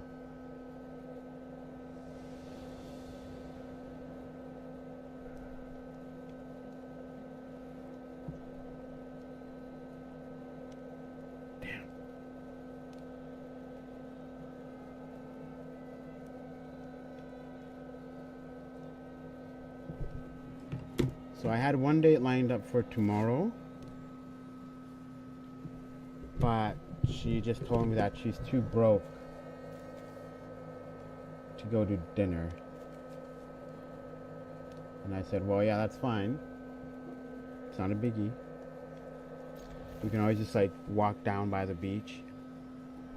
You know, it's like a first date. It's not a big deal. But she did say impress me.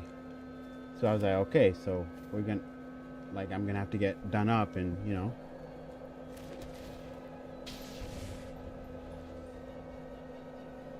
I think maybe she has anxiety.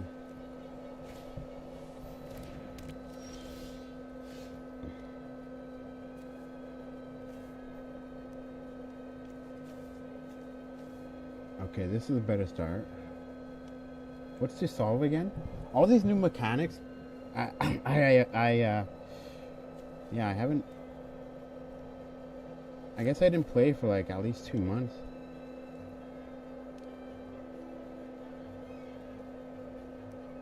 No, not 2 months. Sorry, like 3 weeks.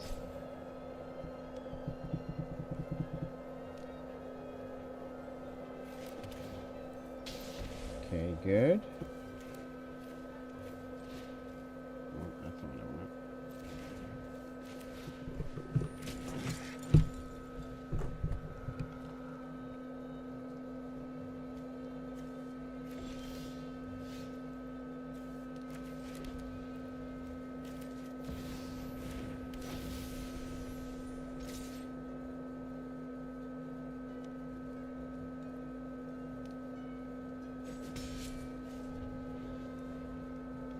Okay.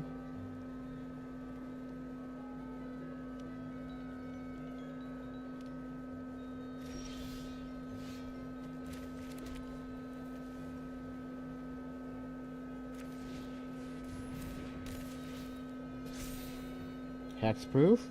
Okay, now my deck. Okay, now it's taken off, right?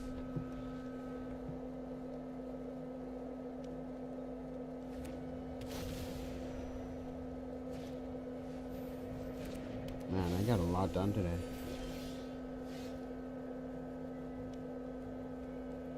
I had to wake up early. I think I slept from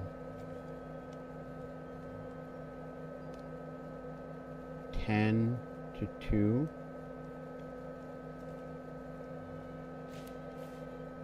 But like that day, yesterday, I slept a lot. Way too much. This whole last week, actually. Okay. Okay, he's got nothing, so. Okay, Hexproof.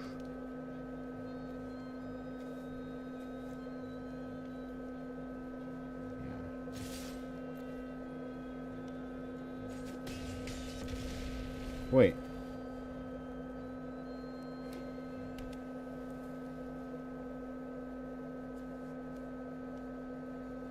Oh, okay.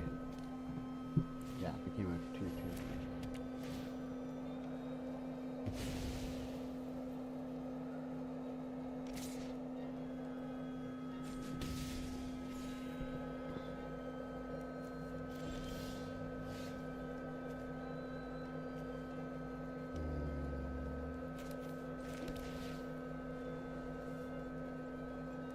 Wood.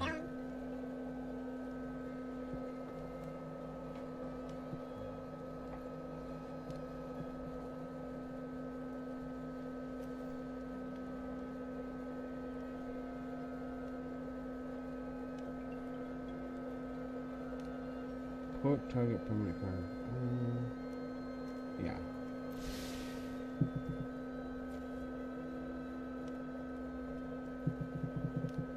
Additional +1/+1.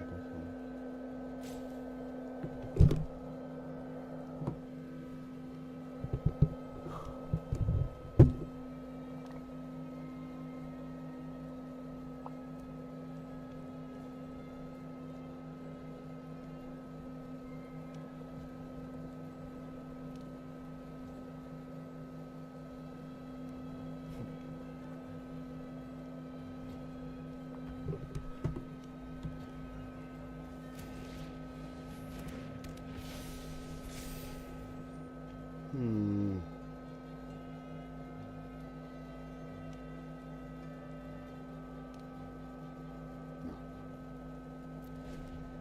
So hold on, what happened last game?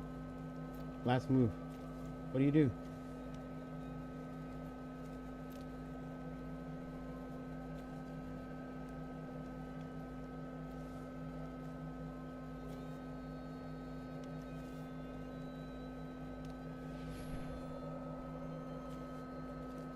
I don't understand. What happened?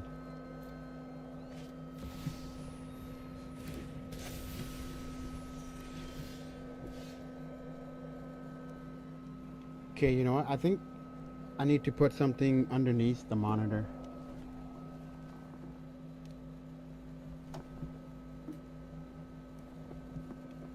Alright. I'm sorry. The Norton Anthology of English Literature. I do you great disservice, but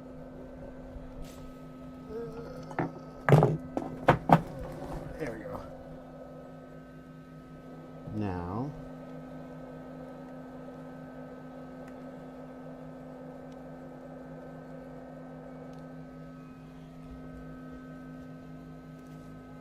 okay, 1 in the chat if it's good, 2 if it's bad.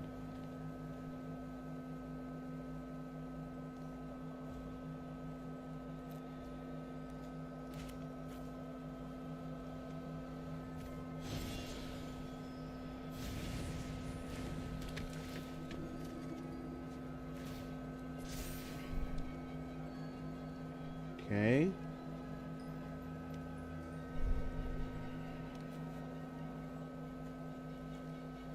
Still can't attack.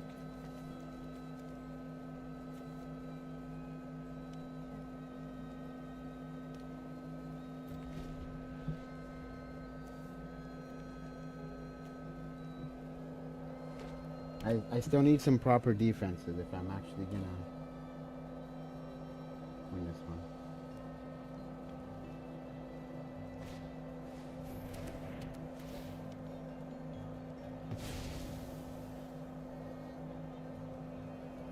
Okay, I'm still kind of like weird looking on the stream.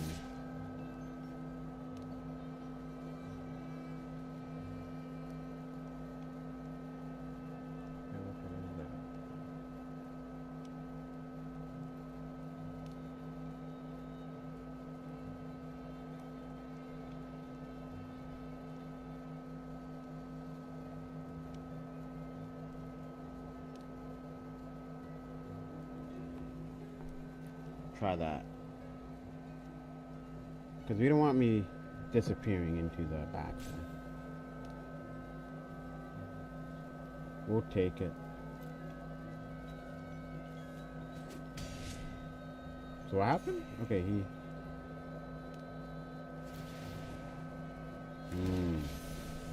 And he took their foot down. Oh, he really doesn't like those angels.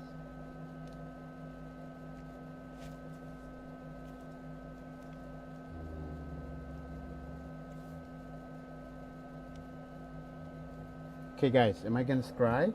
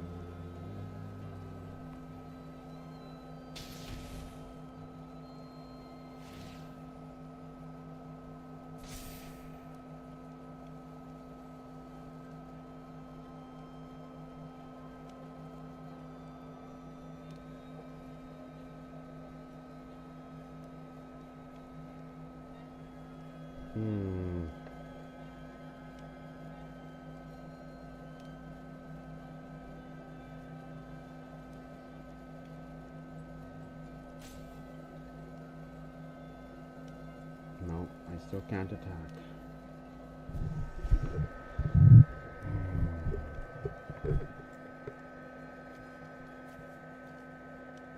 Sheltered by ghosts. Okay, that's the one I need.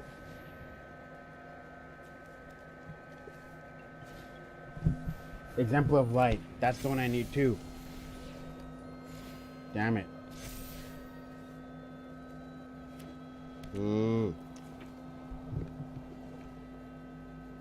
Damn, I'm still fading.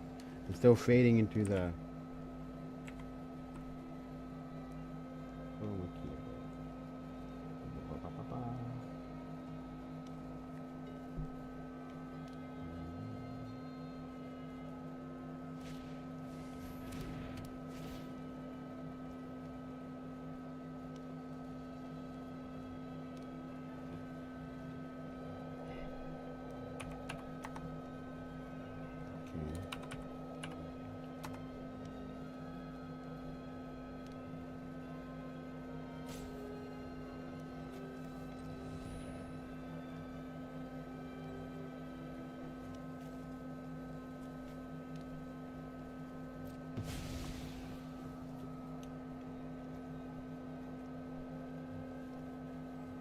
What a brutal deck. Oh my gosh.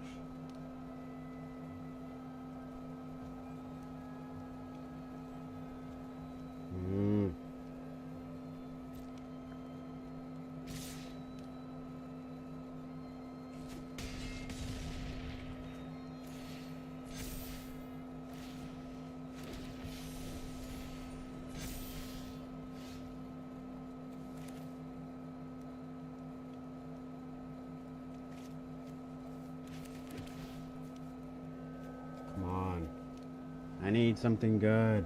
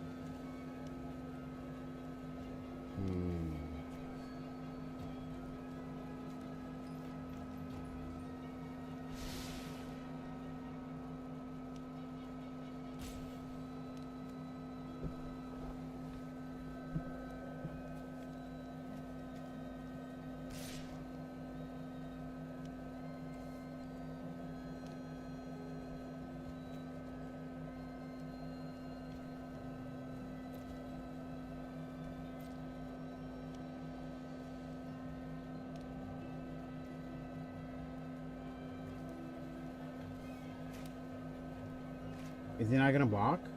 Oh no, I just lost. Yeah, I just lost.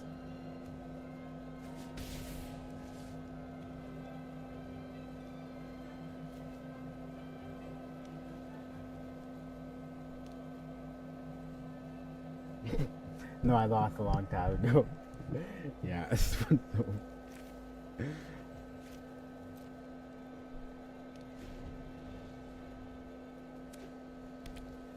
Yeah. You just overwhelmed me.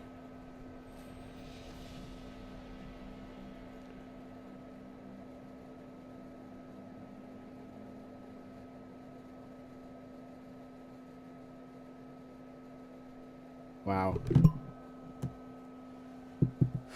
That's the rip.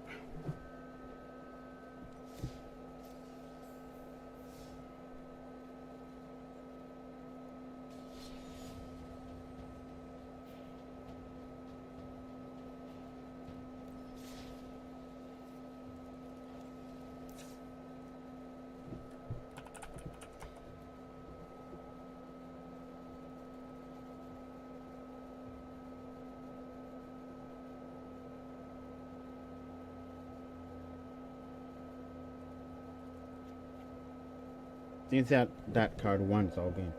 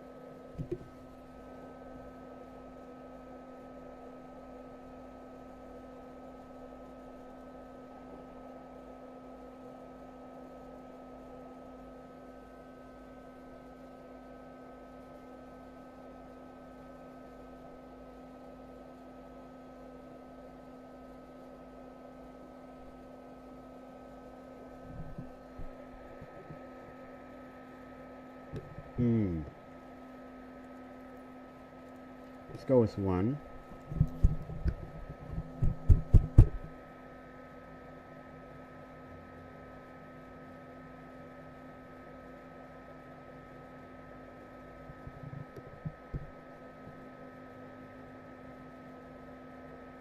Wow. I have 5 rare, okay.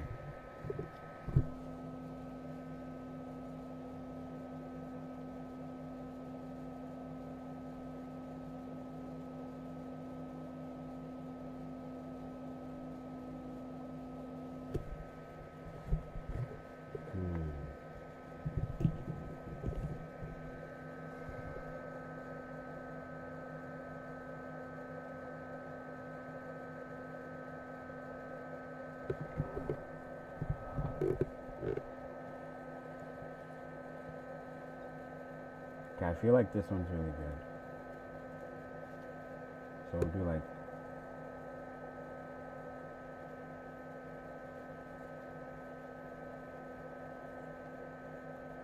three. We'll do 3 of it right now. Yeah, we'll do 3 of it right now.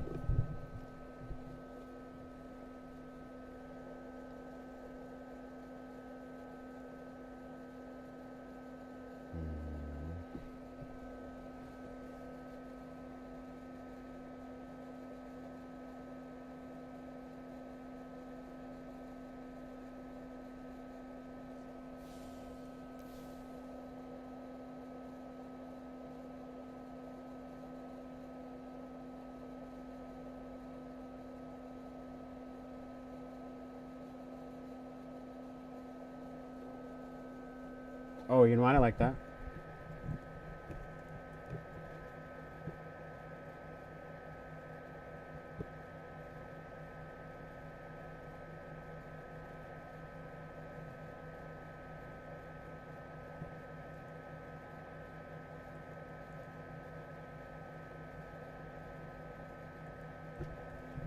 Okay, we'll just hold off on that for a second. Let's go mythic.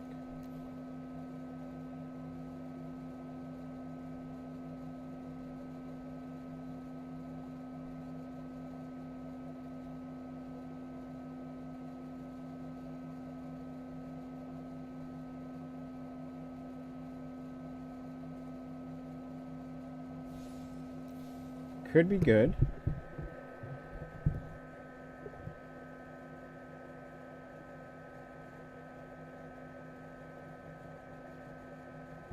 She's great.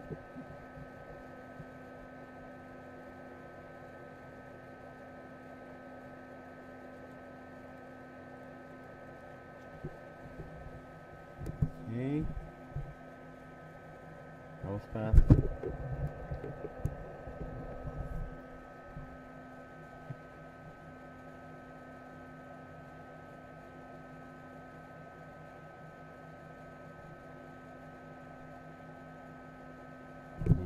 You need a creature for that.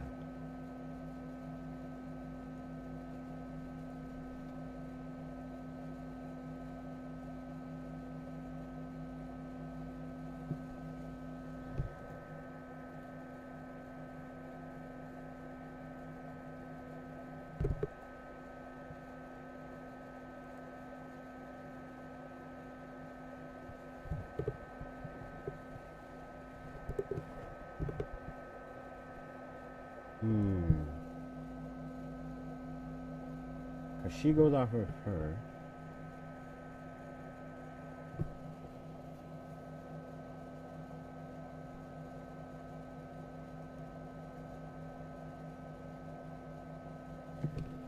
Tokens.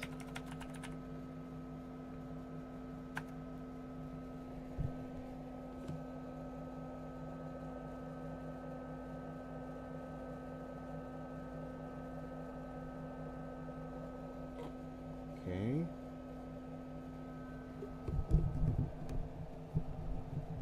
Testing.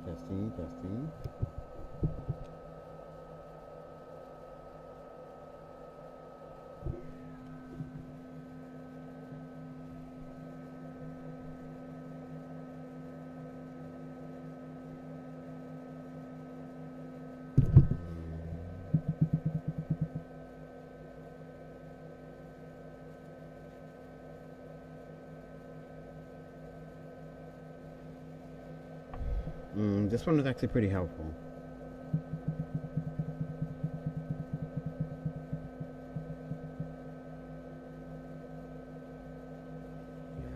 Yeah, but you gotta know. You have to know what they're gonna play.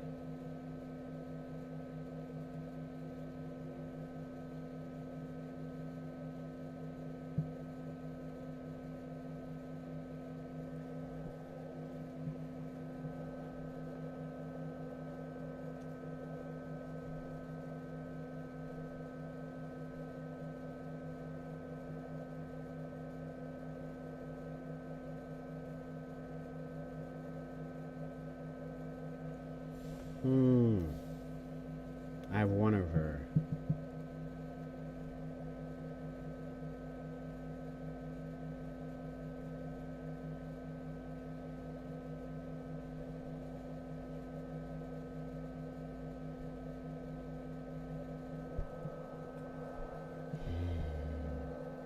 Oh, doubling?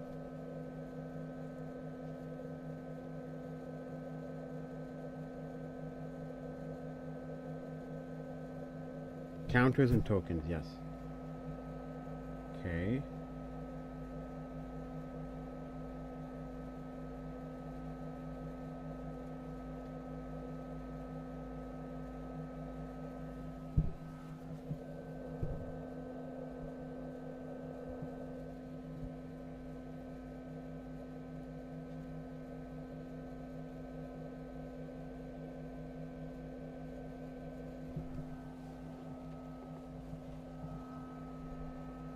$72.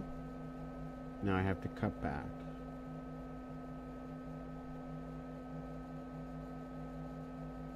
Yeah, I can't do one.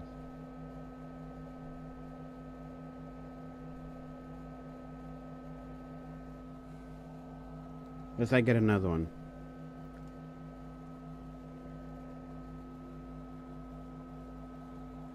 Let's do Angel again.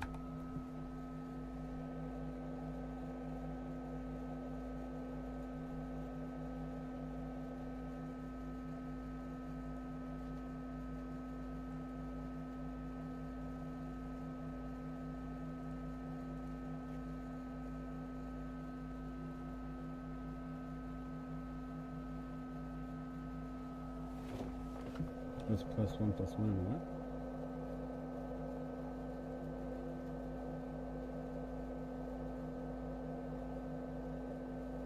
But now I'm a bit top heavy over here.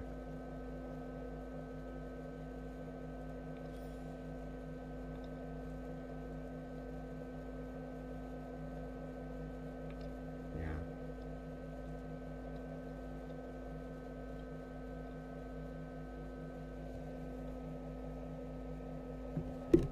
Hmm.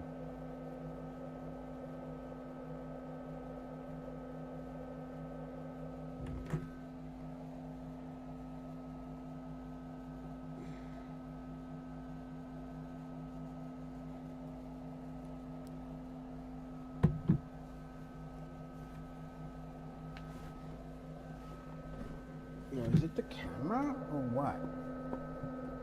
Like,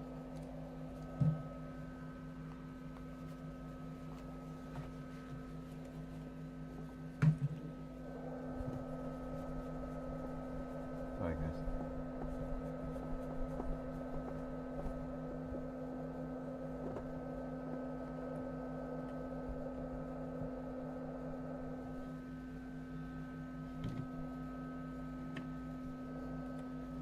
And I'm still see-through.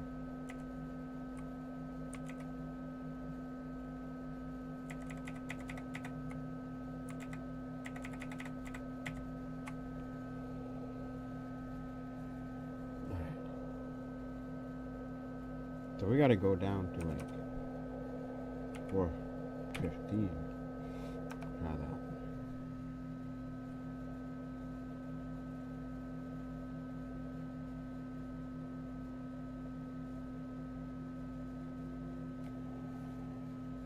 Nope, still gets my eyes.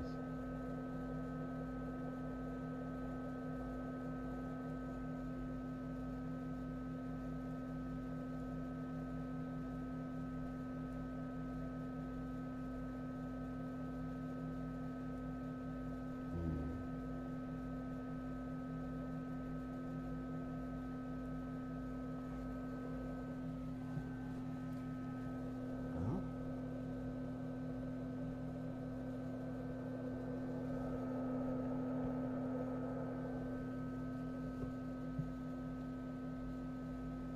there we go. Yeah, it still looks funky.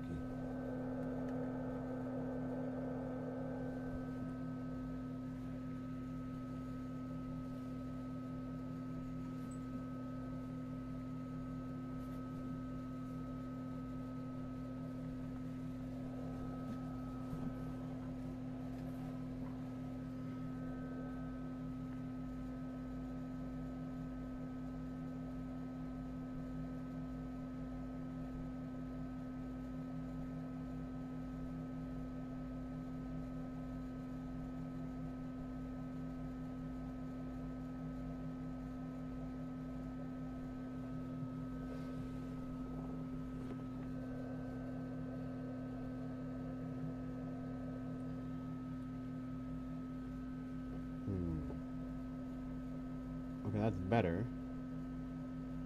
But now the background is all funky.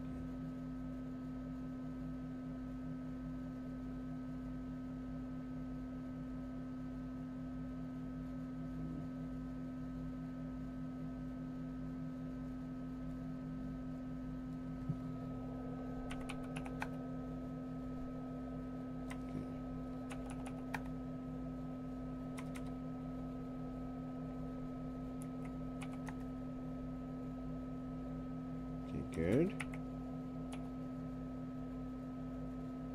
Better.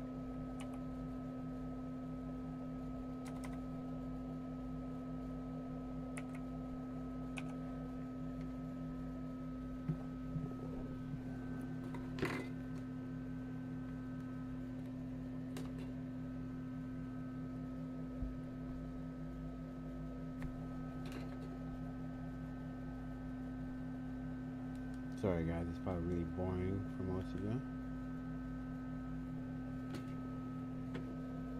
Just kind of time to listen. Try not to fall asleep. I think I will have to. At least nap. Right?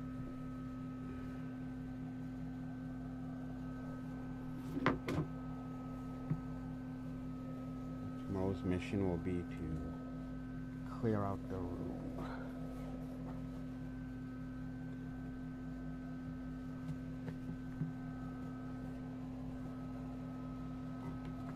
Then maybe reorganize everything.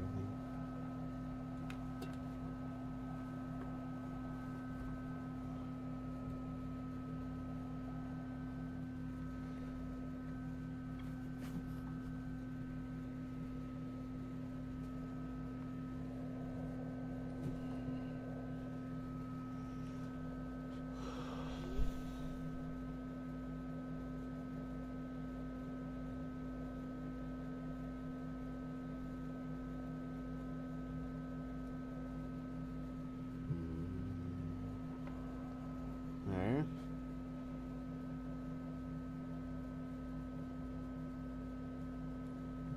Okay, fine.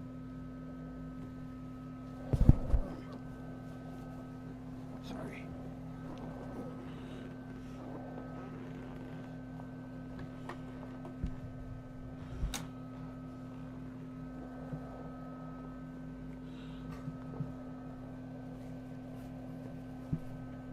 Okay.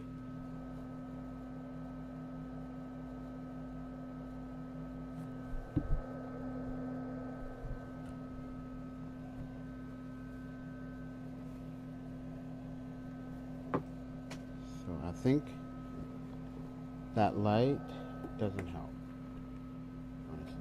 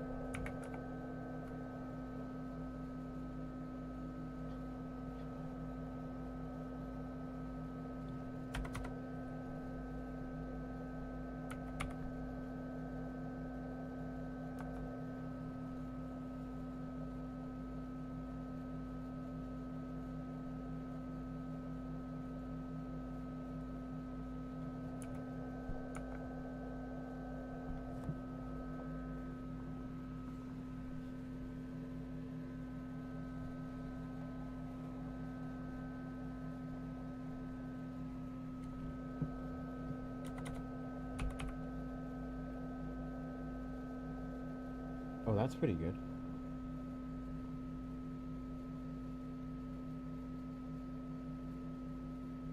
Yeah, it's like glasses. That's what's causing everything.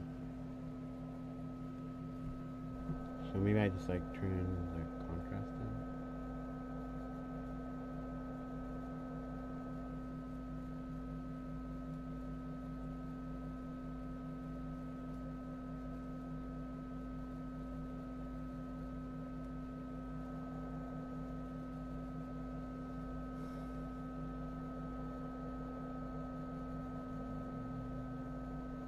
Okay.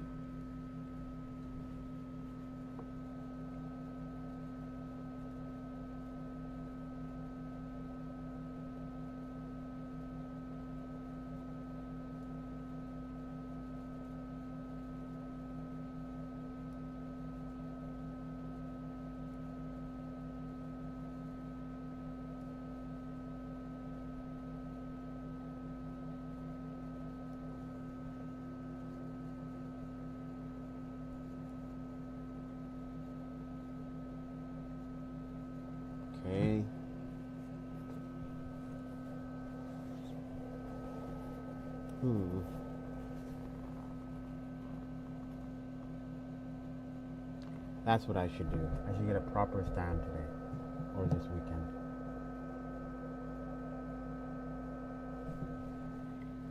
What about this one?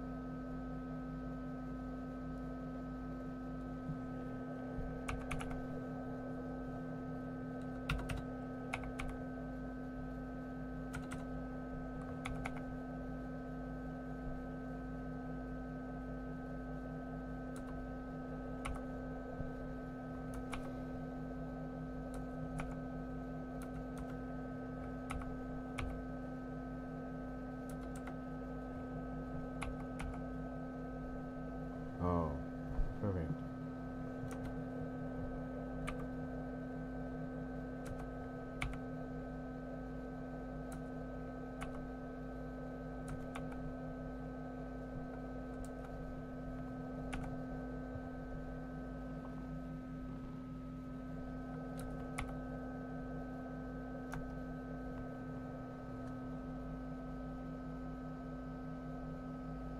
But why am I so much?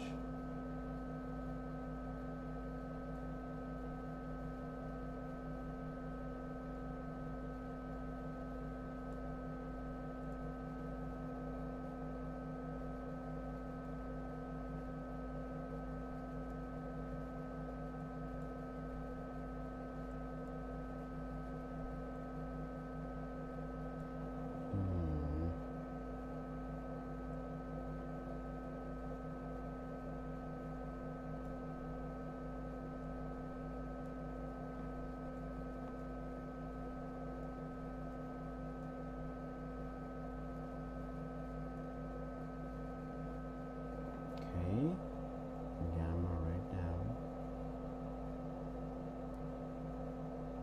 Brightness up. Why am I so red now? Damn, dude.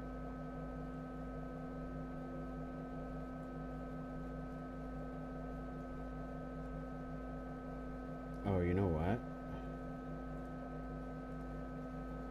I bet you it's this guy.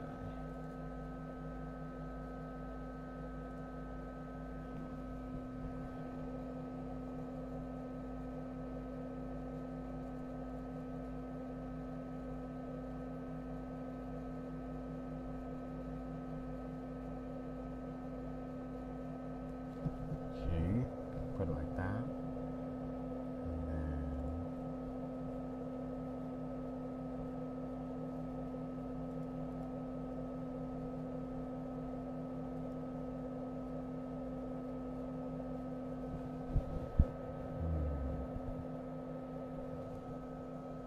whoa. Damn, what happened here?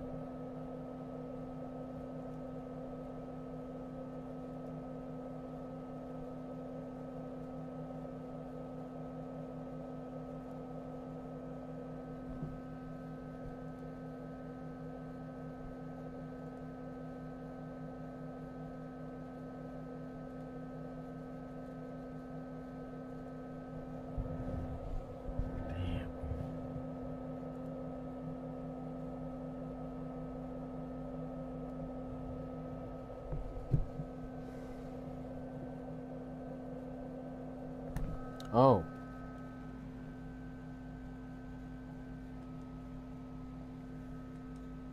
There we go. Oops.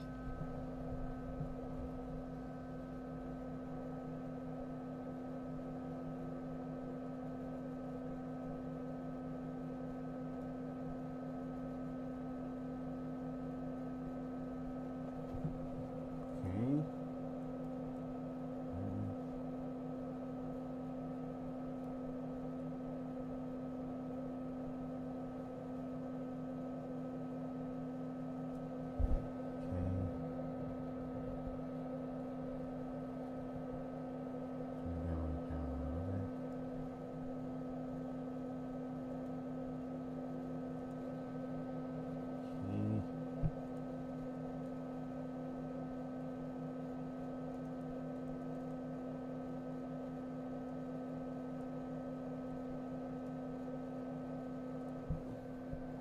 Okay.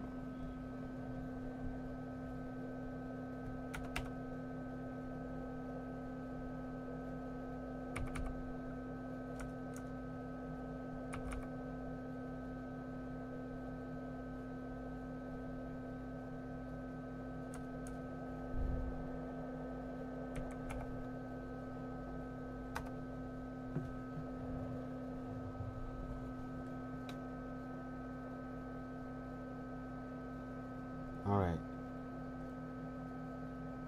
I am so sorry.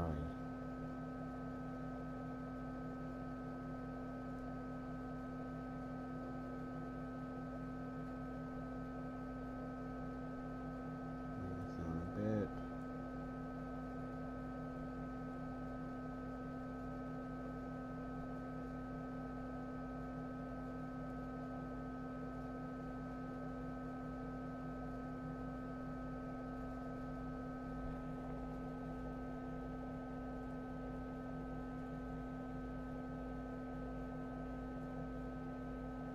Okay.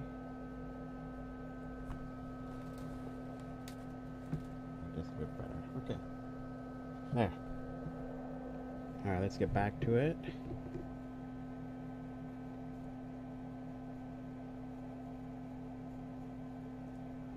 Okay. Do music.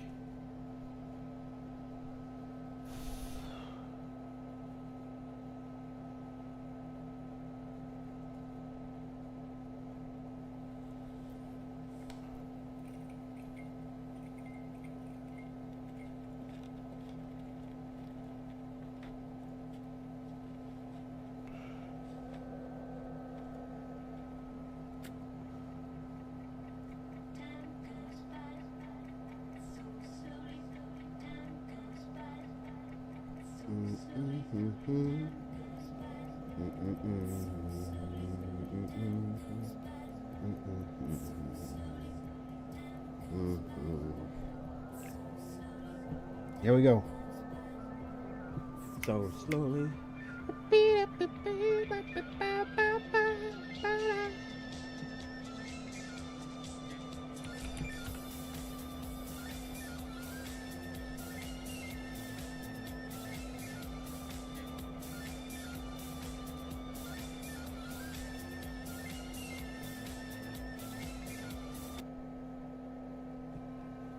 Sorry. Promise that's the last song change. Now where's the cue?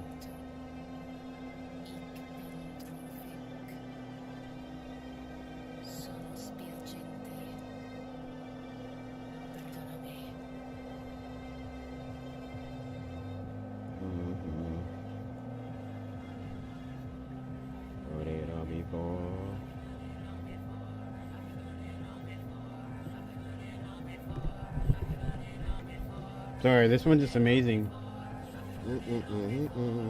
Heard it all before. I heard it all before.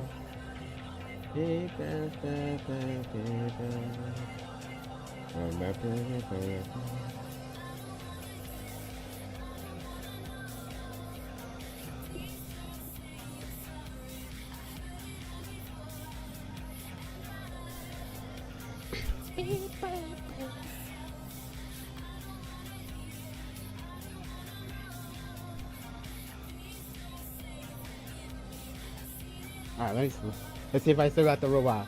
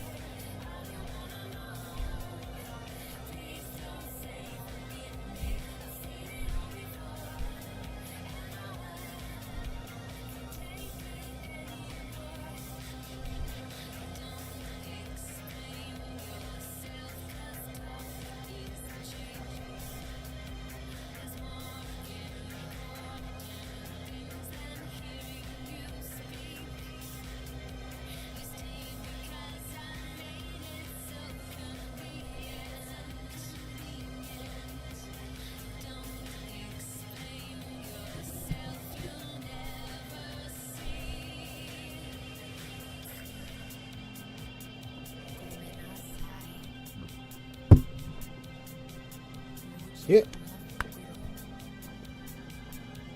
Dude, this song always pops me up. Let's go.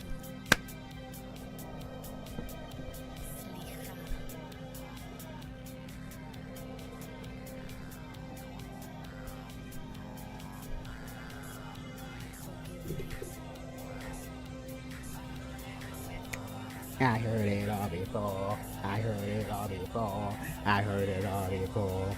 I heard it all before. I heard it all before. I heard it all before. I heard it all before. I heard it all before. I heard it all before. I heard it all before. I heard it all before. Heard it all before. Heard it all before. Heard it all before. I heard it all before. I heard it all before. Please don't say sorry.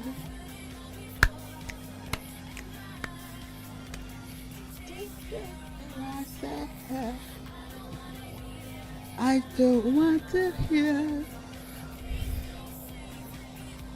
I don't want to hear.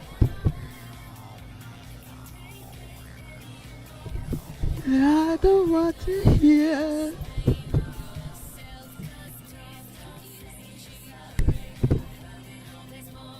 I heard it all before. I heard it all before. I heard it all before. I heard it all before. I heard it all before. I heard it all before. I heard it all before. I heard it all before. I heard it all before. I heard it all before. I heard it all before. That's a fresh song still. 10 years later. All right. We're coming into the home stretch. Let's play this round.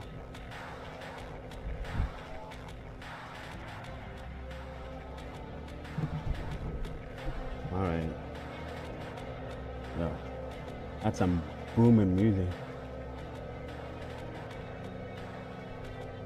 This is not the version I know.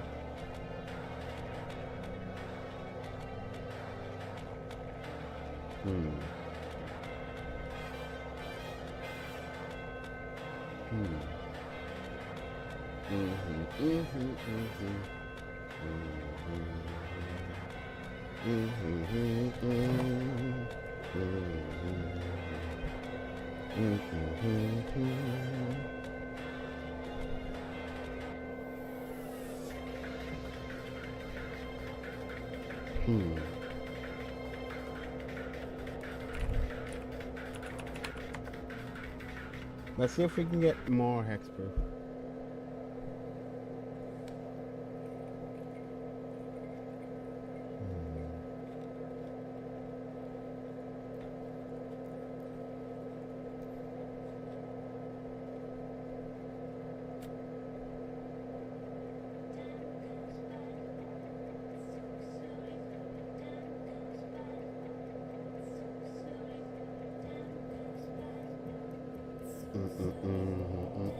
Okay, I got 77 cards now.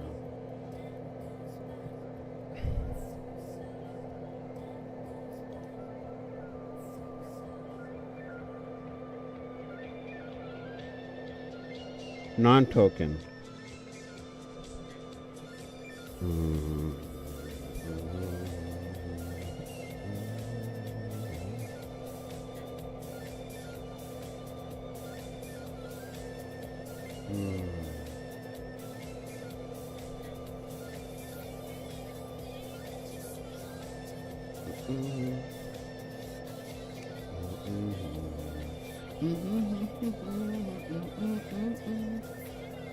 I don't know.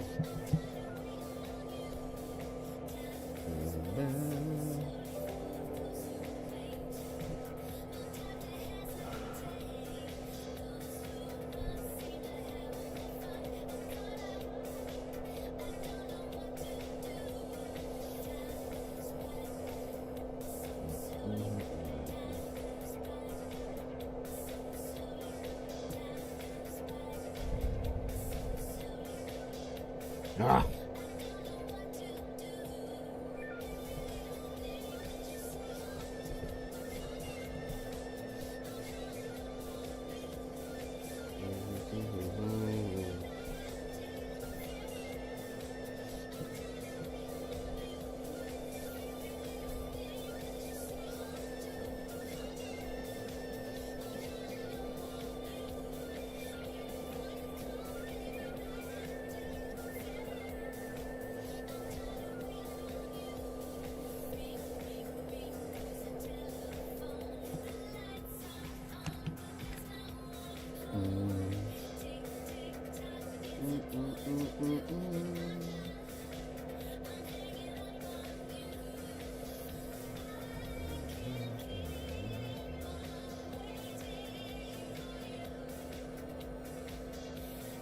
Using life equal to its power.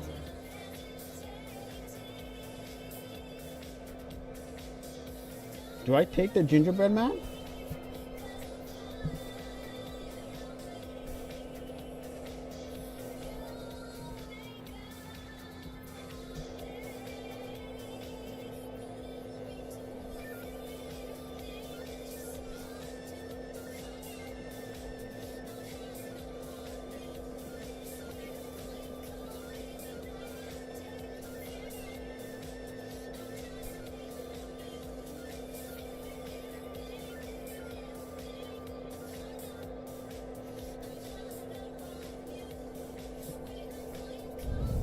What is this? Sorry.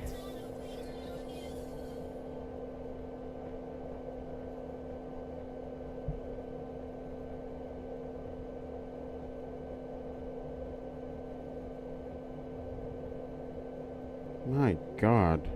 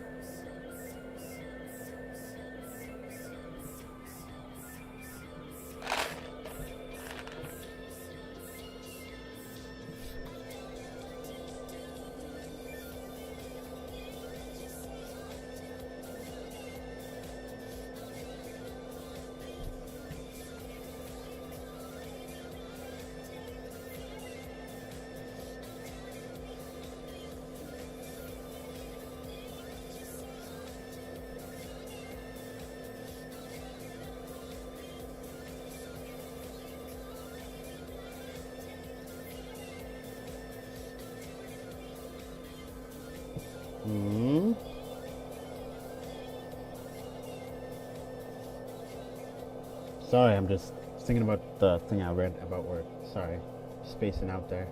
Excuse me.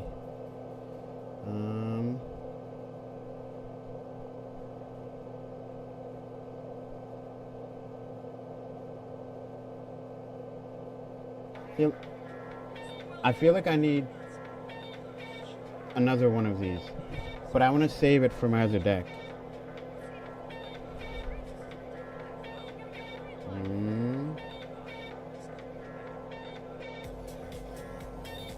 If you don't have angels, that's good, but these are all angels.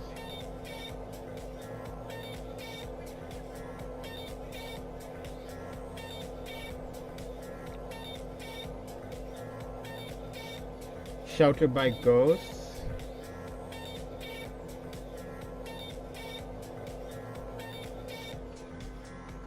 You know what? Even if I don't...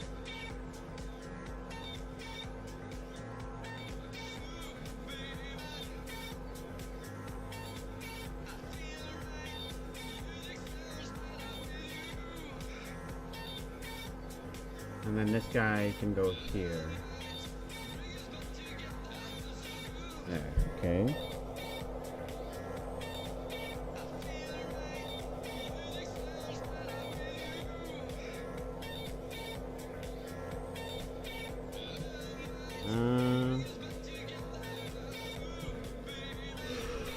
Daft Punk, Stardust. Yeah, this would be good.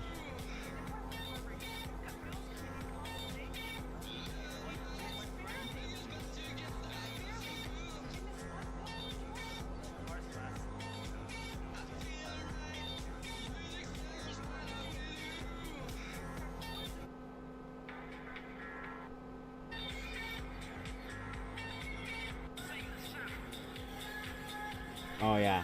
Oh my god, I think I've heard every Daft Punk song. Okay.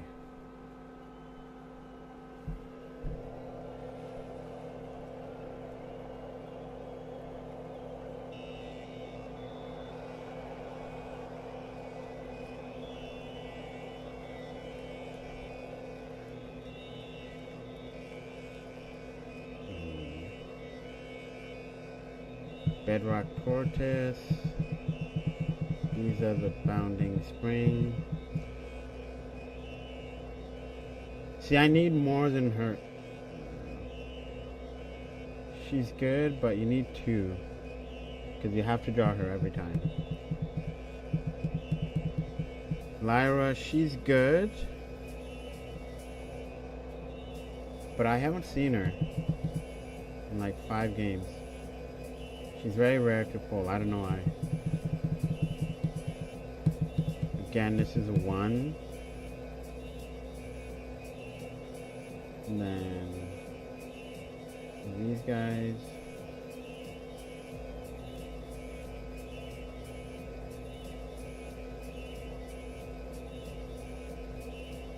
Because I need to know what he has first. We'll go like that.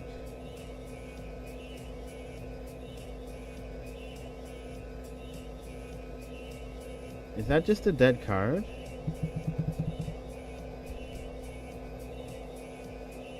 Yeah, I don't have very big creatures. Okay, 73. Okay, we're getting there. Fleeting.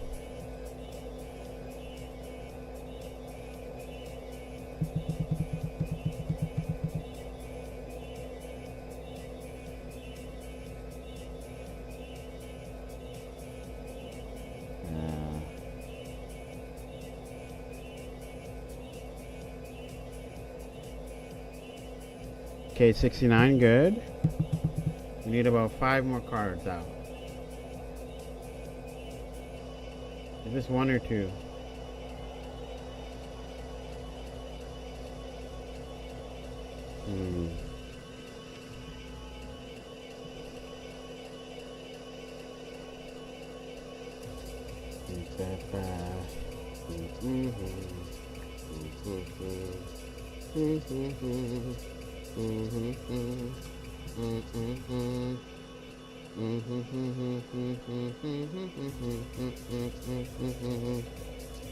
There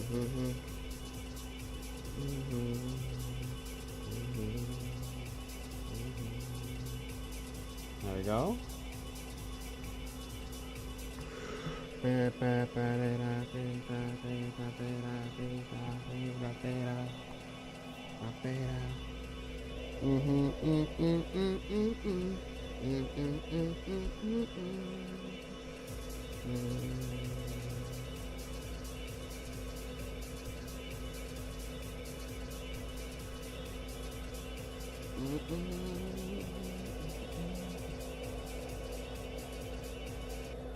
Okay.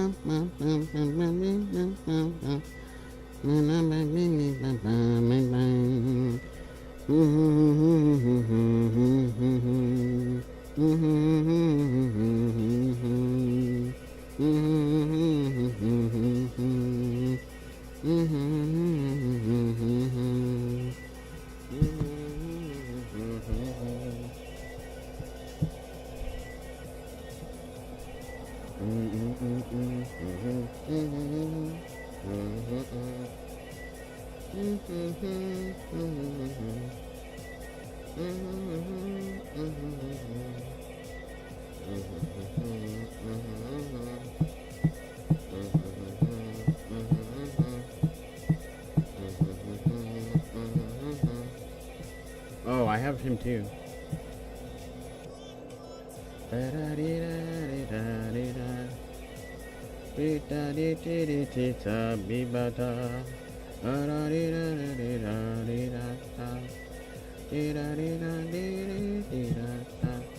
You just got me feeling so free. We're gonna celebrate, celebrate and dance so free. You just got me feeling so free. We're gonna celebrate, celebrate and dance so free.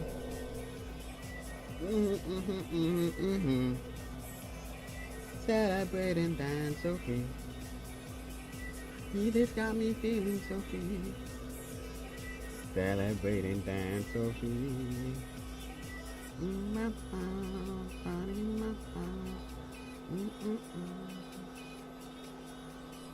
Damn. That looks terrible.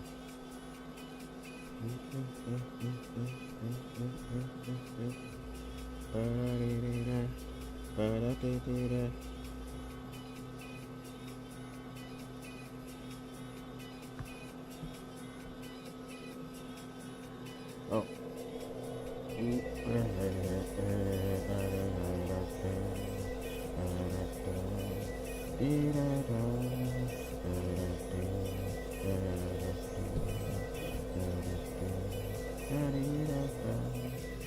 just got me feeling so free.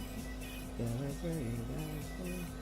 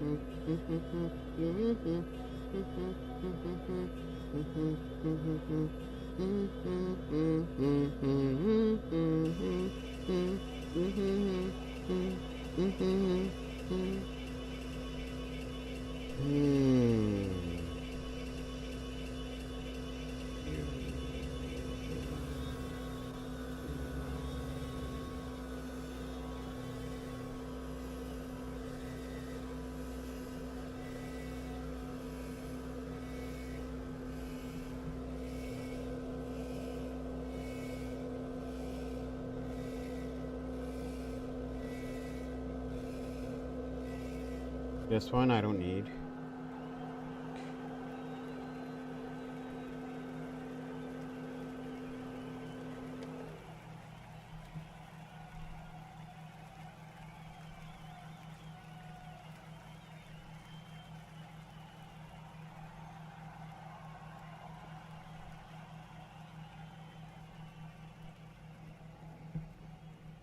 This one we can go down to one less.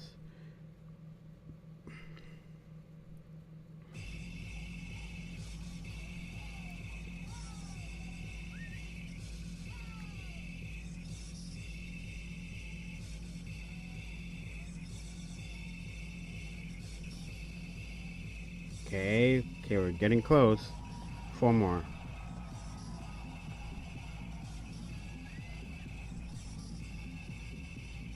Two more.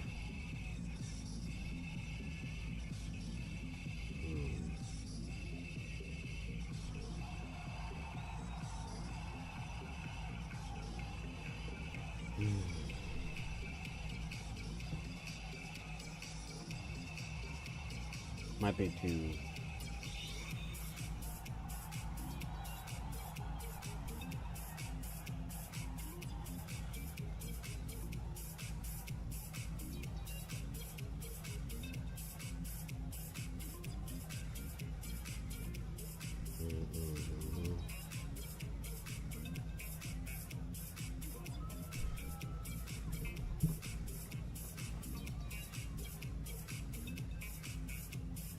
How many creatures do I have? 1, 3, 5, 9, 12, 14, 15, 16, 17, 20, 2, 3, 4. Huh? What's not a creature?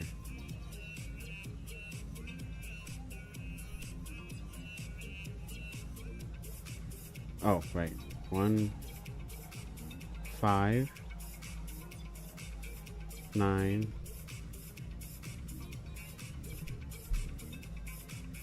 13, 14, 15.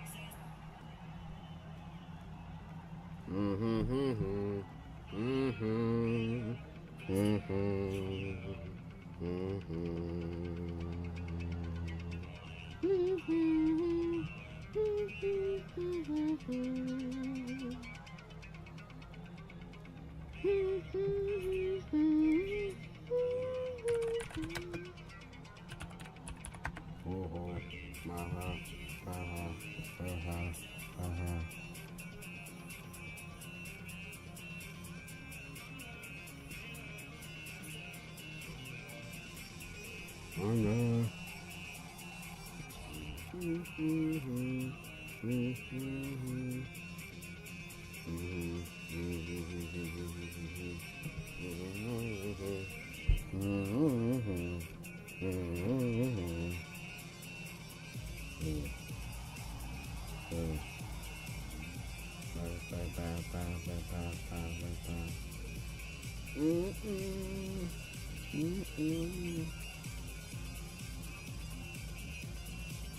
Around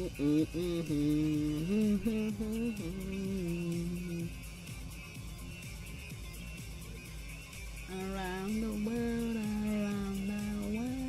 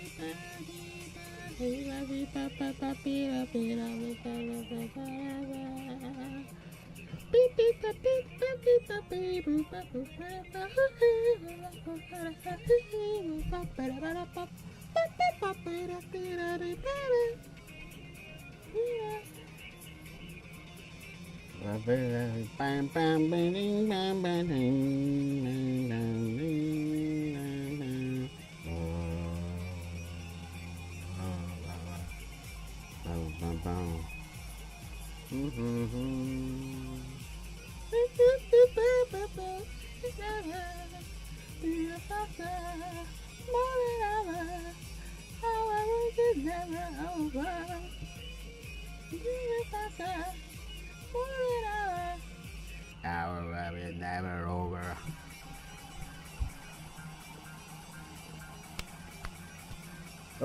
Oh, sorry. I'm getting cut by the monitor. Let's bring him back here.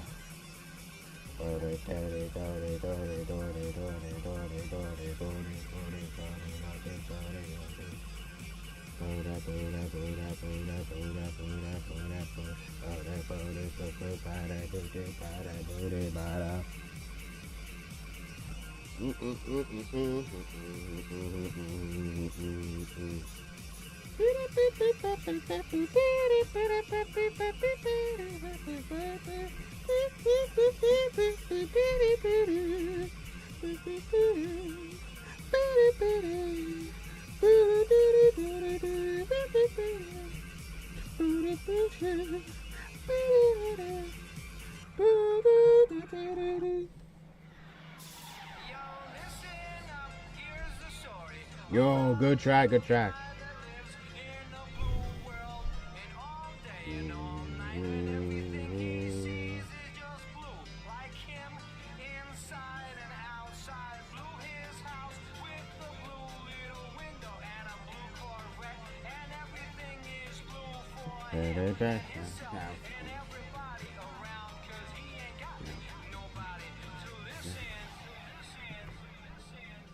Cause I knew.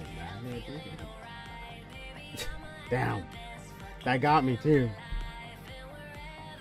Bang, bang, bang, bang, bang, bang, bang. I'm good, I'm feeling alright.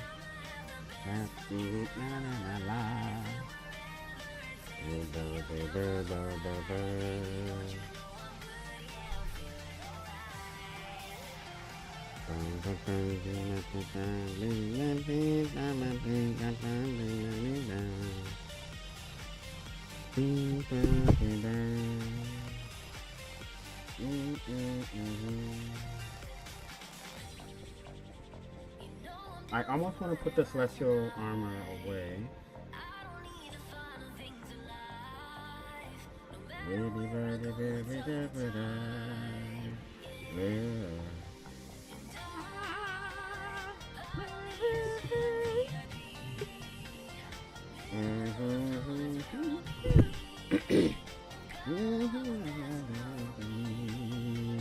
Yeah, cause I'm a blue and I'm feeling alright.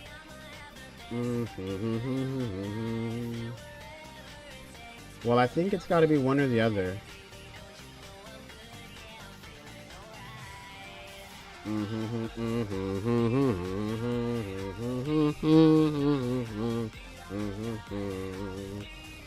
Bang bang bang, bing bam bing bam bing bam bam bing bam bam bam bing bam bam bing bam bing bam.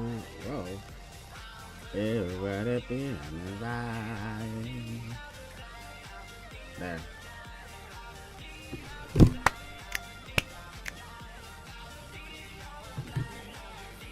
Alright.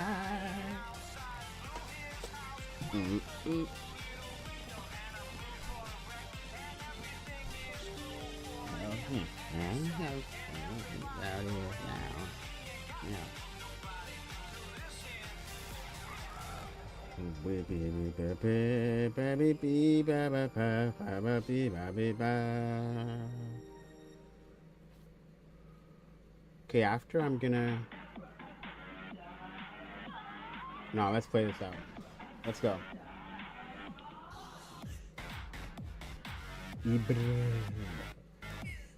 Turn this down.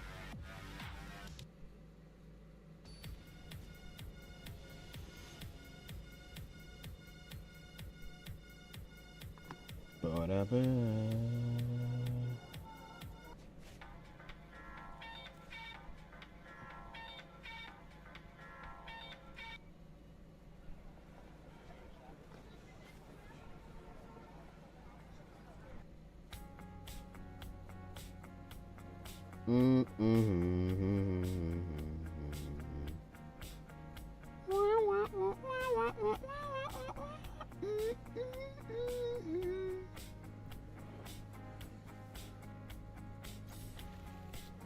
Okay.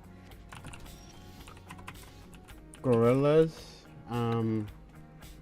There's that one song. It's like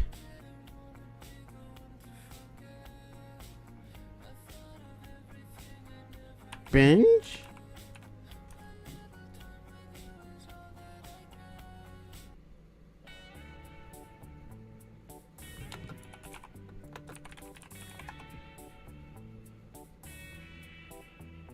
Ah.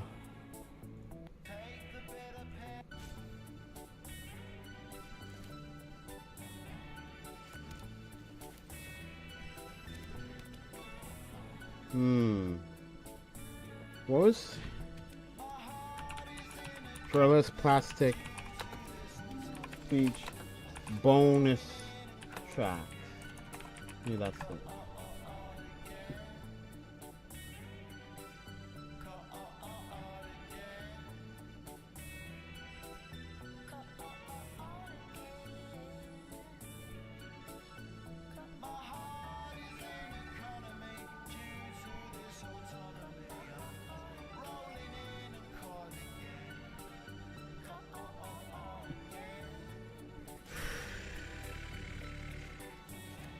Okay, we'll do this one.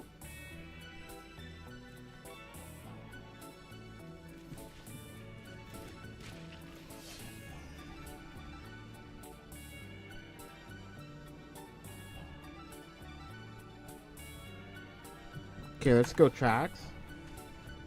And then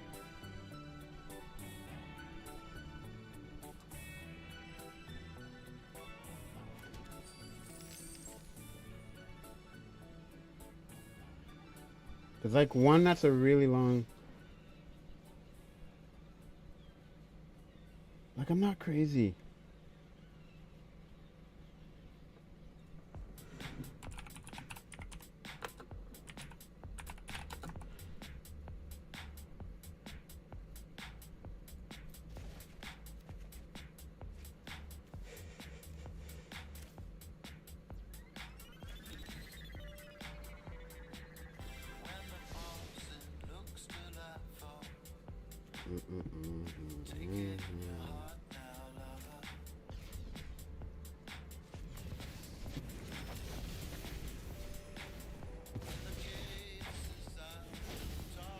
Okay. Interesting.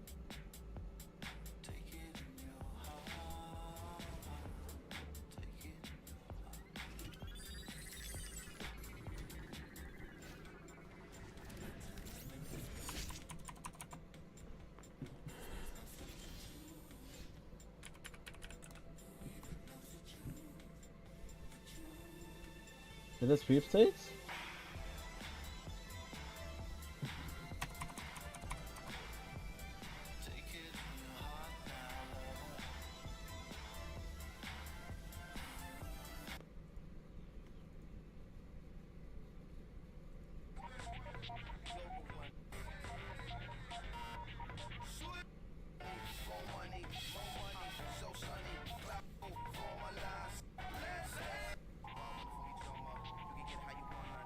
Is it this one?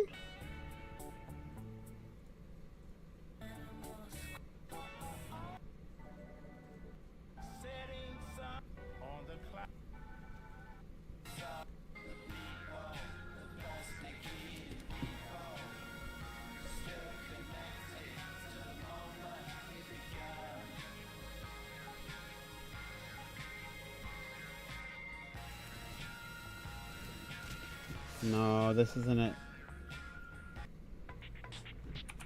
To binge.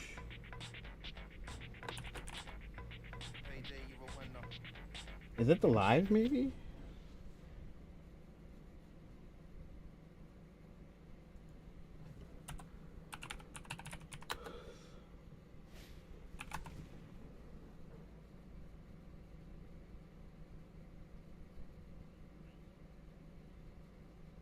This one?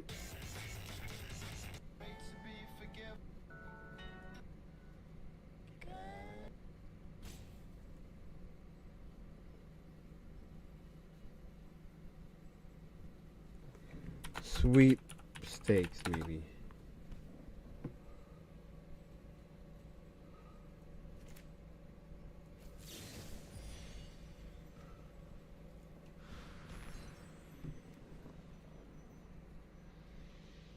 Long version.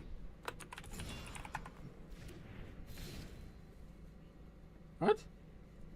Did it still go sweet?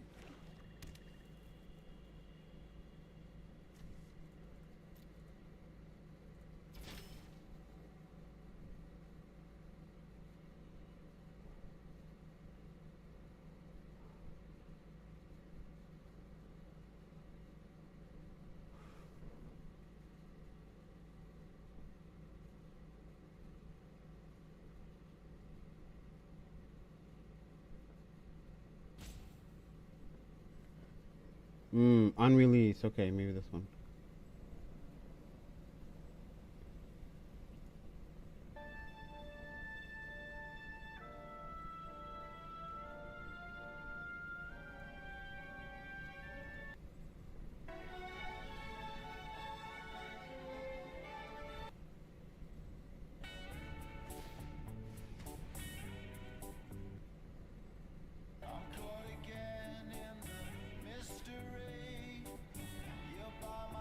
I don't remember Plastic Beach, sorry.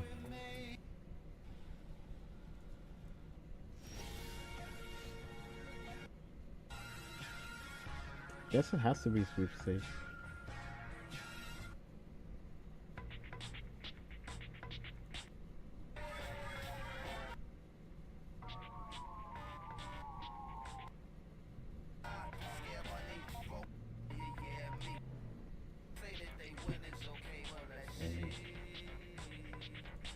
Okay, it must be this one.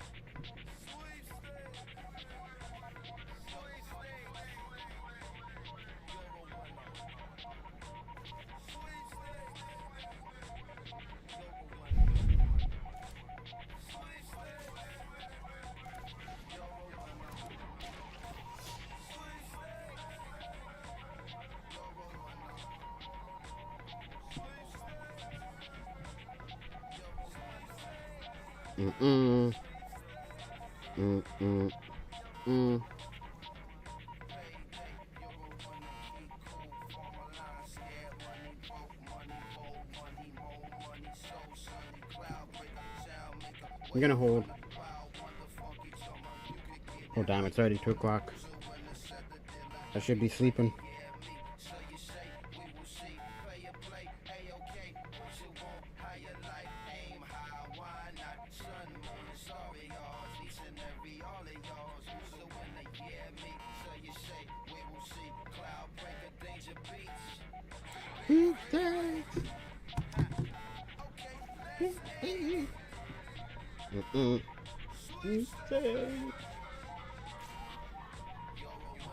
You're a winner. Sweepstakes.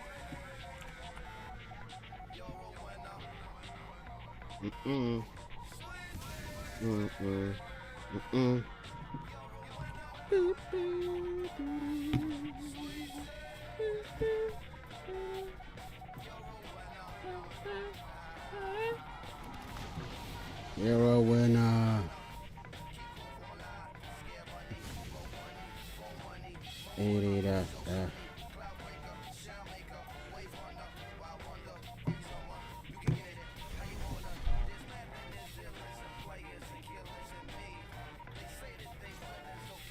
Okay, return it to battlefield. Okay, sacrificing and return it. Okay.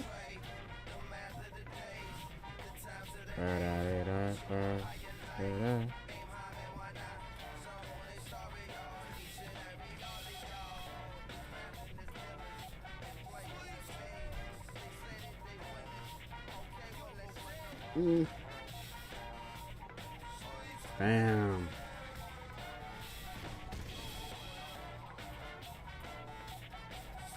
What? She just did me for 7.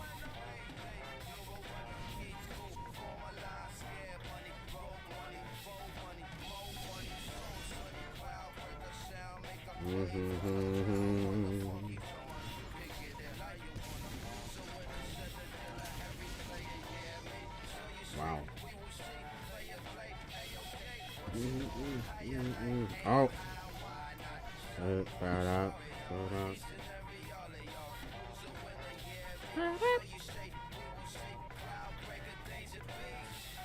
Let's eat. Let's eat.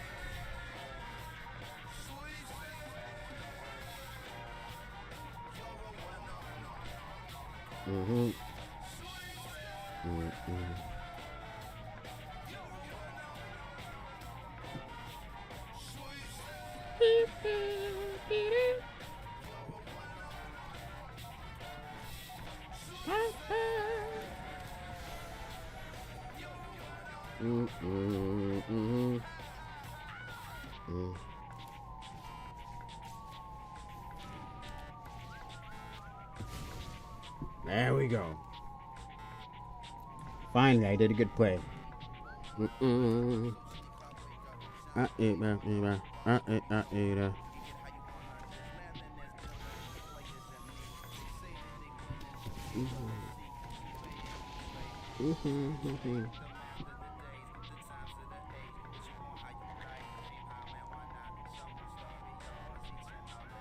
Follow me, I follow you back. Hey bro, how you doing?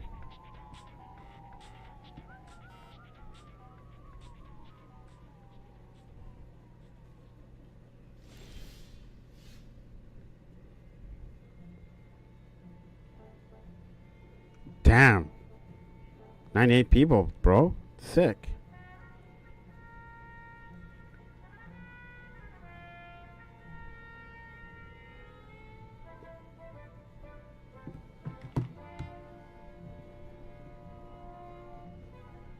Wait.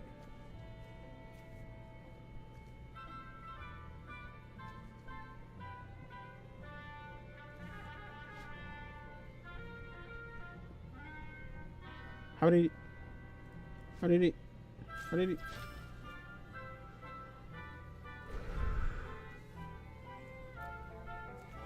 Oh, destroy creature?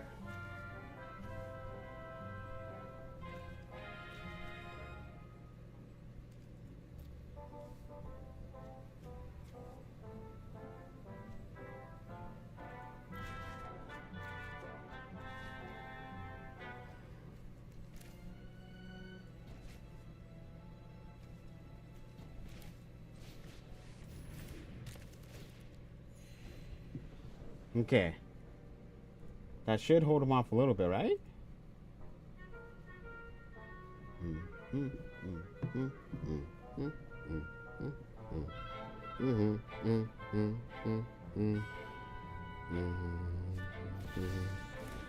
Oh no! Is this not a legendary?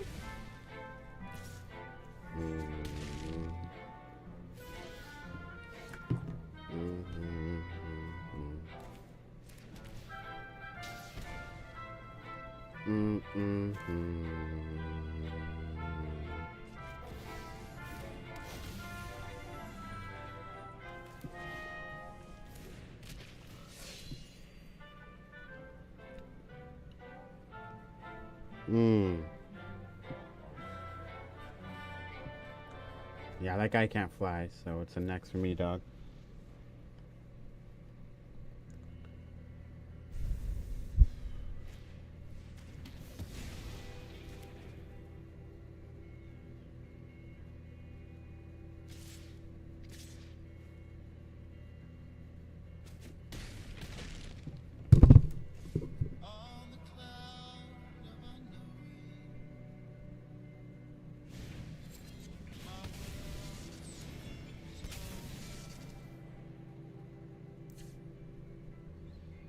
Okay. So we'll do this one. This one. Okay, that one just more got in my way, really.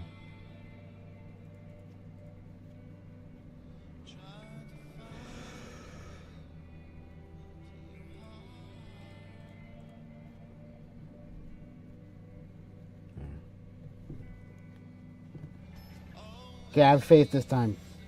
Right, guys? Faith.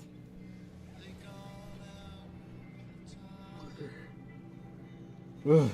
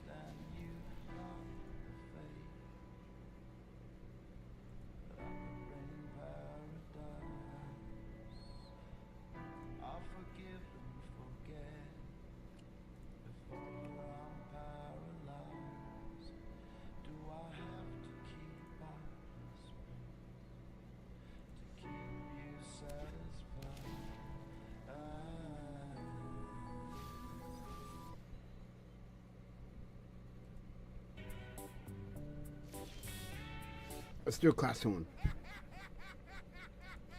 Here we go.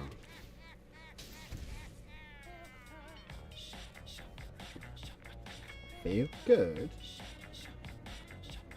I feel good. Feel good.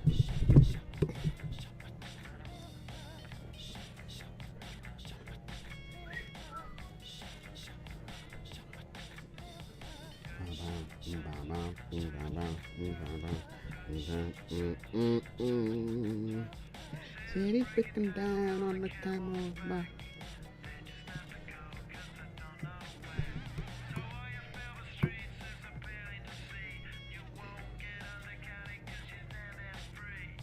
You got a new horizon, it's a fairy star. I'm out. Yeah, we're gonna skip.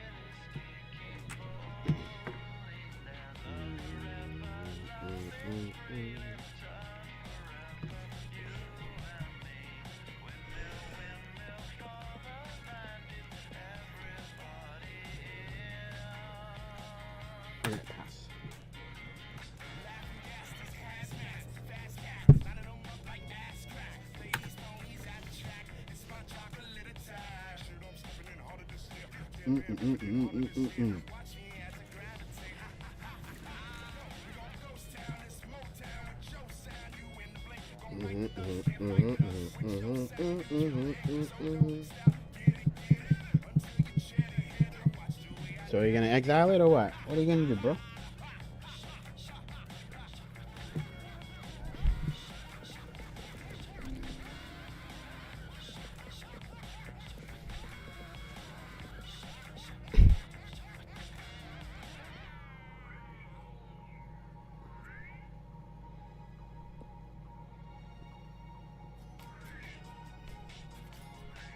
Okay.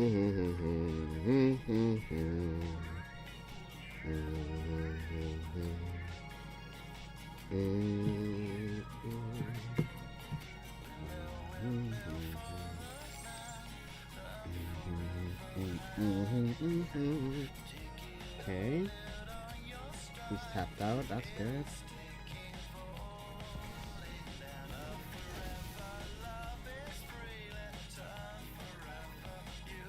Okay, this one's going better.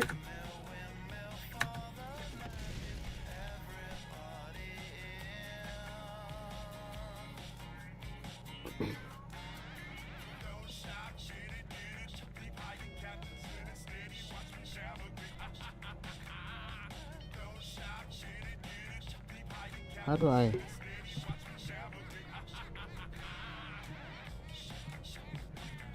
Don't you know I feel good? What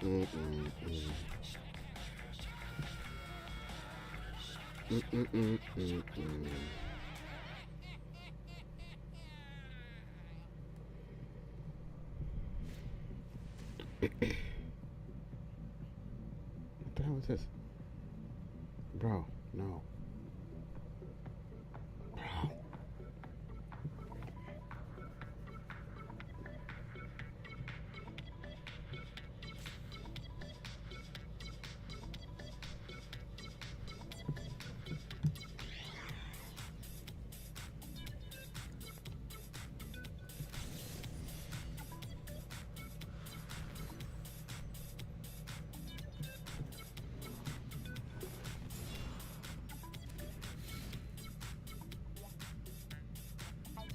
Ooh, big block.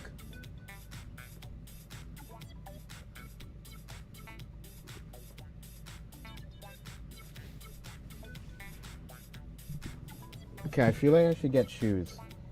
Because the shoes I got now are dirty as hell.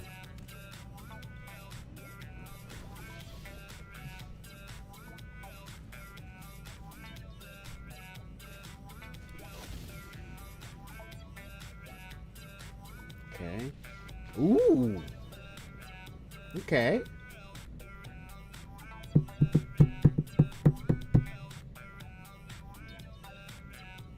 Alright, I'm not gonna change anything.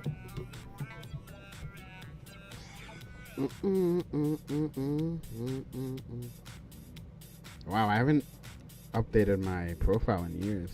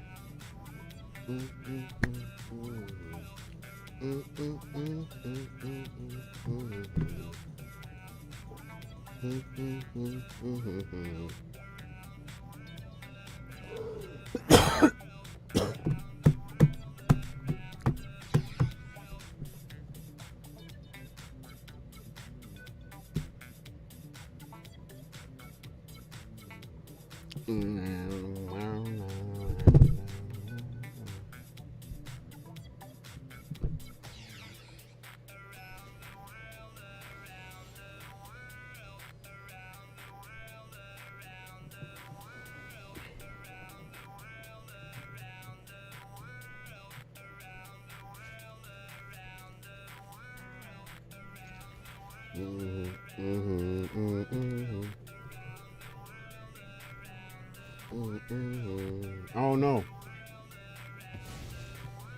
Shit. Is it over, guys? Damn.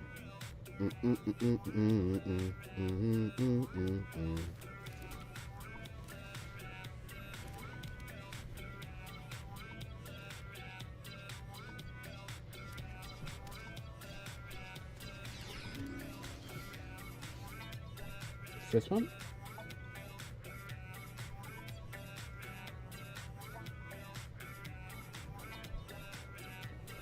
Mm-mm.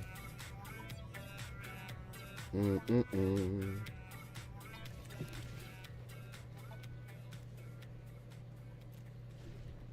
Okay, good. Hey, everything bad.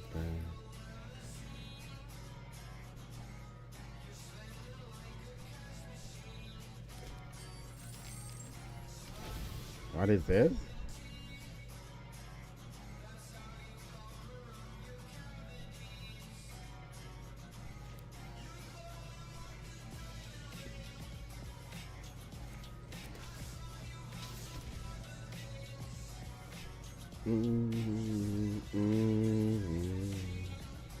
All right, just gotta hold. Just gotta hold.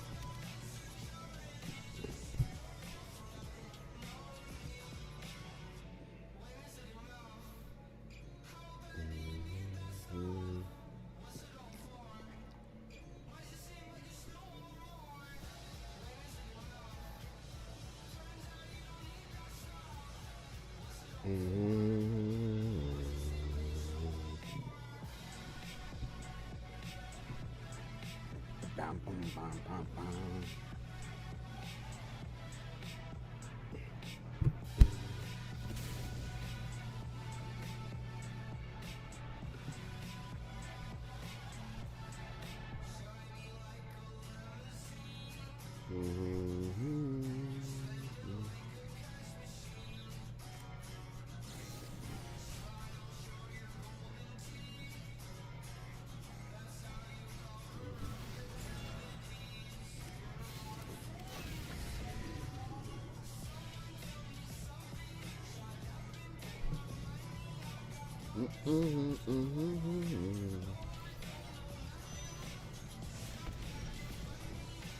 How?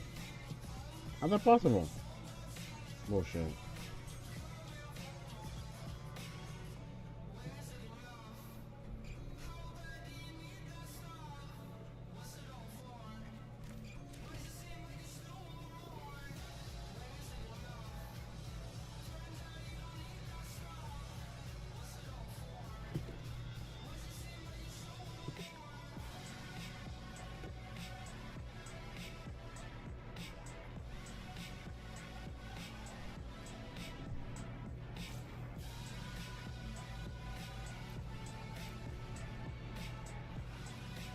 Damn.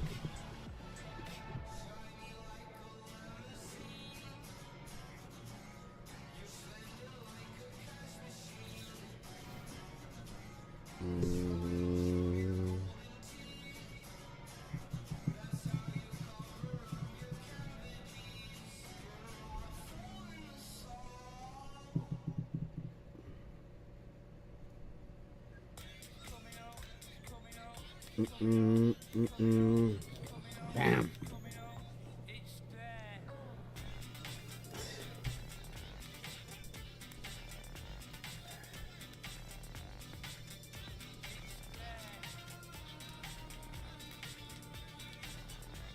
Come on.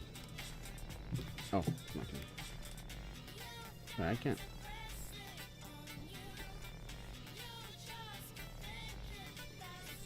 Yeah, I can't play that. Even though it has Flash. Why does it say I can play it? Right?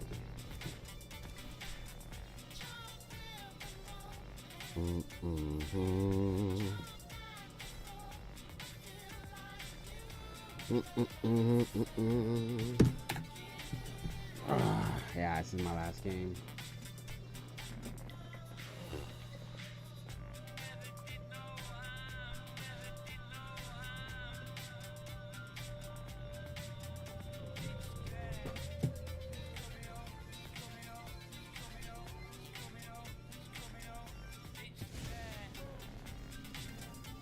Oh.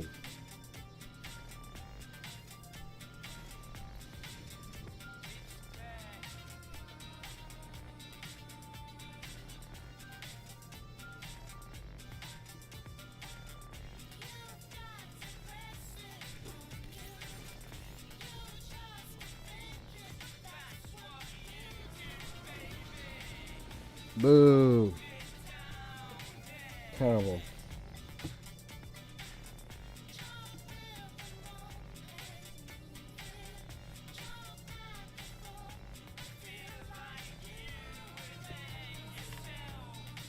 Oh, cruise ship's mostly heading out. Wow, bro.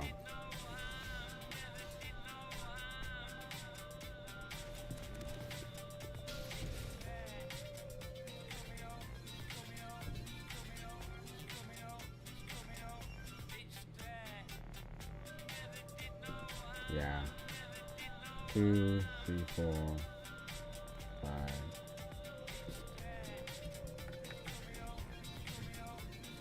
I need like 3 more turns, but I think the game's over.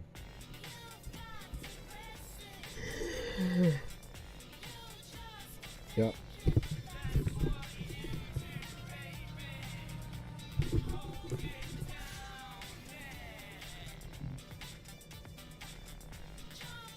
Yeah, that might be game. Because if he has lightning bolt, it's over. Or whatever. 1 damage, 2 damage.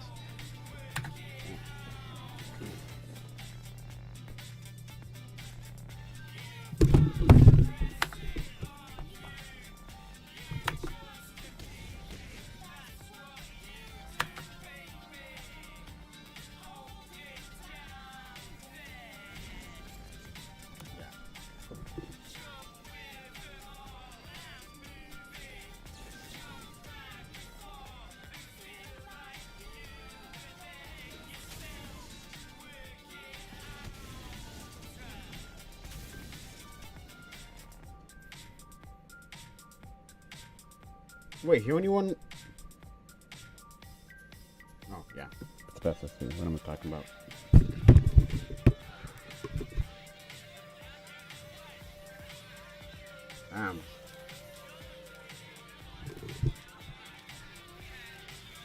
Weak games.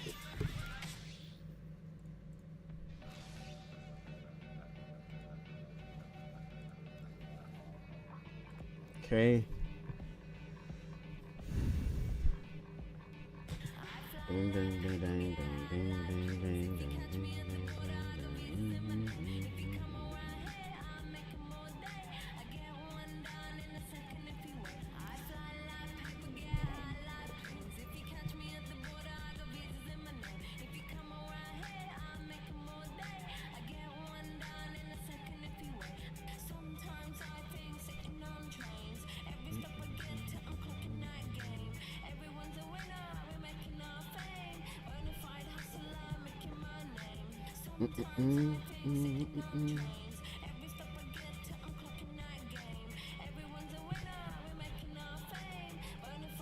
Sorry, bud. I think you gotta go.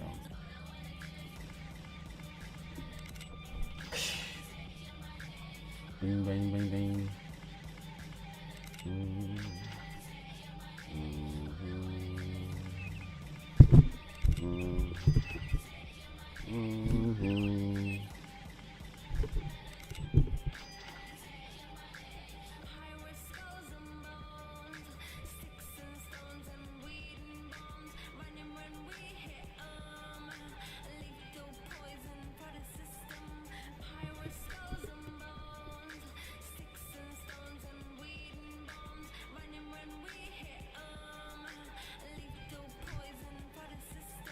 Damn.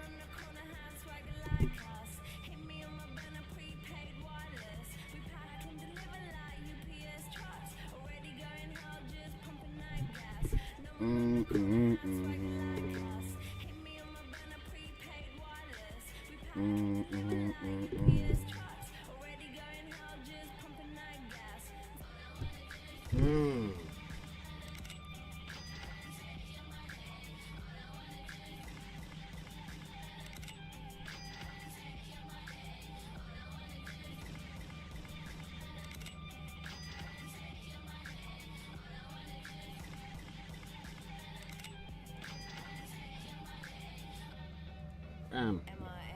Third world democracy. Yeah, I got more records in the KGB. So, no funny business. You already are.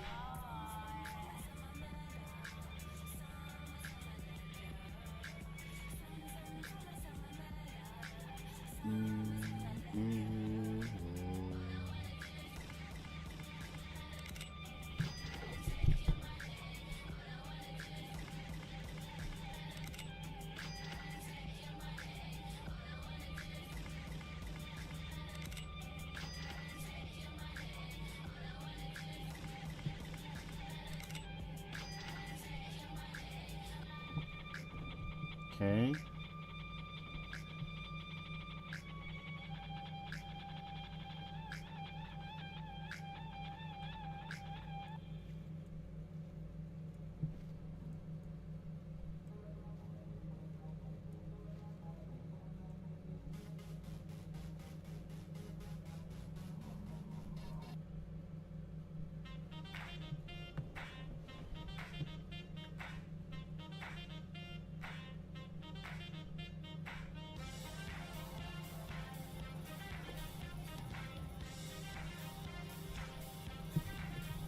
I don't think this angel theme is gonna work.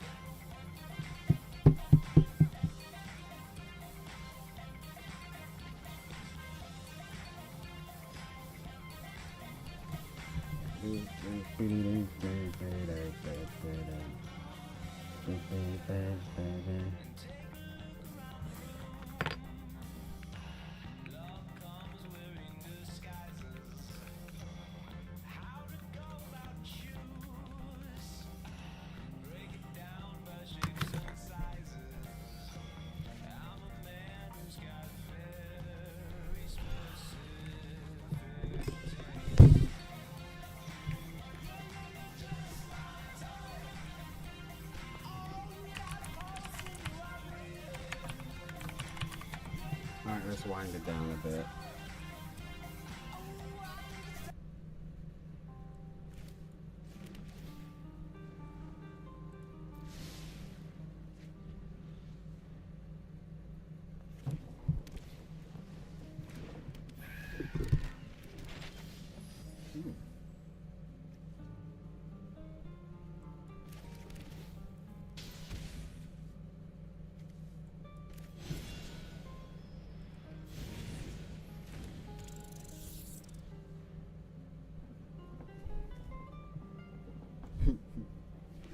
Look at his fat. Look at how happy he looks.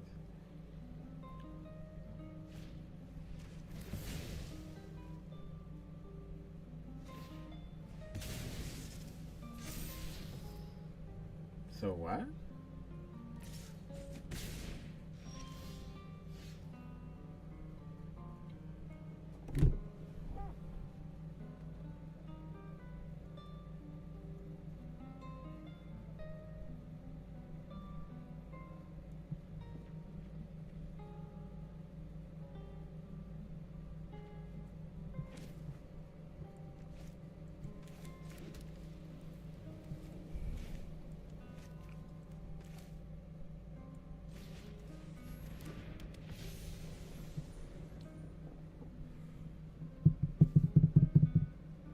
Damn, I don't have anything to counter spell. Whoop. Let's hope this goes well. No blocks.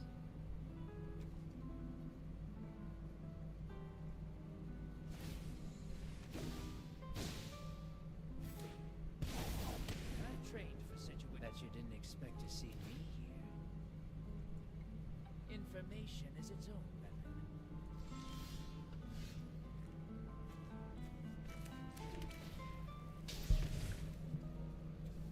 Okay.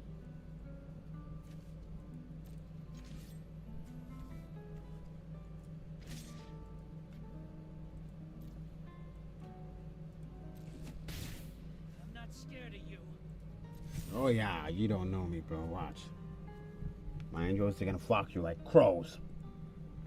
I mean, that's not very romantic, but you know what I'm saying. They'll flock. They'll congress.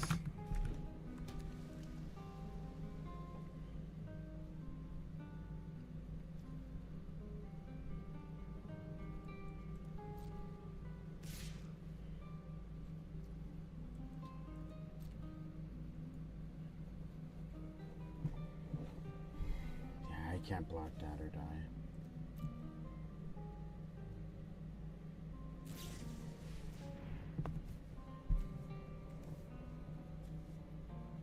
What?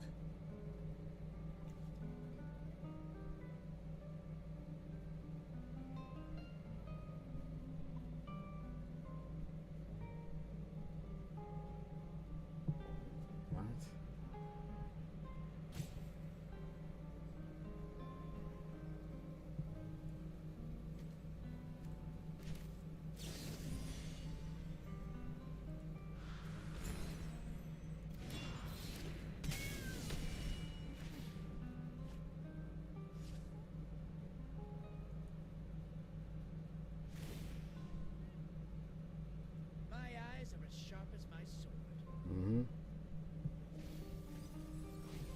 Surveyed.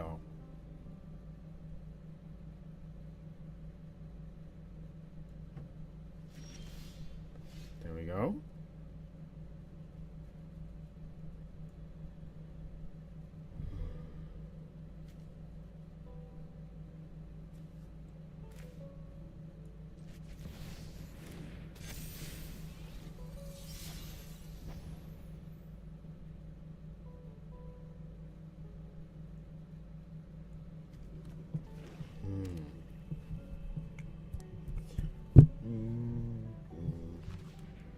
It's gonna go dark here.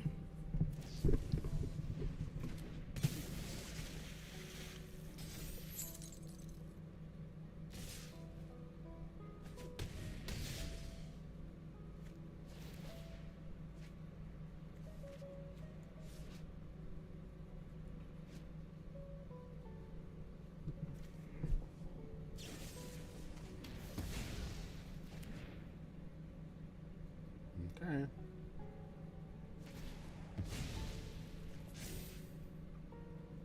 You're not going anywhere.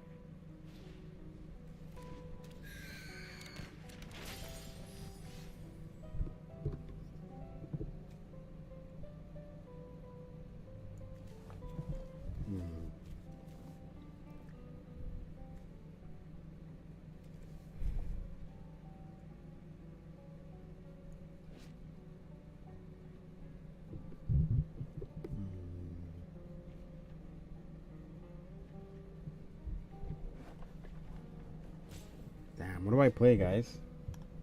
Is there any way to salvage this game? Damn. These cats are not playing.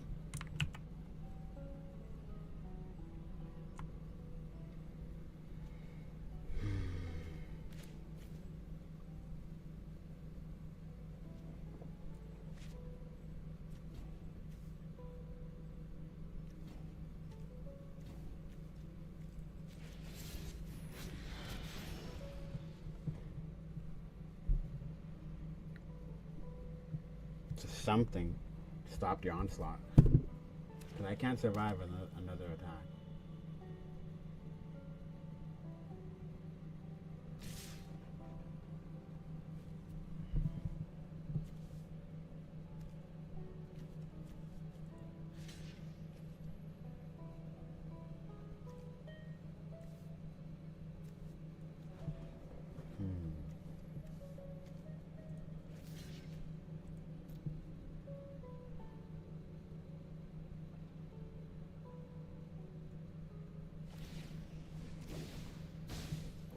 Damn.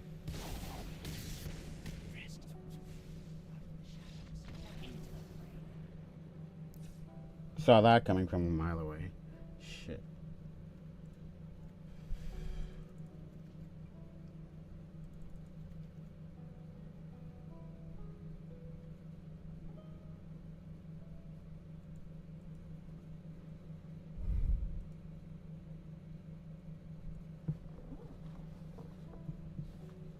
Oh, did I take that one?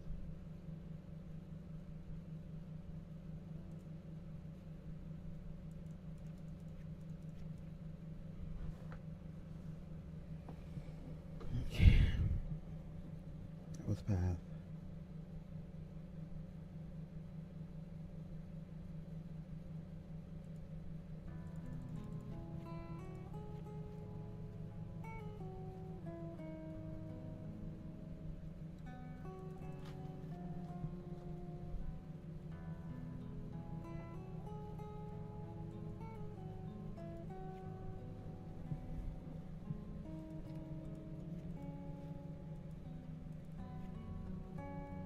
There.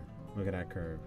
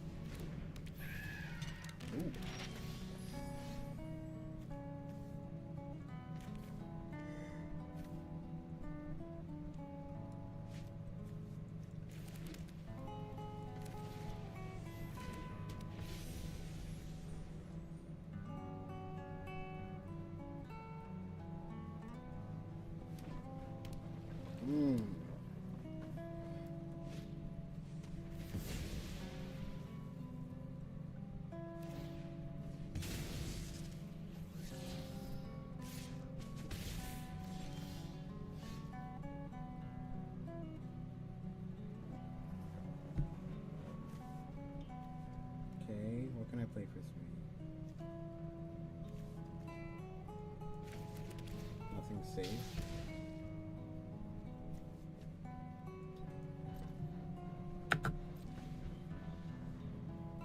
Because I don't want to just...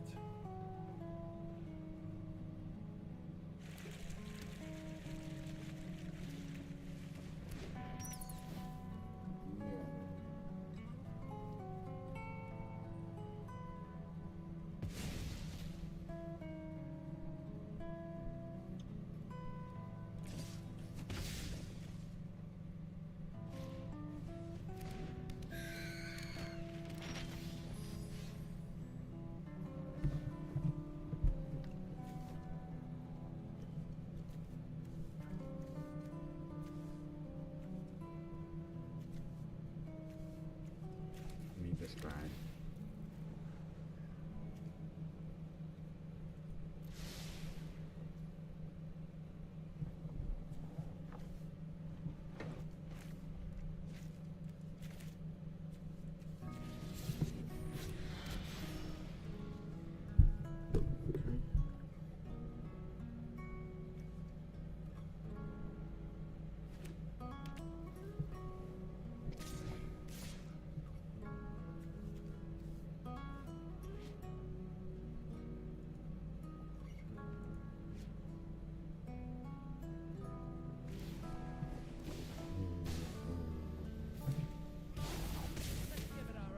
Damn.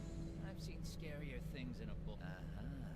Now I know weakness. Damn. These are hard hitting decks, bro.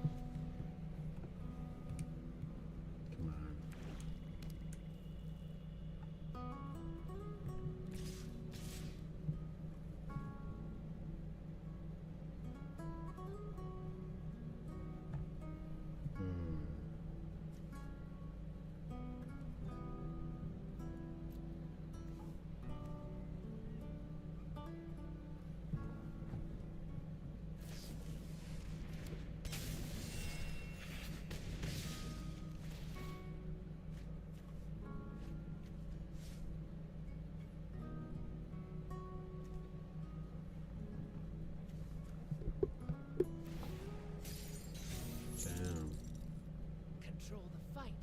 Control the outcome. Shit, yeah, that's GG.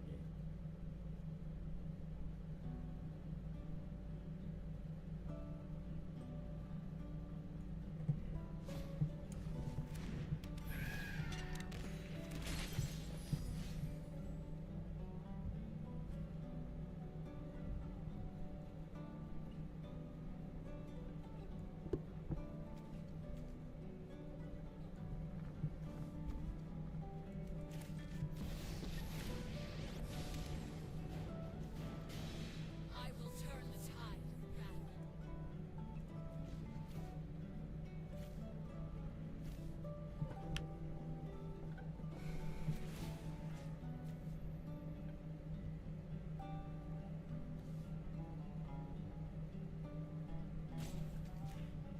Evil falls to its death.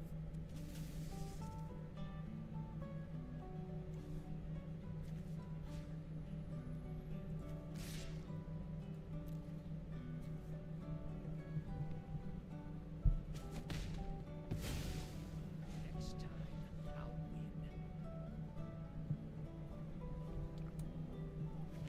Damn. Yeah, guys, I'm fading. And here my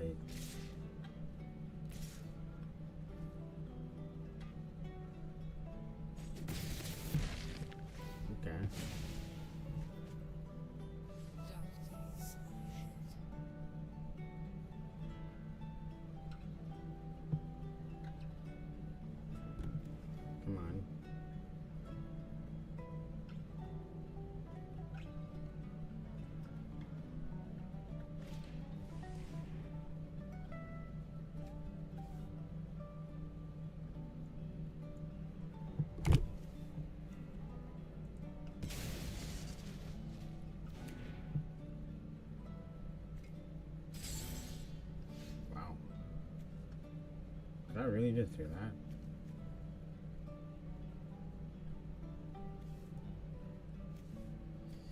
Yeah, it's GD.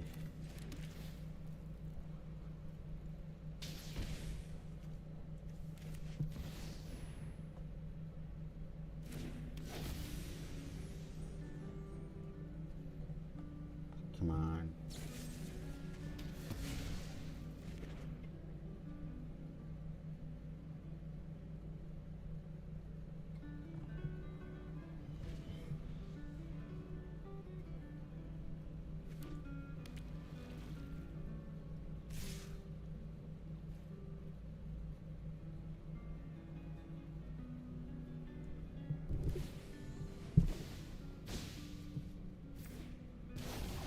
Be jealous of my out of the shadows and into the fray. Oh wow, it doesn't even affect it.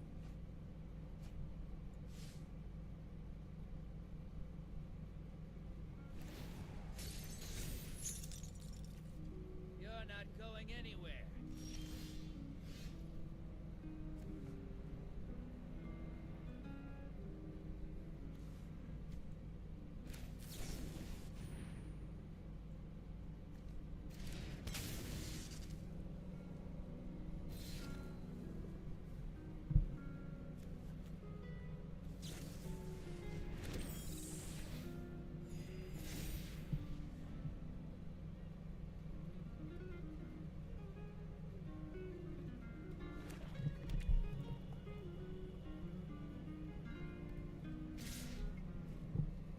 Ain't no way.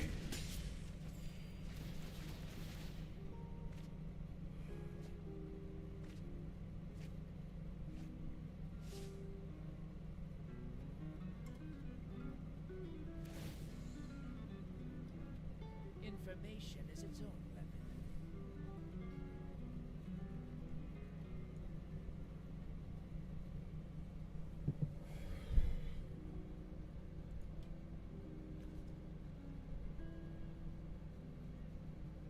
How many do I have this time? 6. Okay. If I pull her,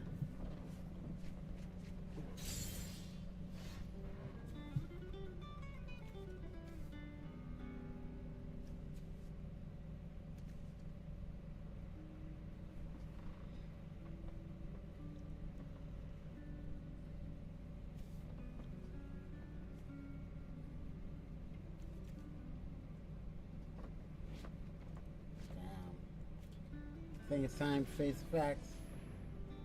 Looks like we don't win.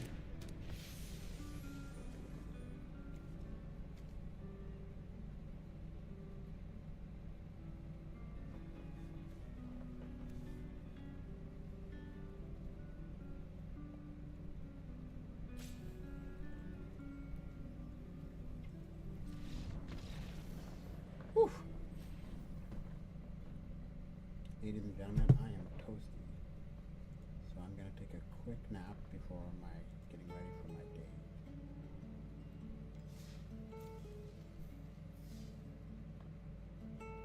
Ooh. So I'm also going to look up some deck ideas for this new standard because I have no idea.